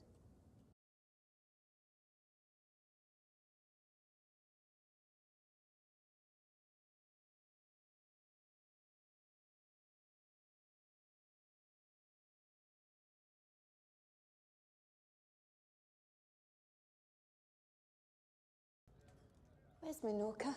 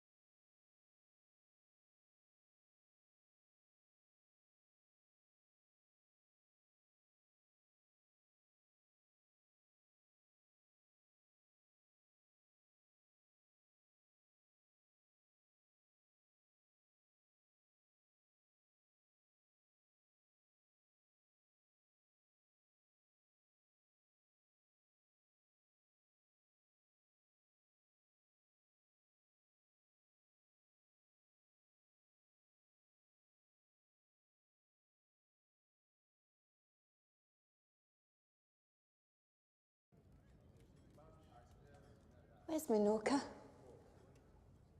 Where's the Battle of Chesapeake? If there was a waiting room for Sophia Craycroft, would you hang your defeats for everyone to see?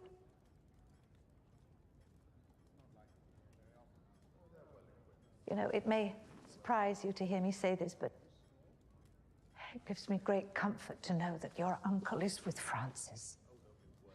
This afternoon, we'll make our list. We must see everyone who's written to us out of concern. We need to prepare the ground. There's all sorts of things we could be organizing. Oh, and we must make a special visit to Chester Place and see the Dickenses. Charles has written to me twice. He could be our very best ally in times to come. My dear. My dear, what is it? It's nothing. It's very wet on your cheeks to be nothing. Oh, don't they know we can hear them?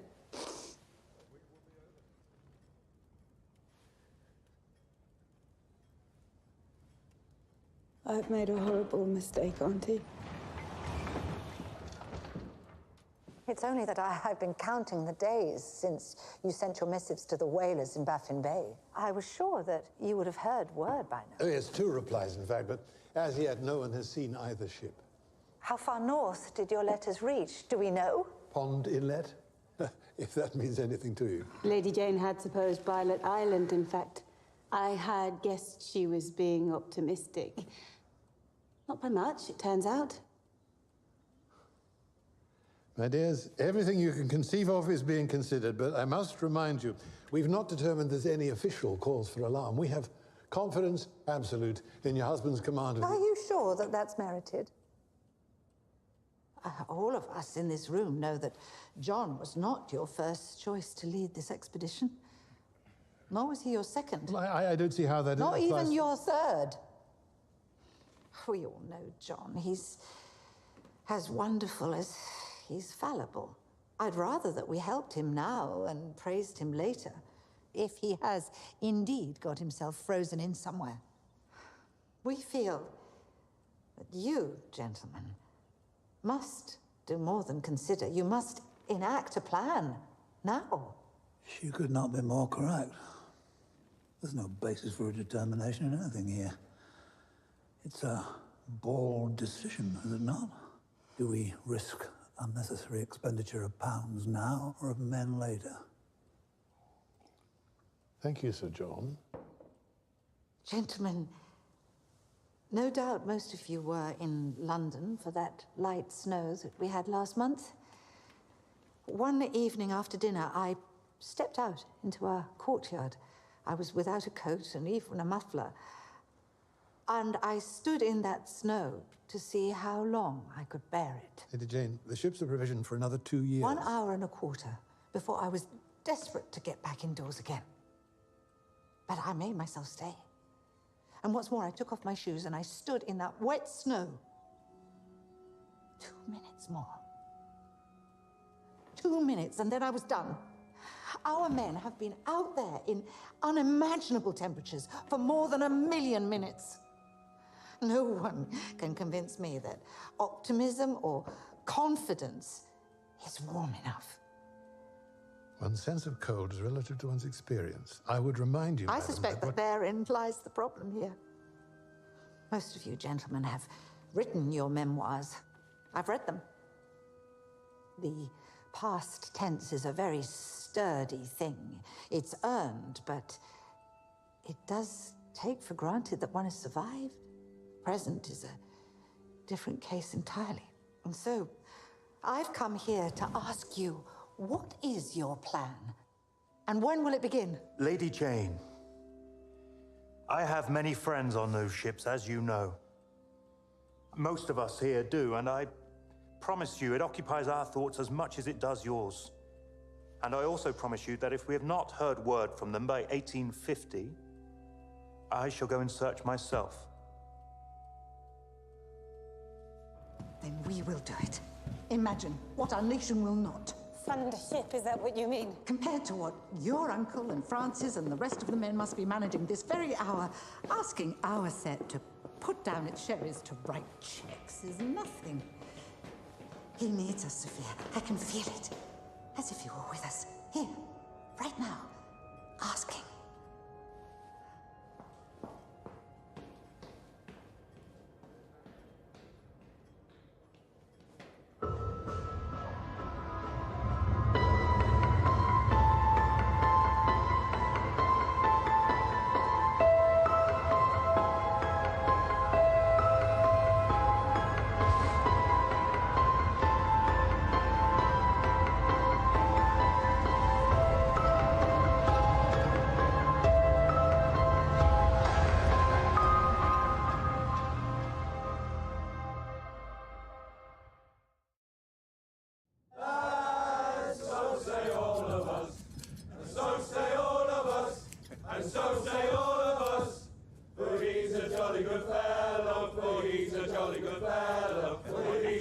good fellow.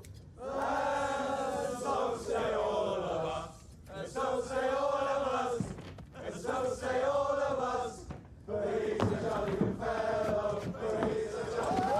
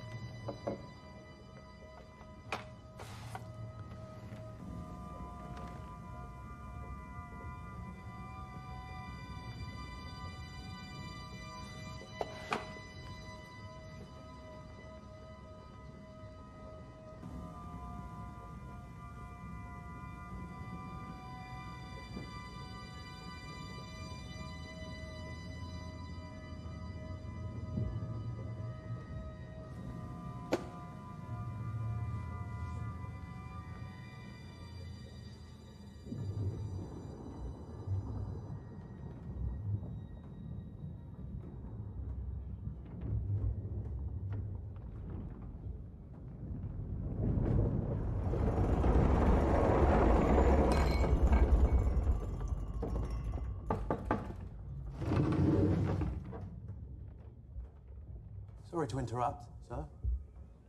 Lieutenant Little is asking if you would like to postpone the officers' meeting. What time is it? It's a minute before 4, sir. We'll proceed at 5. Let them enjoy the birthday. Party's finished, sir. First dog watch has already gone up.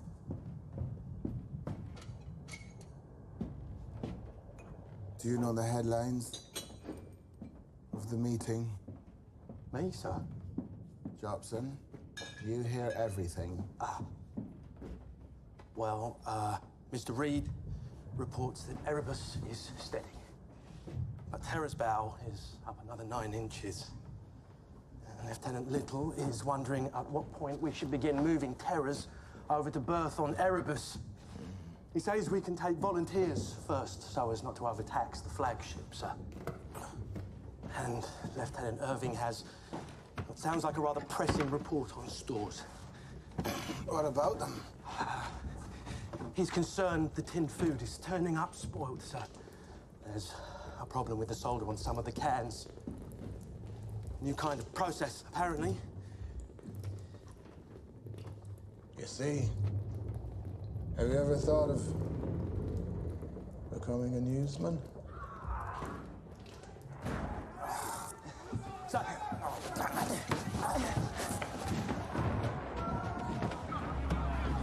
Get the stern! Be quick! Mr. Armitage, what do you report? He's still breathing. Came over the gunnel, sir.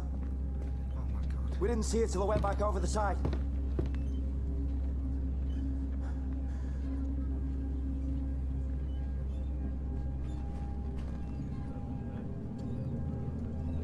That'll freeze. Move him down below immediately. Private Hammond, take the watch. Up!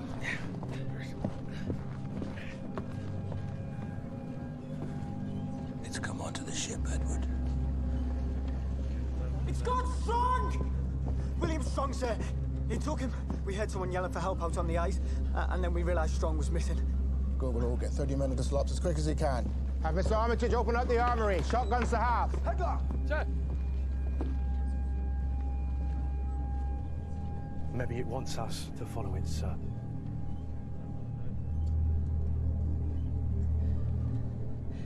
Captain, may I come? No ship's boys, Evans. Sir, please.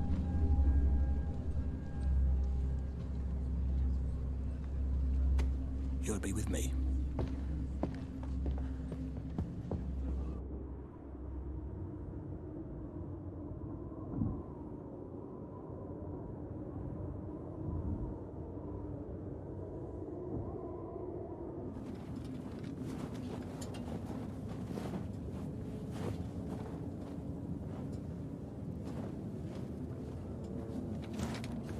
A stronger mate of yours? He's a bit to us boys, sir. Your muffle, Evans. Pull it up. You won't even feel your nose go.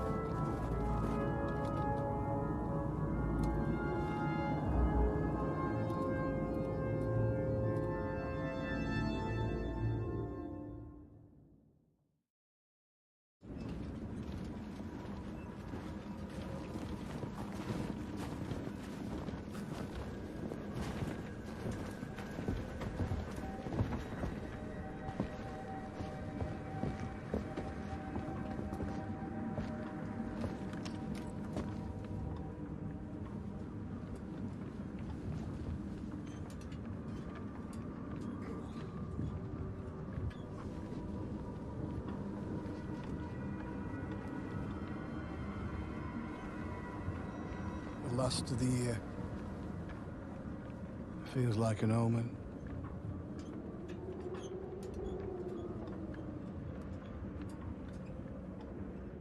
As I climbed the ridge, I was thinking it. I could see the pattern. But I couldn't credit an animal with having that kind of... saying a bear staged a misdirection. I'm saying I ordered that we split up into pairs to cover more ground. I did. And then I left him. I only took him with me because he was scared.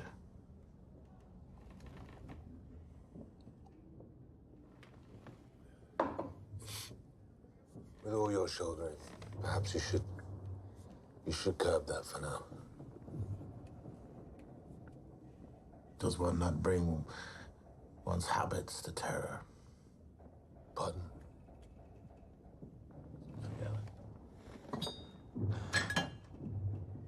Don't let it bother you. It's not as if we're going anywhere, is it? You're in command. Of what? You realize that the discovery of the passage is beyond us now. That'll be left for someone who comes out. You don't know that. If the ships are still afloat come spring, we will have to retreat to open water and rescue. Even with Lieutenant Fairholm's help, should he return in time. We are not provisioned to speculate even a day Why are you here, Francis? You've never believed in this cause. No one was ordered to this. We volunteered. You volunteered. I was, in fact, ordered. By whom?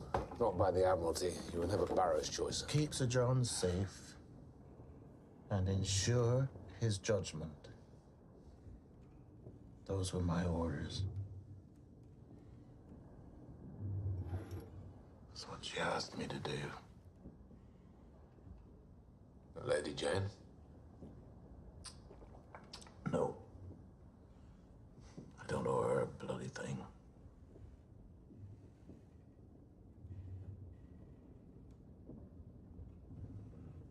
Sophia. Miss Craycroft. Miss Craycroft, who rejected you. Twice as I heard it. You discussed this? Yes. Sir John discussed it with me. Well, he regretted how it had happened. Francis, he was burdened by it. Burdened by the thought of a third attempt, no doubt.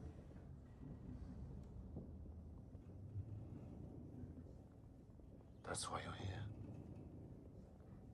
Okay. Christ, Francis. Keep your pity.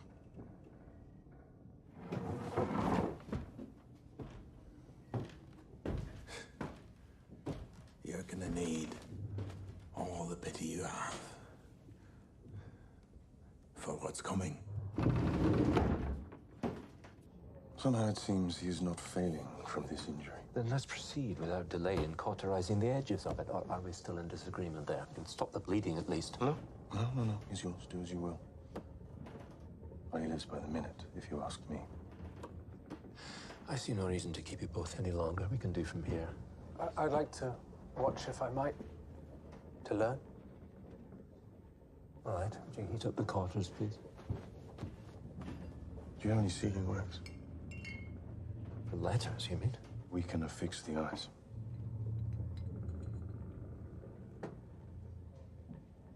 In the cupboard there.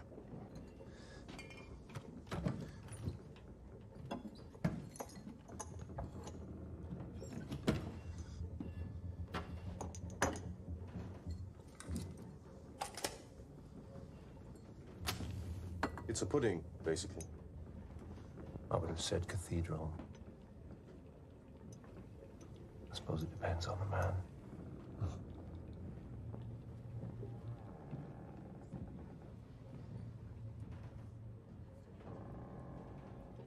Everybody is so staggered that he's hanging in there like that. He's a Royal Marine. Now what the bloody hell do people think that means? Hey, no man here knows but us. Now, we did not ask to to be here. Do we harp on about it? No. We get no bonus pay. Yet we step up to tangle with that thing on the ice, first in line and the first cut down. Corporal Hedges, Private Daly, Mr. Hickey, Mr. Wilson, Seaman Crisp and Seaman Walker. Next bell's your watch. Look out for yourself. Oh, I will.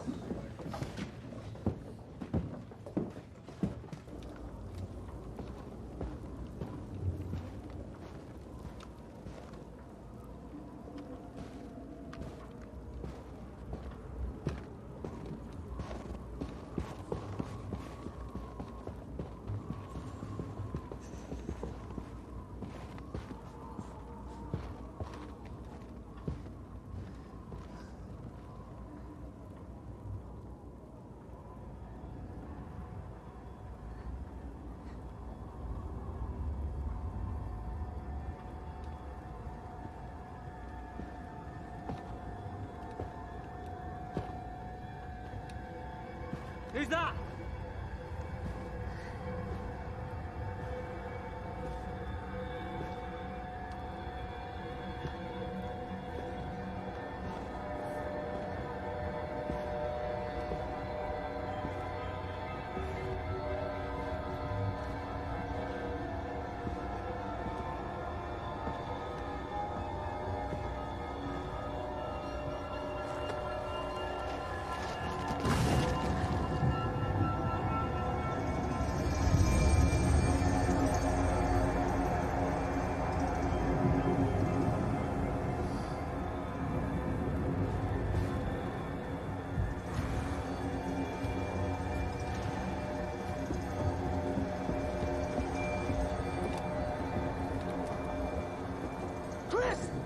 Get below! Alert command, now! The Eskimo girl.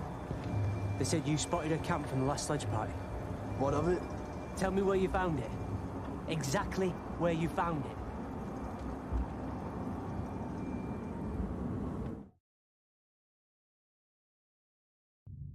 It's two men, sir.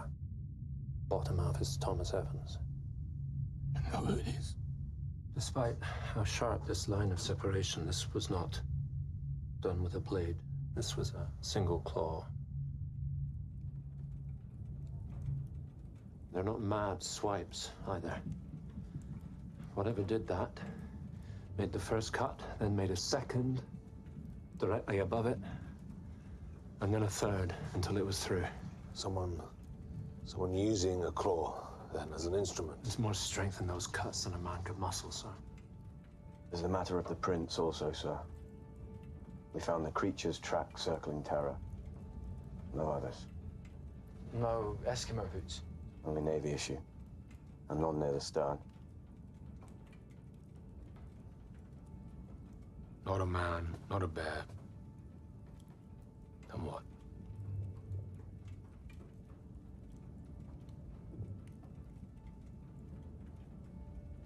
Perhaps it would not be a mystery to the indigenous people here. Indeed. If only there was one we could ask. That Esky girl has been camped near us for 5 months, and we have no understanding as to why. I agree with James. We should bring her here. And to the degree that Dr. MacDonald, Mr. Blanky, and myself are able, question her. Prepare a party to find her in the morning. Yes, sir. The morning? Enough is enough. The bear came when she came. And by most accounts, these people are covetous, treacherous, cruel. I've ordered her found, James. That's what I can do for now. We cannot discern a connection between the girl and this thing does not mean there isn't Not one. sending men out into a squall! Not tonight! We're exhausted. We're all exhausted. Gentlemen, two without me for a moment.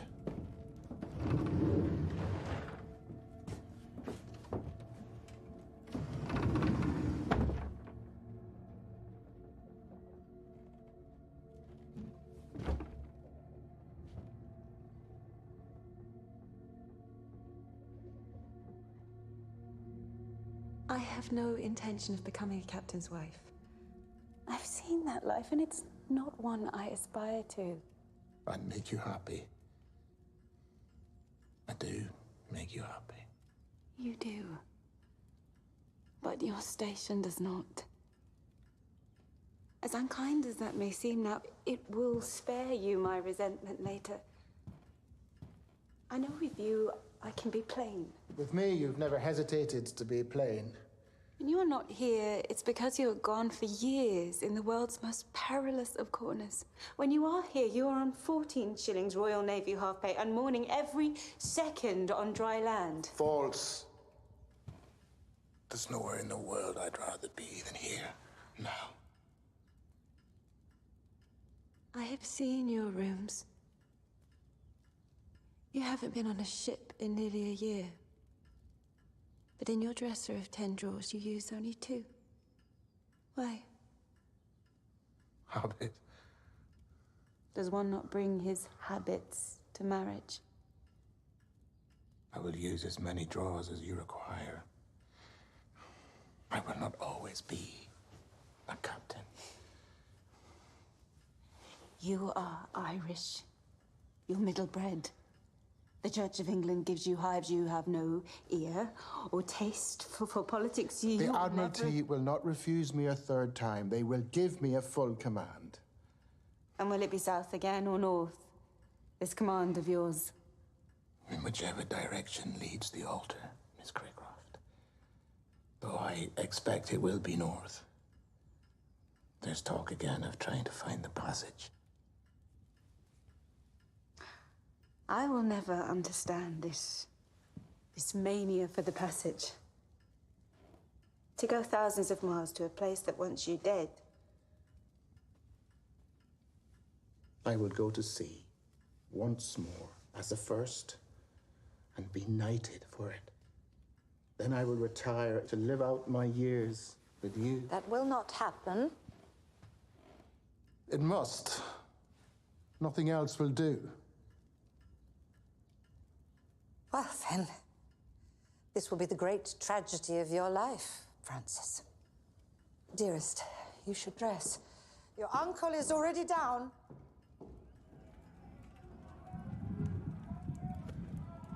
Mr. Hickey is now missing. Missing? And possibly 2 of the seamen. What is going on?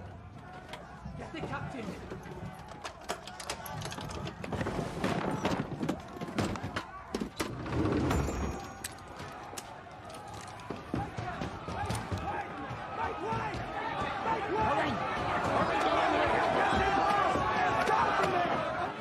If it wasn't for us being downwind of them, that would have been it for us too.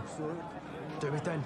Corsair and half as well. Listen, we brought her here to be questioned by the captain. Now let us go down.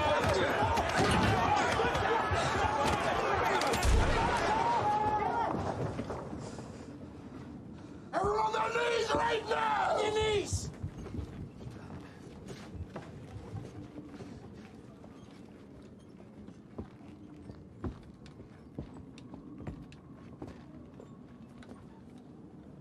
There'll be no violence towards this woman without charges brought and well proved. I will not tolerate hysteria. Marines at attention.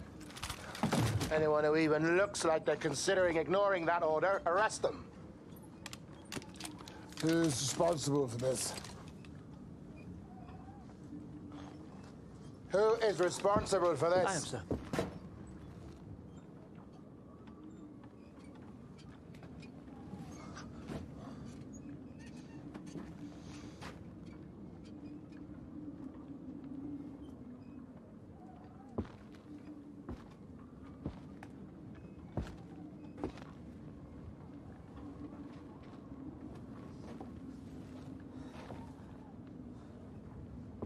Captain Fitzjames and Mr. Blanky will escort the Eskimo woman to the Erebus, where she will be made comfortable and safe.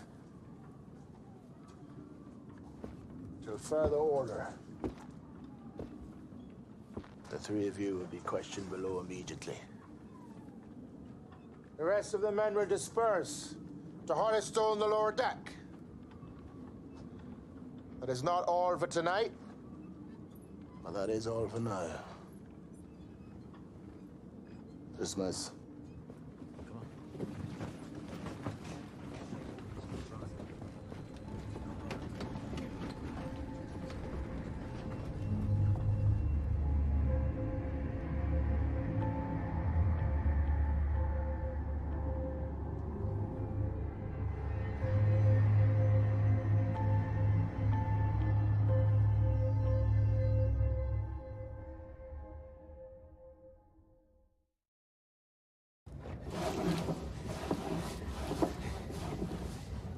Hartnell here was the first to top the ridge, closest to the girls' camp. He ducked back down immediately. He gestured us to be still. I climbed past him and looked. Now, we were about 200 yards away from the girls' snow house. That's when I saw it was there too. And the wind was blowing the snow in our eyes. For a moment, I thought the girl had built 2 snow houses. But then the thing sat up. And can you speak to its size? 3 times that of any bear we've seen. With a different set to its head. Its eyes. You saw its eyes, Mr. Hickey? The girl was stood, nose to nose with it just about. You could see its breath blowing the seal fur on her hood. And she had her hands out like so. Like some kind of spell or something. I watched to see what she meant to do, but it spooked and ran off. Really? Something spooked it? Yeah, well, it wasn't us that did. It was when the girls tried speaking to it. So I figured she was telling You it were to attack told not the to ships again. speculate. I thought you should be the one deciding what happens next, not her. Now, I know it wasn't by the book, but I figured we would lose our chance to grab her if we didn't act. Which is why I got Mr. Manson and Mr. Hartnell to go along.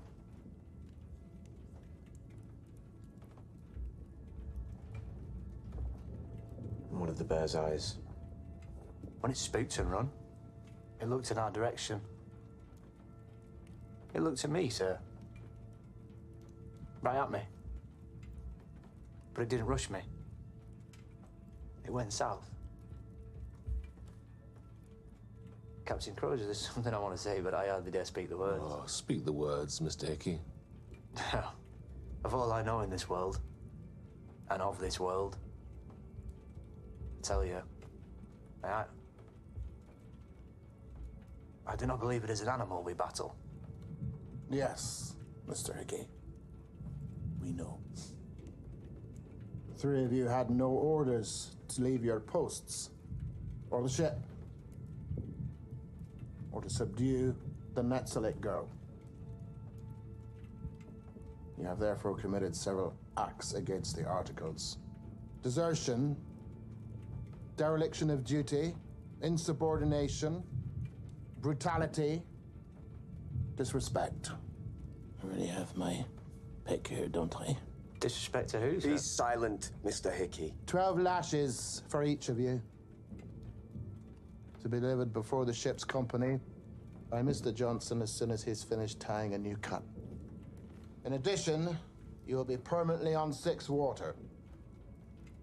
And though you will not be disrated, you will have general duty owing until I see fit to lift it. What do you say, gentlemen? Yes, sir. Sir, a full court-martial is technically required when a ship is lost. Bring me a chart and I'll show you exactly where we are. Disrespect to who, sir? To the girl. No, to me. But she directs it. You should be prosecuting her, not us who brought her 20 for him. I mean, I might have just ended this thing, sir. She's had it kill 1 lieutenant. 30 a Marine, then. Sir John. I mean, whose name do you think was on that witch's tongue next? I just saved your life!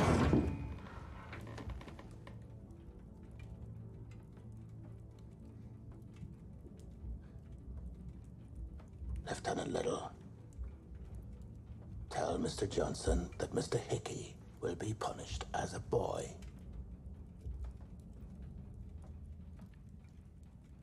All hands assemble for punishment! All hands assemble! Will it hurt? Yes, Manson. very much. That's the point.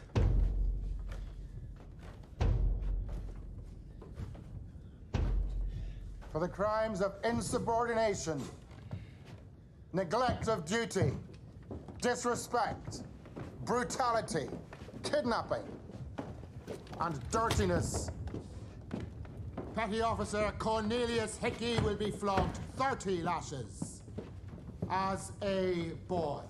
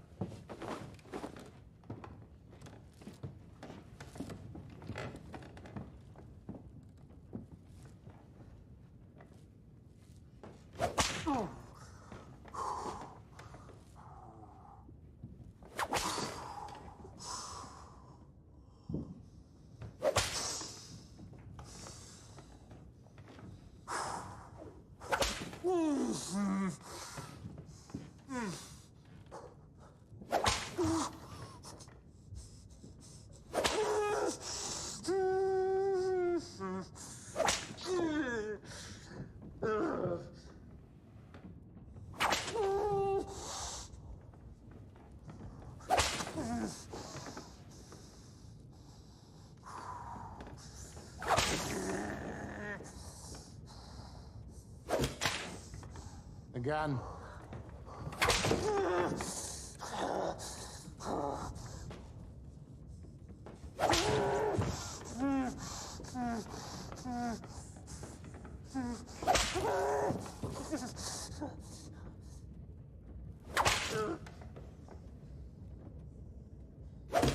Again.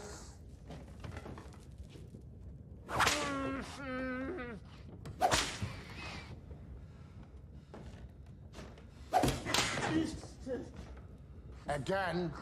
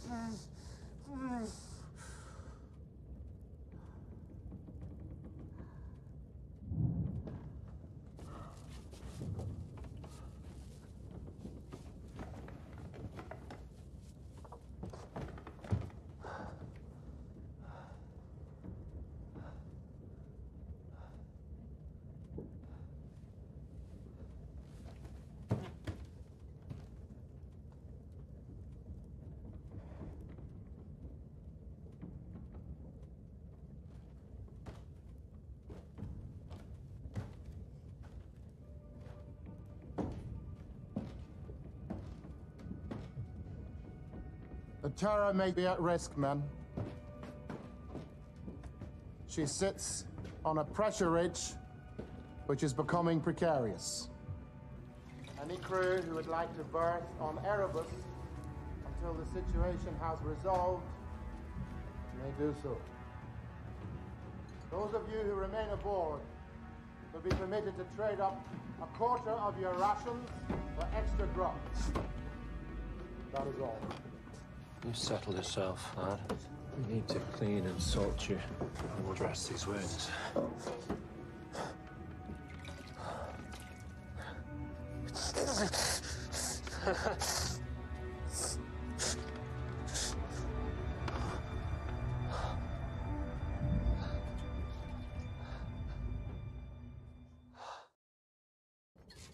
Has the pain traveled at all? No, sir. Just stuck here. Well, at least you are spared it being daybreak outside. If you are still awake when this dries out, Mr. Goodsir will give you another one. He'll give you a shot of Mandragora as well. I think you'll be sleeping like Endymion within the hour. And I am mixing up my Latin and my Greek, Mr. Morfin, which means it is past my bedtime. Dr. Stanley. Sir. I will brief the officers in the morning. There's been an incident on Terra. Men were lashed. We're billeting the Eskimo girl here. For now. When you're finished, will you see that she's fine and fed?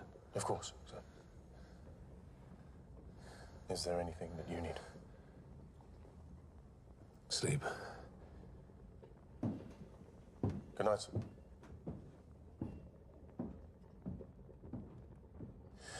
Well, much as I thrill at the notion of feeding biscuits and soup to an Esky, I turn that task to you, Mr. Goodsir. I know you dream of such things.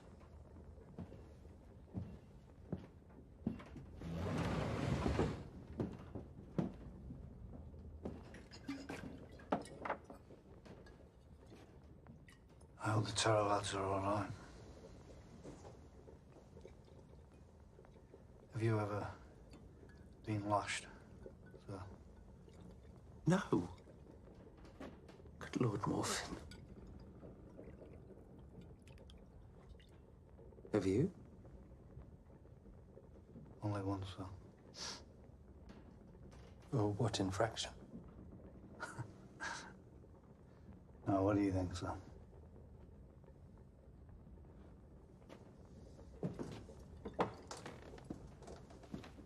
Drink it all.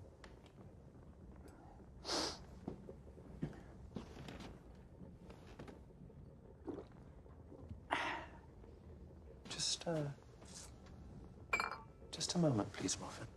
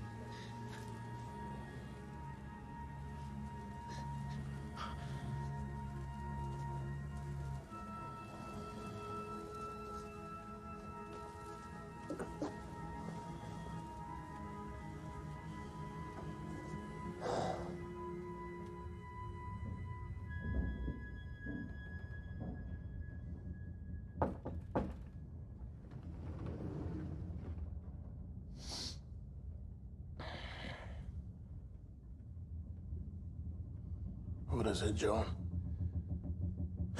I'm very tired. I apologize, sir. Lieutenant Little wanted me to see if you needed anything more.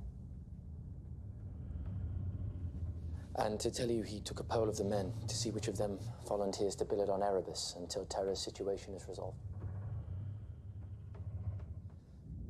All but 10, sir.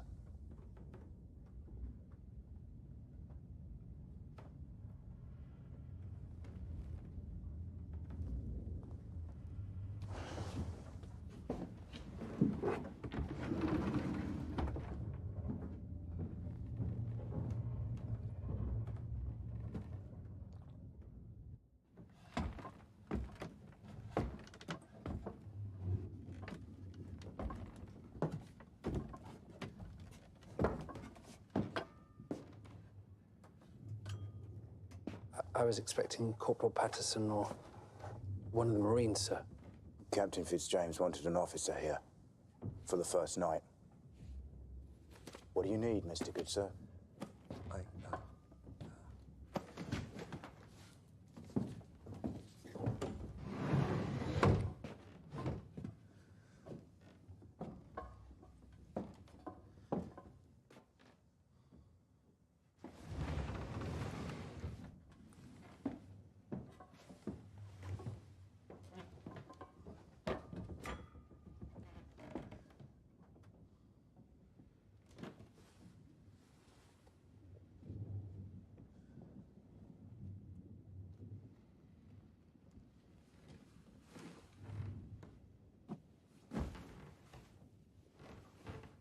It's a meal as good as you'd get at the ladies' grill room at the Holborn. In London, where we live.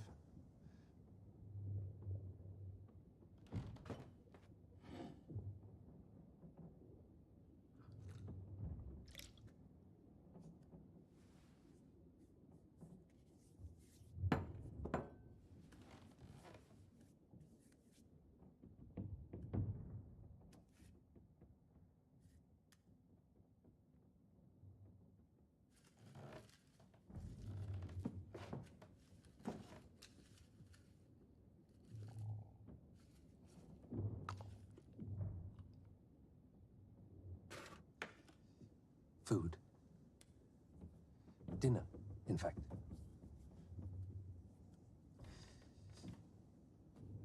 Good sir. Harry Good sir.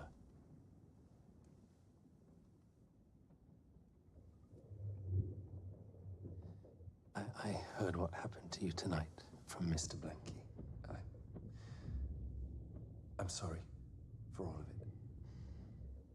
He told me your language is called Inuktitut.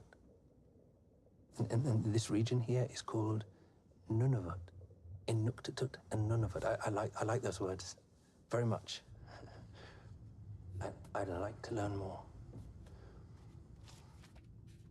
I don't know what's happening here. I truly don't. This is not how Englishmen act. I don't recognize this behavior.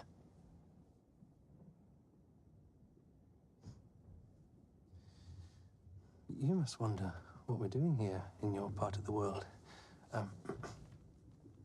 We are from England. Nunavut, England. Very far away. We've come here to find a way through to China and India. A victory for the Empire it would be to find a way. A passage. A northwest passage. For our economy. For trade.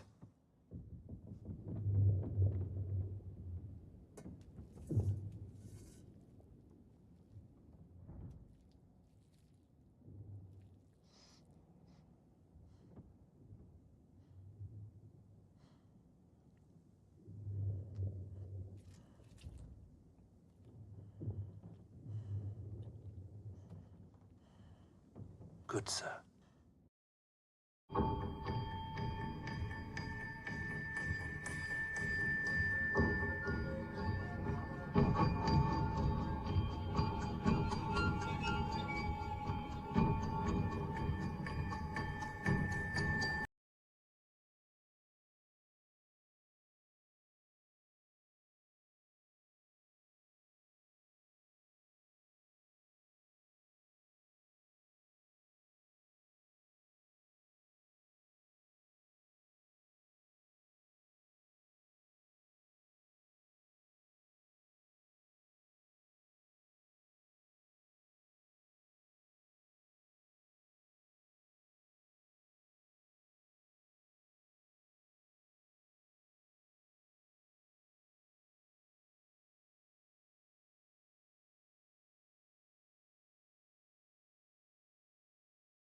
These two people have been cast to play Link and Zelda in the live-action Legend of Zelda movie. There were a lot of people who were unhappy about this because they thought that Hunter Schafer, who is a trans female, should play Zelda in the movie. Context. A couple of months ago, a rumor was started by a leaker with Princess Zelda possibly being played by a trans actor. This potential leak went absolutely viral, getting 80 million views, and a campaign was started calling everyone opposing these rumors transphobes or bigots. Eventually, Nintendo revealed the Princess Zelda actress for the movie, and Twitter had a collective meltdown. And then the very same progressive people, started harassing the new actress using transphobic insults, implying she looked like a man. Yeah, Nintendo doesn't fuck around. They don't want to take on a divisive social issue. Why would they want to do that? It's not like this girl can't play Zelda. It's not like she looks weird or anything like that. Why do people care if it's a trans person or not? Well, it's simple. They don't want to look at someone who they think is a man and then be told that it's a woman. And if you cast a trans woman, you are taking on a lot of baggage. Why would Nintendo and the people that are making this effectively sabotage their brand and sabotage their movie? And like, if you can't just categorize everybody who you disagree with or you don't like as just racist or transphobic or evil. Actually, that's not true. You can do that, but it's just not going to go anywhere. Nothing's going to happen. You're sabotaging yourself more than anything. We all know who should have been Princess Zelda,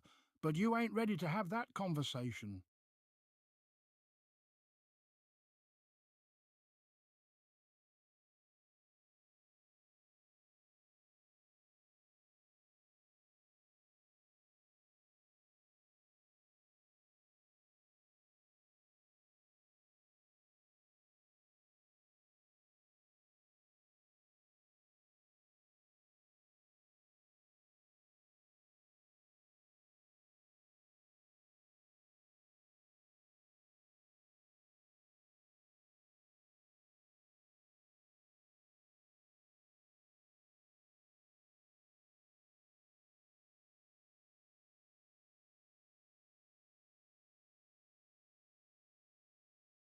So basically, this guy who's a CEO, Coldplay accidentally exposed an alleged affair between astronomer CEO Andy Byron and his colleague, who is the president of HR at the company. Yeah. Oh, look at these two. All right, come on. You're okay? Oh, what? Either they're having an affair or they're just very shy. Bro! He just said it. I'm not quite sure. Yeah. Oh, look at these two. All right, come on. You're okay? My God. There's even a photo. This is his, I don't know if this is accurate or not, but people are saying this is his wife. Statement. Oh, so he made a whole statement about it? Oh my God. Astronomer is committed to the values and culture that have guided us since our founding. Our leaders are expected to set the standard in both conduct and accountability. The board of directors has initiated a formal investigation into this matter, and we will have additional details to share very shortly. Shortly after this, they put on immediate leave both the CEO and the Human Resources Director. That's unlucky? Yeah. Well, that's what you get. You shouldn't be cheating on your wife, especially when you have kids with her. Apparently, the woman recently got promoted too. That's interesting. I wonder why. Oh, man. Oh, man. You got God, huh?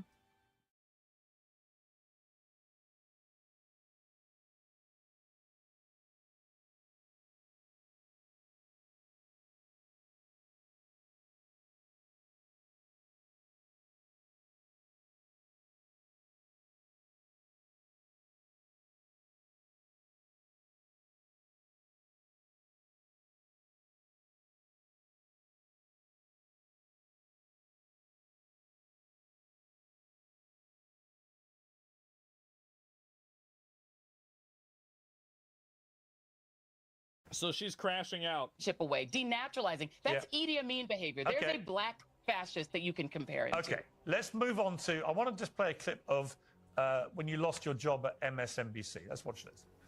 I want to watch a clip of you losing your job. Let's watch the clip.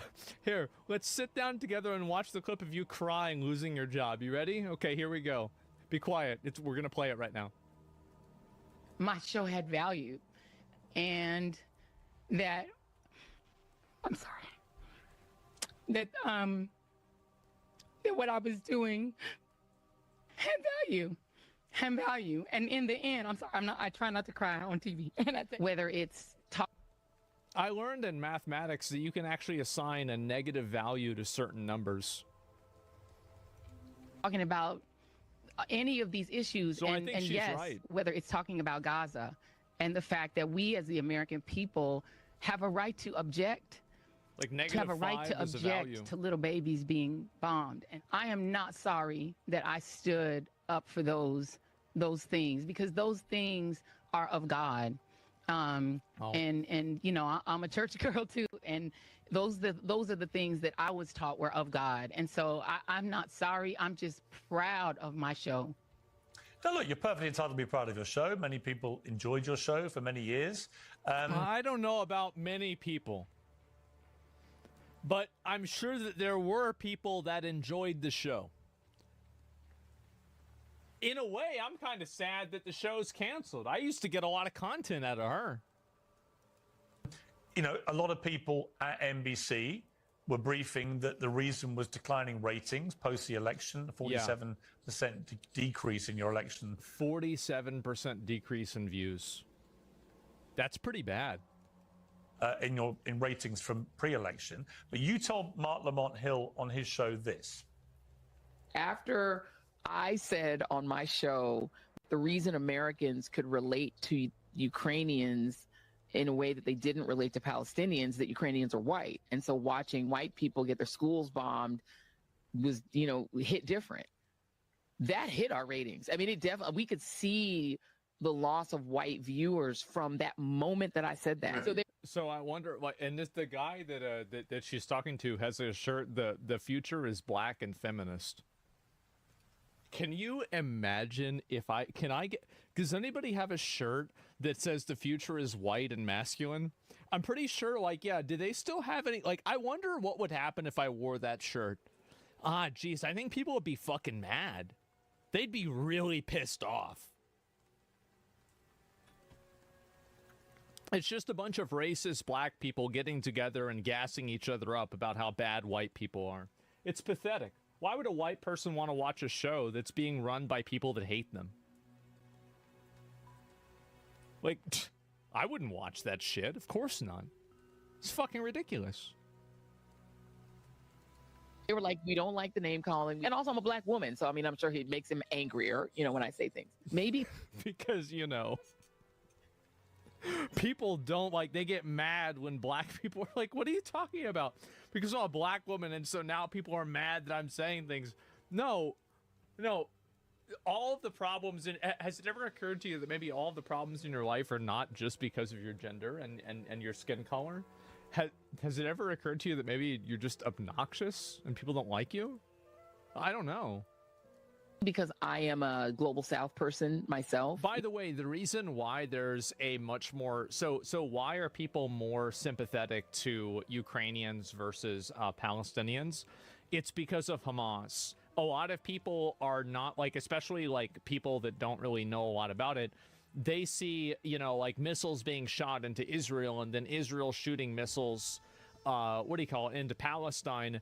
And so it seems like, obviously, like, you have, number one, it's not, people are very, very pro-Israel because Israel has God's chosen people. Oh my God, it's God's chosen people. And so that goes super hard. Then you have AIPAC. Then you also have all that other type of messaging. Like, every media company is pushing this kind of stuff as well. And so all of this Azov battalion got memory hold? Yeah, because it was nothing. It was like a minor, tiny thing. To compare the Azov battalion with Hamas is just, it's ridiculous.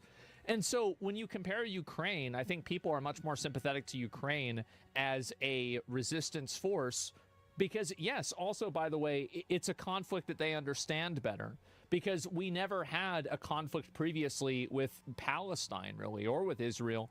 It's not really a thing. Like, directly America hasn't, whereas we have with Russia. We have the Cold War against Russia. So people are already primed to be against Russia because of the Cold War. So, like, even her insight onto this, you could come up with 50 different examples and reasons why Americans would be more sympathetic to towards Israelis and Ukrainians versus Palestinians. 50 examples without even bringing in skin color or religion at all.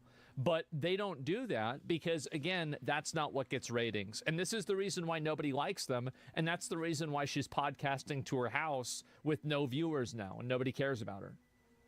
It's because people are tired, fed up, and just fatigued from hearing race-baiting bullshit constantly that has no, it's destructive. It doesn't help anything. It doesn't make anybody it doesn't give anybody any insight into things. It's not even like there are race issues that do exist, but these people never are able to identify them. That's it. It's so obnoxious. You know, I mean, as a Black person, we have a different empathy toward other global South people when they are suffering. And so we're going to come at that story from a different angle and in a different way and with different kinds of empathies. And I think that's not always received very well in the news business. Well, see, Black people can understand things on a level that white people can't understand.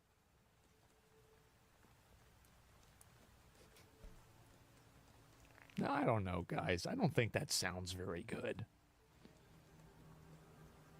That doesn't sound great, does it? No, Joy, I mean, look, let's be honest. I don't think you were fired after all those years because of your skin colour or because you're a Black woman. I think you were fired because your show just got increasingly unpopular. It happens all the time in TV. That's why you got let go. Why play the race card? Damn. You're just letting her know. First of all, I love the fact that your play the race card is your version of the race card. You literally are so fixated on trying to racialize conversation. You're so fixated on trying to racialize conversation. Meanwhile, we just played 2 minutes of you racializing conversations. Uh-huh. Right. Of course. With me, Piers, I find it actually quite charming. You racialise more conversations in your tenure at MSNBC than any host in history. All right, Mark. All right, Piers. And the bottom line is you take an entire conversation that I had with Mark Lamont Hill and pick the bits that you can racialize because this is your shtick. And I get that this is your shtick. You racialise everything. They play like, okay, so you pick the parts where I was racist. Guys, you know, like on my stream, yeah, I said the N-word 5 times, but like if you add in all 5 of those times, that was only 10 seconds, and it was a 6-hour stream. So am I really racist for saying the N-word for 10 seconds out of a... think how long my stream was. This isn't fair at all. Joy, come on. I get it. I understand this is your shtick, Piers. And listen, game recognized the game. I get this is your game. It's not my shtick. And the bottom line, it was your shtick. It is your shtick, and everyone knows that it is. It's absolutely her shtick. Like her entire existence on mainstream media was race baiting and pulling the some sort of minority card and just being divisive and destructive. That's all she did. We people got bored with it. And it is so interesting to me that you yourself, as a white European, find that when... Guys, she doesn't racialize things, okay? How dare you accuse me of racializing things? Because you, as a white European... Oh my God. Where do these people come from? People of color talk about race, that you believe is racializing conversations. But when people like you fixate on... When people like Piers talk about race, you call it white supremacy. What the hell are you talking about? Well, Barack Obama was a black president. Why don't you object to that? That is racializing a conversation about the former president of the United States. But you can't... Well, yeah. I mean, like, him being black was kind of a big deal. I mean, I would say, like, President Obama being black, yeah, it was pretty big. And I'm sure you find that charming and funny. I find it hilarious because you're the one. You're the one who said. You're the one who said Donald Trump. You and your friend Donald Trump. You said Donald Trump. You and your friend, bro. You see, bro. Oh man. Is a white fascist. Are so. He is a well. I agree and with yet Mark when Obama Milley, did the same thing, last time I checked, is I'm not allowed black. to mention his skin. So what I think is really funny is that she almost said that she's a fascist, but because so many people in media have gotten sued, I think she stopped herself, and now she's making the appeal to authority for another person saying she's a fascist, that Donald Trump is a fascist, so she can have plausible deniability and not get sued. Do you guys notice that? Yeah. That's real clever, real cute, huh? With his former chief of staff, who last I checked was not black, and said he's fascist, and Mark Milley said he's fascist to the core. Okay. So I happen to agree, and I know this is what it's important to you, with 2 very white gentlemen about Donald Trump's fascist tendencies. Guys, she doesn't racialize conversations at all. Okay. If that makes you sad and uncomfortable, I can't help you. No, Piers. yes, it There's made me nothing sad I and can do about uncomfortable. it. I think it makes you sad and uncomfortable. After, like, does Piers Morgan go on his podcast late at night and start crying because he got fired from CNN? I remember whenever Piers Morgan used to be on CNN, he got fired. Like, I didn't see him, like, making some crying video about, like, how his show had value. He just picked this shit up and he made another show. A little bit of a hypocrite, but that's different. Man, it's sad, man. In less than 2 minutes, she brought race into the conversation. Of course, that's because her entire that's her entire online existence. Do you know how many people Barack Obama deported in 8 years? I'm sure you're going to tell me. Well, why don't you guess? I don't know and don't care. Well, you hang tell on, me. hang on. You don't know and you don't care. You've just given me. That's convenient. It's not the You've issue. just given. Hang on, You're hang trying on, to hang make on. the issue the Hang southern on, border. Joy. You've The just given point me is, Joy. Donald, no, Joy. no. The point is, Joy. Barack You've just given me Obama Joy. was not dragging Joy. women. Joy. And Let me finish. And, You've just nursing Joy. babies apart Joy. and Joy. taking. Joy. You've just given me. Know. You've just, I'm sure going to tell me it's your main issue. You've just given me but a it's late. not my main Joy. issue. You've my just. main Joy. issue is that what Joy. we're seeing. I'm trying to finish my sentence. You've Please. just given me a. He just did not stop, bro. He did not stop. He's not having it. There is only one man who has ever been able to put Piers Morgan on the defensive. And we all know who that is. Lengthy monologue. 1776 will commence again. No. Who? I'll play it after this. Attacking Donald Trump's aggressive deportation policy. And I've simply said... By the way, I'm surprised she doesn't know this. The amount of deportations that Barack Obama had was massively inflated because my understanding is that the amount of people that were deported was actually also included into the number of people that were turned away at the border. Like they were all bundled into one term and one number. So she could have just said that as well, and it would have totally just invalidated this argument. So she didn't even know that. Yeah, they were turned away. Exactly, it counted turnaways. Yeah, exactly. So I don't know why you didn't do that. There was a Democrat, a black Democrat president of the United States for 8 years. I'm simply asking, given that you're obviously all over every detail of the Trump deportation policy, and given you were on the airwaves in America on a daily basis through Obama's tenure, how many people did he deport in 8 years? I do not know. You'll tell me. I'm sure. Have a I'm certain. guess. But it's probably more than 1 million people. I'm quite certain. Have a because I guess. think each 2 million. Right, it was 3 million. Okay. And your point being what? My point What's being, the point? are you as shocked by that as you are claiming to be by Trump? It is not deportations Many of them were themselves that are brown. shocking. Here we go. Oh, no, guys. See, you don't understand. Wait a minute. Can I answer in your fact, question? the majority were brown. No. Tell me, she should have guessed 5. If somebody's trying to guess you a number and then, wait, Piers Morgan accuses Joy Reid of being homophobic? Joy Reid goes on a what? What? Okay. Have you watched Brokeback Mountain? Who asked this? No. Okay. I mean, what is the point of that? I haven't Well, because you said I don't want to watch the 2 male characters in Brokeback Mountain having sex. Okay, so what does me watching Brokeback Mountain have to do with that book, whether or not it is pornographic? No, nothing to do with the book. That book, that is a book that people can have the opportunity to read if they so choose. No, I'm not talking about the book. I do not understand how an organization I'm not talking about the book. can make a decision.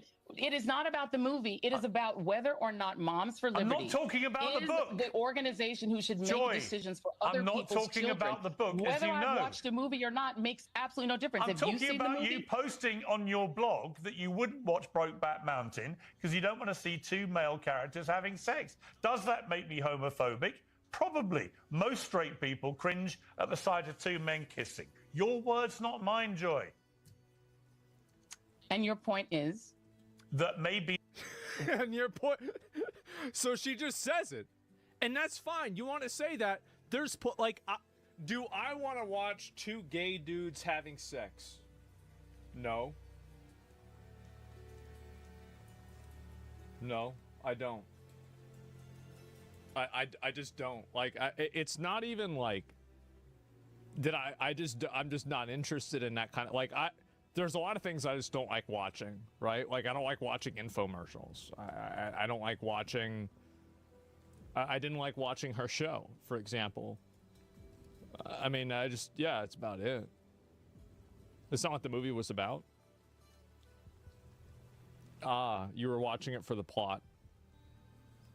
That makes you a bit of a hypocrite when you're taking No, I bet the movie was... I bet the movie went... I was going to say it went hard. I bet it did.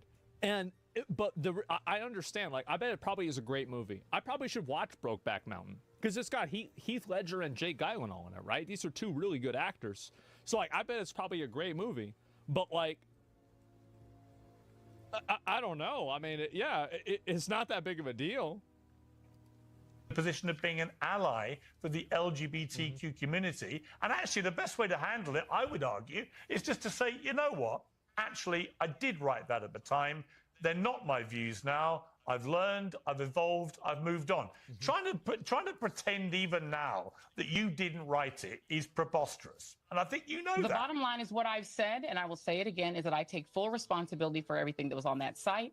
I'm deeply apologetic for the things that were on that site that hurt people. And there's nothing wrong about her saying that a lot of straight people don't want to watch gay people having sex. I think that's true. Like, why would you want to watch gay sex if you're not gay? Like...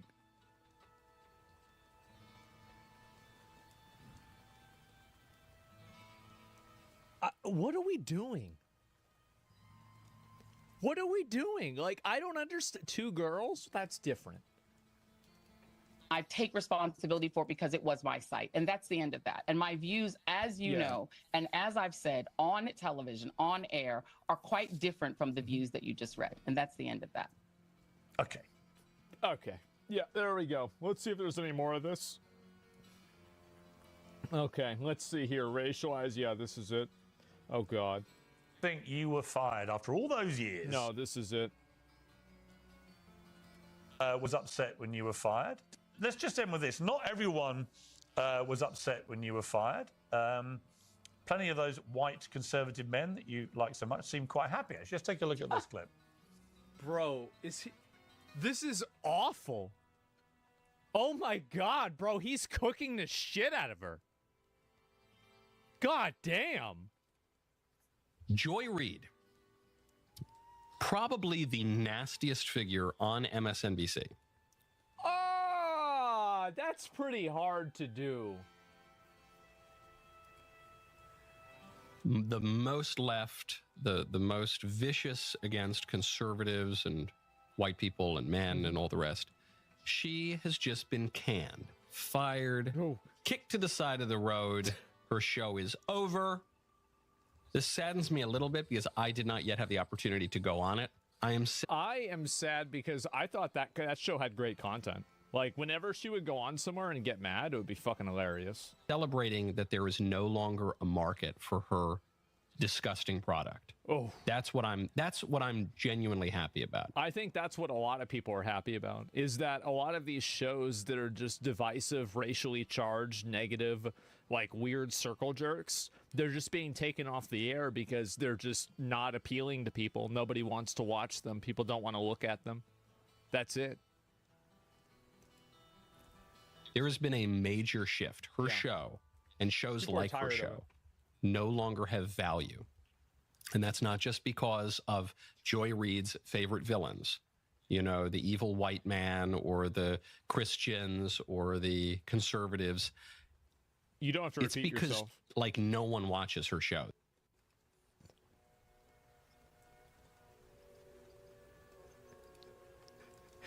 I wonder how long this original episode was. Bro, Piers Morgan just plays her clips like, all right, I'm going to play you a clip of you crying about failing. So why are you a failure? So why do you think you're racist? Here's another clip of somebody celebrating you failing. So what do you think about that? Holy fuck, man. This is brutal. So, Joy, I've actually got Michael Knowles waiting in the wings. Great. Is there anything you'd like to say to him? No. What did you make of his critique of your show? Well, I mean, the reality is that obviously people watched the show, and obviously that's the reason that the show was on for 4.5, nearly 5 years. So if he didn't like the show. What? I guess, sorry you didn't enjoy it, but I really am not that interested in his views on it. Okay, well, we've got Michael there. Michael, anything you want to say to Joy? Yes, wonderful to be here, Joy. Very nice to meet you. And I guess I would agree with Joy's take. People watched the show in the past tense, and now there's no longer a market for that absolutely vile content. And I think that's good for the culture broadly. And now we can all chat on Pierce's show. Oh my God. Bro, this is brutal. That looks AI. I'm sorry. That find that are unregulated. Oh my God. Let's see. I'll do one more. I am celebrating that there is no longer a market for her disgusting product. That's what I'm genuinely happy about. There has been a major shift. Her show and shows like her show no longer have value. And that's not just because of Joy Reid's favorite villains. You know, I'm not that interested in that white Americans who and okay, here we go. Bro, him saying Joy? Yes. Well, anything you want to say to Joy? Yes. Wonderful. Brings him right on. Be here, Joy. Very nice to meet you. And I guess I would agree with Joy's take. People watched the show in the past tense, and now there's no longer a market for that absolutely vile content. And I think that's good for the culture broadly.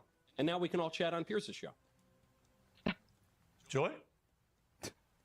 The reality is, Michael, the content that you and peers like to trade in is grievance. And the grievance that white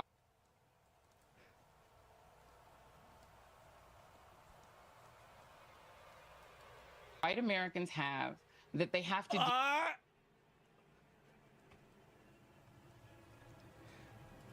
deal with. I'm not American. Diversity that they have to deal with. Joy, this isn't a grievance. I'm British. Love America. And by the way, white grievance is very good for your bottom lines. It's very good for your bank accounts. And so having me here to be able to continue to traffic in that is your shtick. That is what you do. First of all, that Joy, is what you do, peers. And so it's great. And I'm sure you find it delightful and fun to say it. But the reality is, peers, that is what you all traffic in. I have to correct you. Well, first of all, I'm not a white American. I think as my accent may reveal. Well, I know that you're European. And I know you're European, but I just really actually mean I hate white people. And so because you're white, it doesn't really matter where you're from. You're still wrong.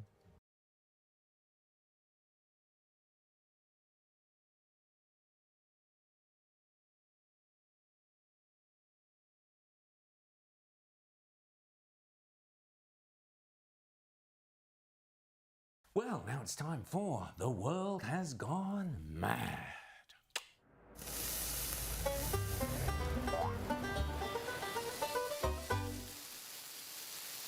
And there's nothing crazier and more insane than the current kooky craze for decolonization. Have a listen to this teacher from Nottingham Girls' School explaining how she is busily decolonizing the British curriculum. We have to fully incorporate the work and ideas of people of colour into each aspect of the curriculum. By rethinking the very foundations of our education system, we've replaced controversial books by white male authors, such as Of Mice and Men and The Boy in the Striped Pyjamas, with pieces of literature that celebrate a diverse array of authors and themes. The whole point of decolonising the curriculum is to make the outlooks and experiences we study more universal. And naturally, these change with time. Of course, it's only a coincidence that one of the controversial books by white male authors she has so eagerly got rid of is all about anti-Semitism and the son of a Nazi officer befriending a Jewish boy during the Holocaust. Yes, let's decolonize that one, shall we? Or how about this nutjob keen to decolonize our language? Non-white people and ethnic minorities. If you are tired of using this language that continues to center white folks, there is better language. She introduces us to the language people of the global majority.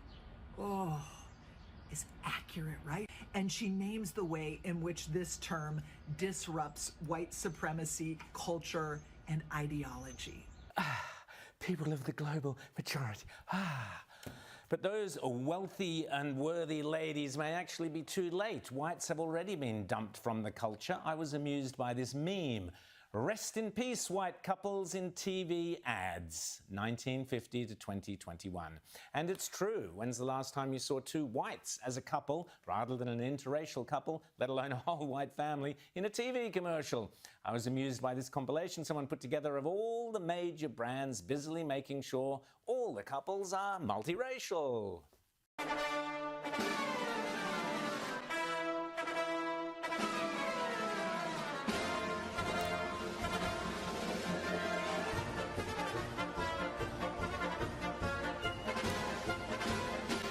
But it's not new. In fact, I remember back in the noughties when I was last involved in the advertising industry, it was already common for clients to prefer to cast multiracial couples. Now, obviously, TV advertising needs to genuinely reflect the society in which we live, and so it should. But the erasure of the white straight male from the public square has got completely out of hand. In April, for example, a British theatre director called for a year-long ban on all plays written by white men. So, you know, bye-bye Shakespeare, bye-bye Oscar Wilde, bye-bye Tom Stoppard. And a recent article by Jacob Savage in Compact claims that, quote, not a single white American man born after 1984 has published a work of literary fiction in The New Yorker, not a single one. So it looks like the decolonizing of our culture is already having its effect. And it's hardly surprising when you listen to self-loathing lunatics like this guy. Not be racist to white people because white people are the dominant race in this country. Full stop. You are calling me privileged when you don't know anything about me. I could have grown up in Section 8 housing. This is privilege! Okay. Sadly, this hatred of British culture or white culture or Anglo culture this week saw the disgraceful situation where a 12-year-old British girl was humiliated at school after wearing a sparkly Union Jack dress to her school's Culture Day. A Union Jack dress, just like pop stars like the Spice Girls used to wear, to celebrate British culture, and then being told it was inappropriate and she was forced to sit in reception all day and not give the speech she'd prepared. My speech was about diversity and all our traditions that we have in Britain, our politeness, our humour. What a disgrace. The school has since apologised, but this is where decolonisation will always end, erasing your own culture. Here's another young British woman calling for an end to illegal immigration. You seriously must be on the upper echelons of naivety if you think these fighting-age men crossing the channel are here to adapt and assimilate into our way of British life. We have seen quite the opposite. I shouldn't be stood here today. There shouldn't be a women's safety initiative, but because of consecutive government failure, time and time again, our women and our girls are put last, and we simply will not stand for this anymore. Which may explain this hilarious AI meme, satirical one, my meme of the week.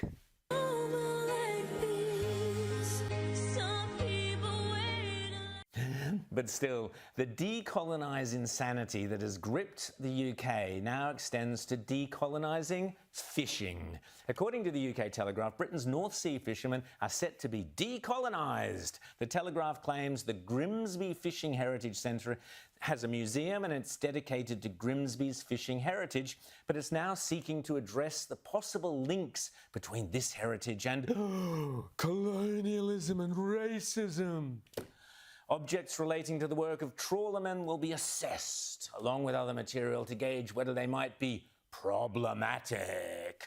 Connections to slavery will be highlighted, and the Grimsby Fishing Heritage Centre will also seek to include more information relating to those from diverse backgrounds and protected characteristic groups.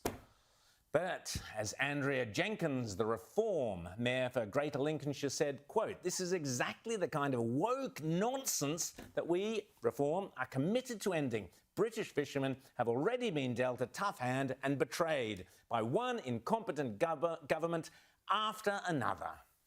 Quote, "The people who built this country, our builders, fishermen, military personnel, teachers and doctors, deserve the highest respect. The growing sense of guilt and lack of patriotism plaguing Great Britain must be reversed." Hear, hear. The decolonising and acts of historical vandalism also extends, of course, to the arts world, where these idiotic pro-Palestinian activists last year slashed and defaced a 1914 portrait of Lord Balfour at Cambridge's Trinity College. Surely, you might ask, they were punished with the full weight of the British legal system. Sadly, no. It seems like that has been decolonised too, if not defanged altogether. In March, the police closed its investigation. The vandals got away with it scot-free. Personally, if it had been down to me, I would have found a suitable non-colonial punishment for them, such as this.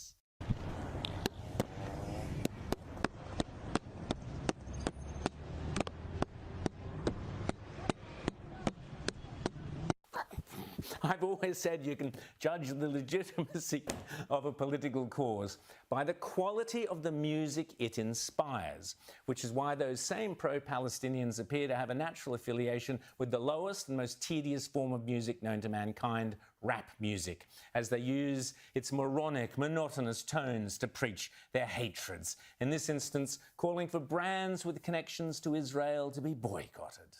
You stood in the way of whites men aided with the Arthur Balfour Declaration, working with Rothschild, another Freemason. America joined up, approved the migration. Palestinian.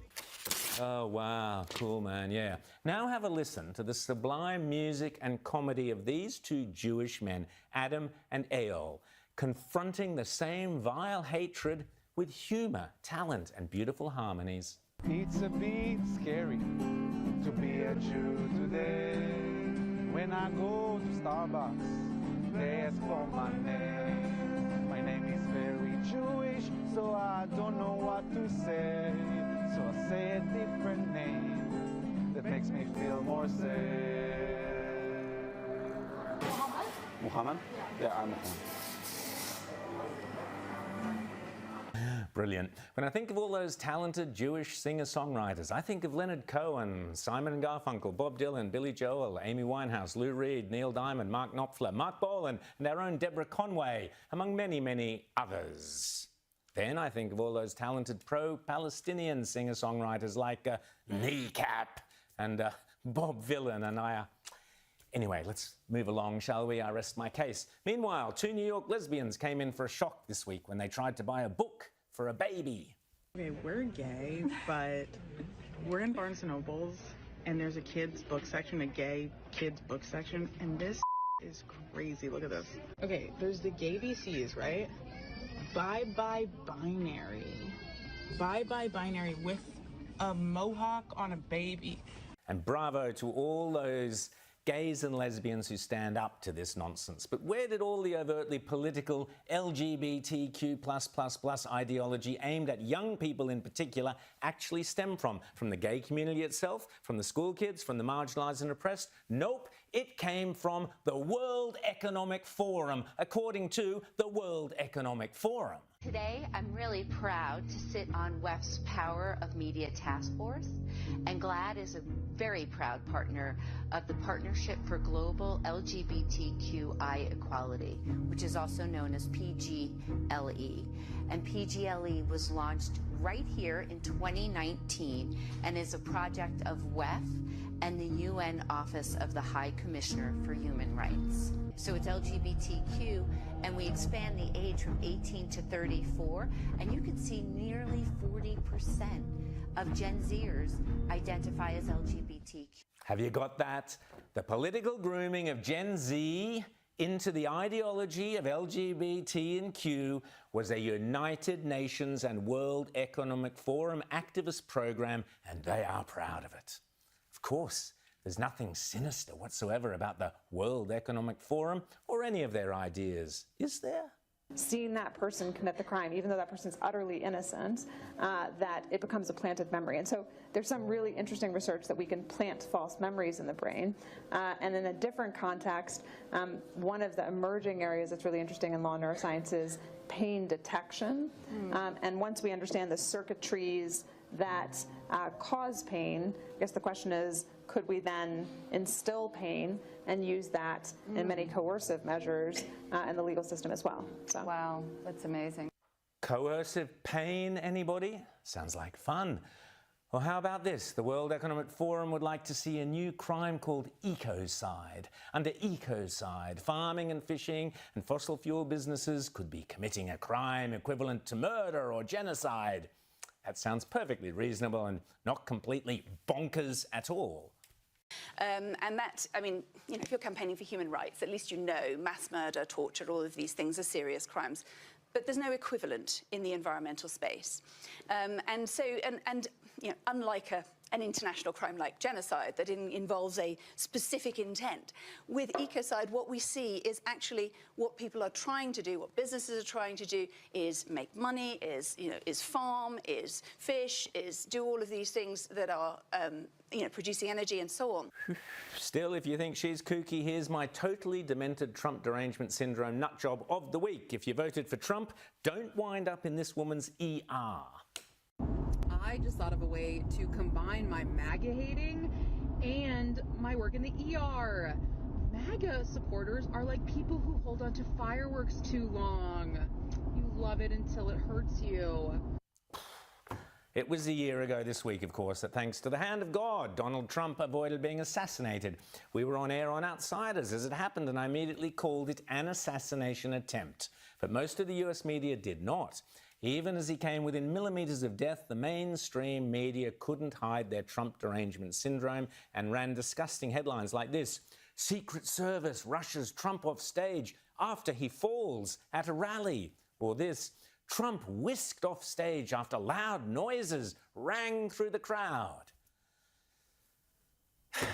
Speaking of mishaps on stage, you do have to feel sorry, kind of, for this married CEO who was snuggling up with his HR manager under cover of a huge crowd in the pitch darkness of a Coldplay concert when the spotlight and the camera found them and projected their canoodling up on the screen for the whole world to see. Oh, look at these two. All right, come on. You're okay? Oh, what? Either they're having an affair or they're just very shy. Yes, an illicit office romance. What would HR say? Oh, hang on, she is HR. Yes, it truly is a world gone mad.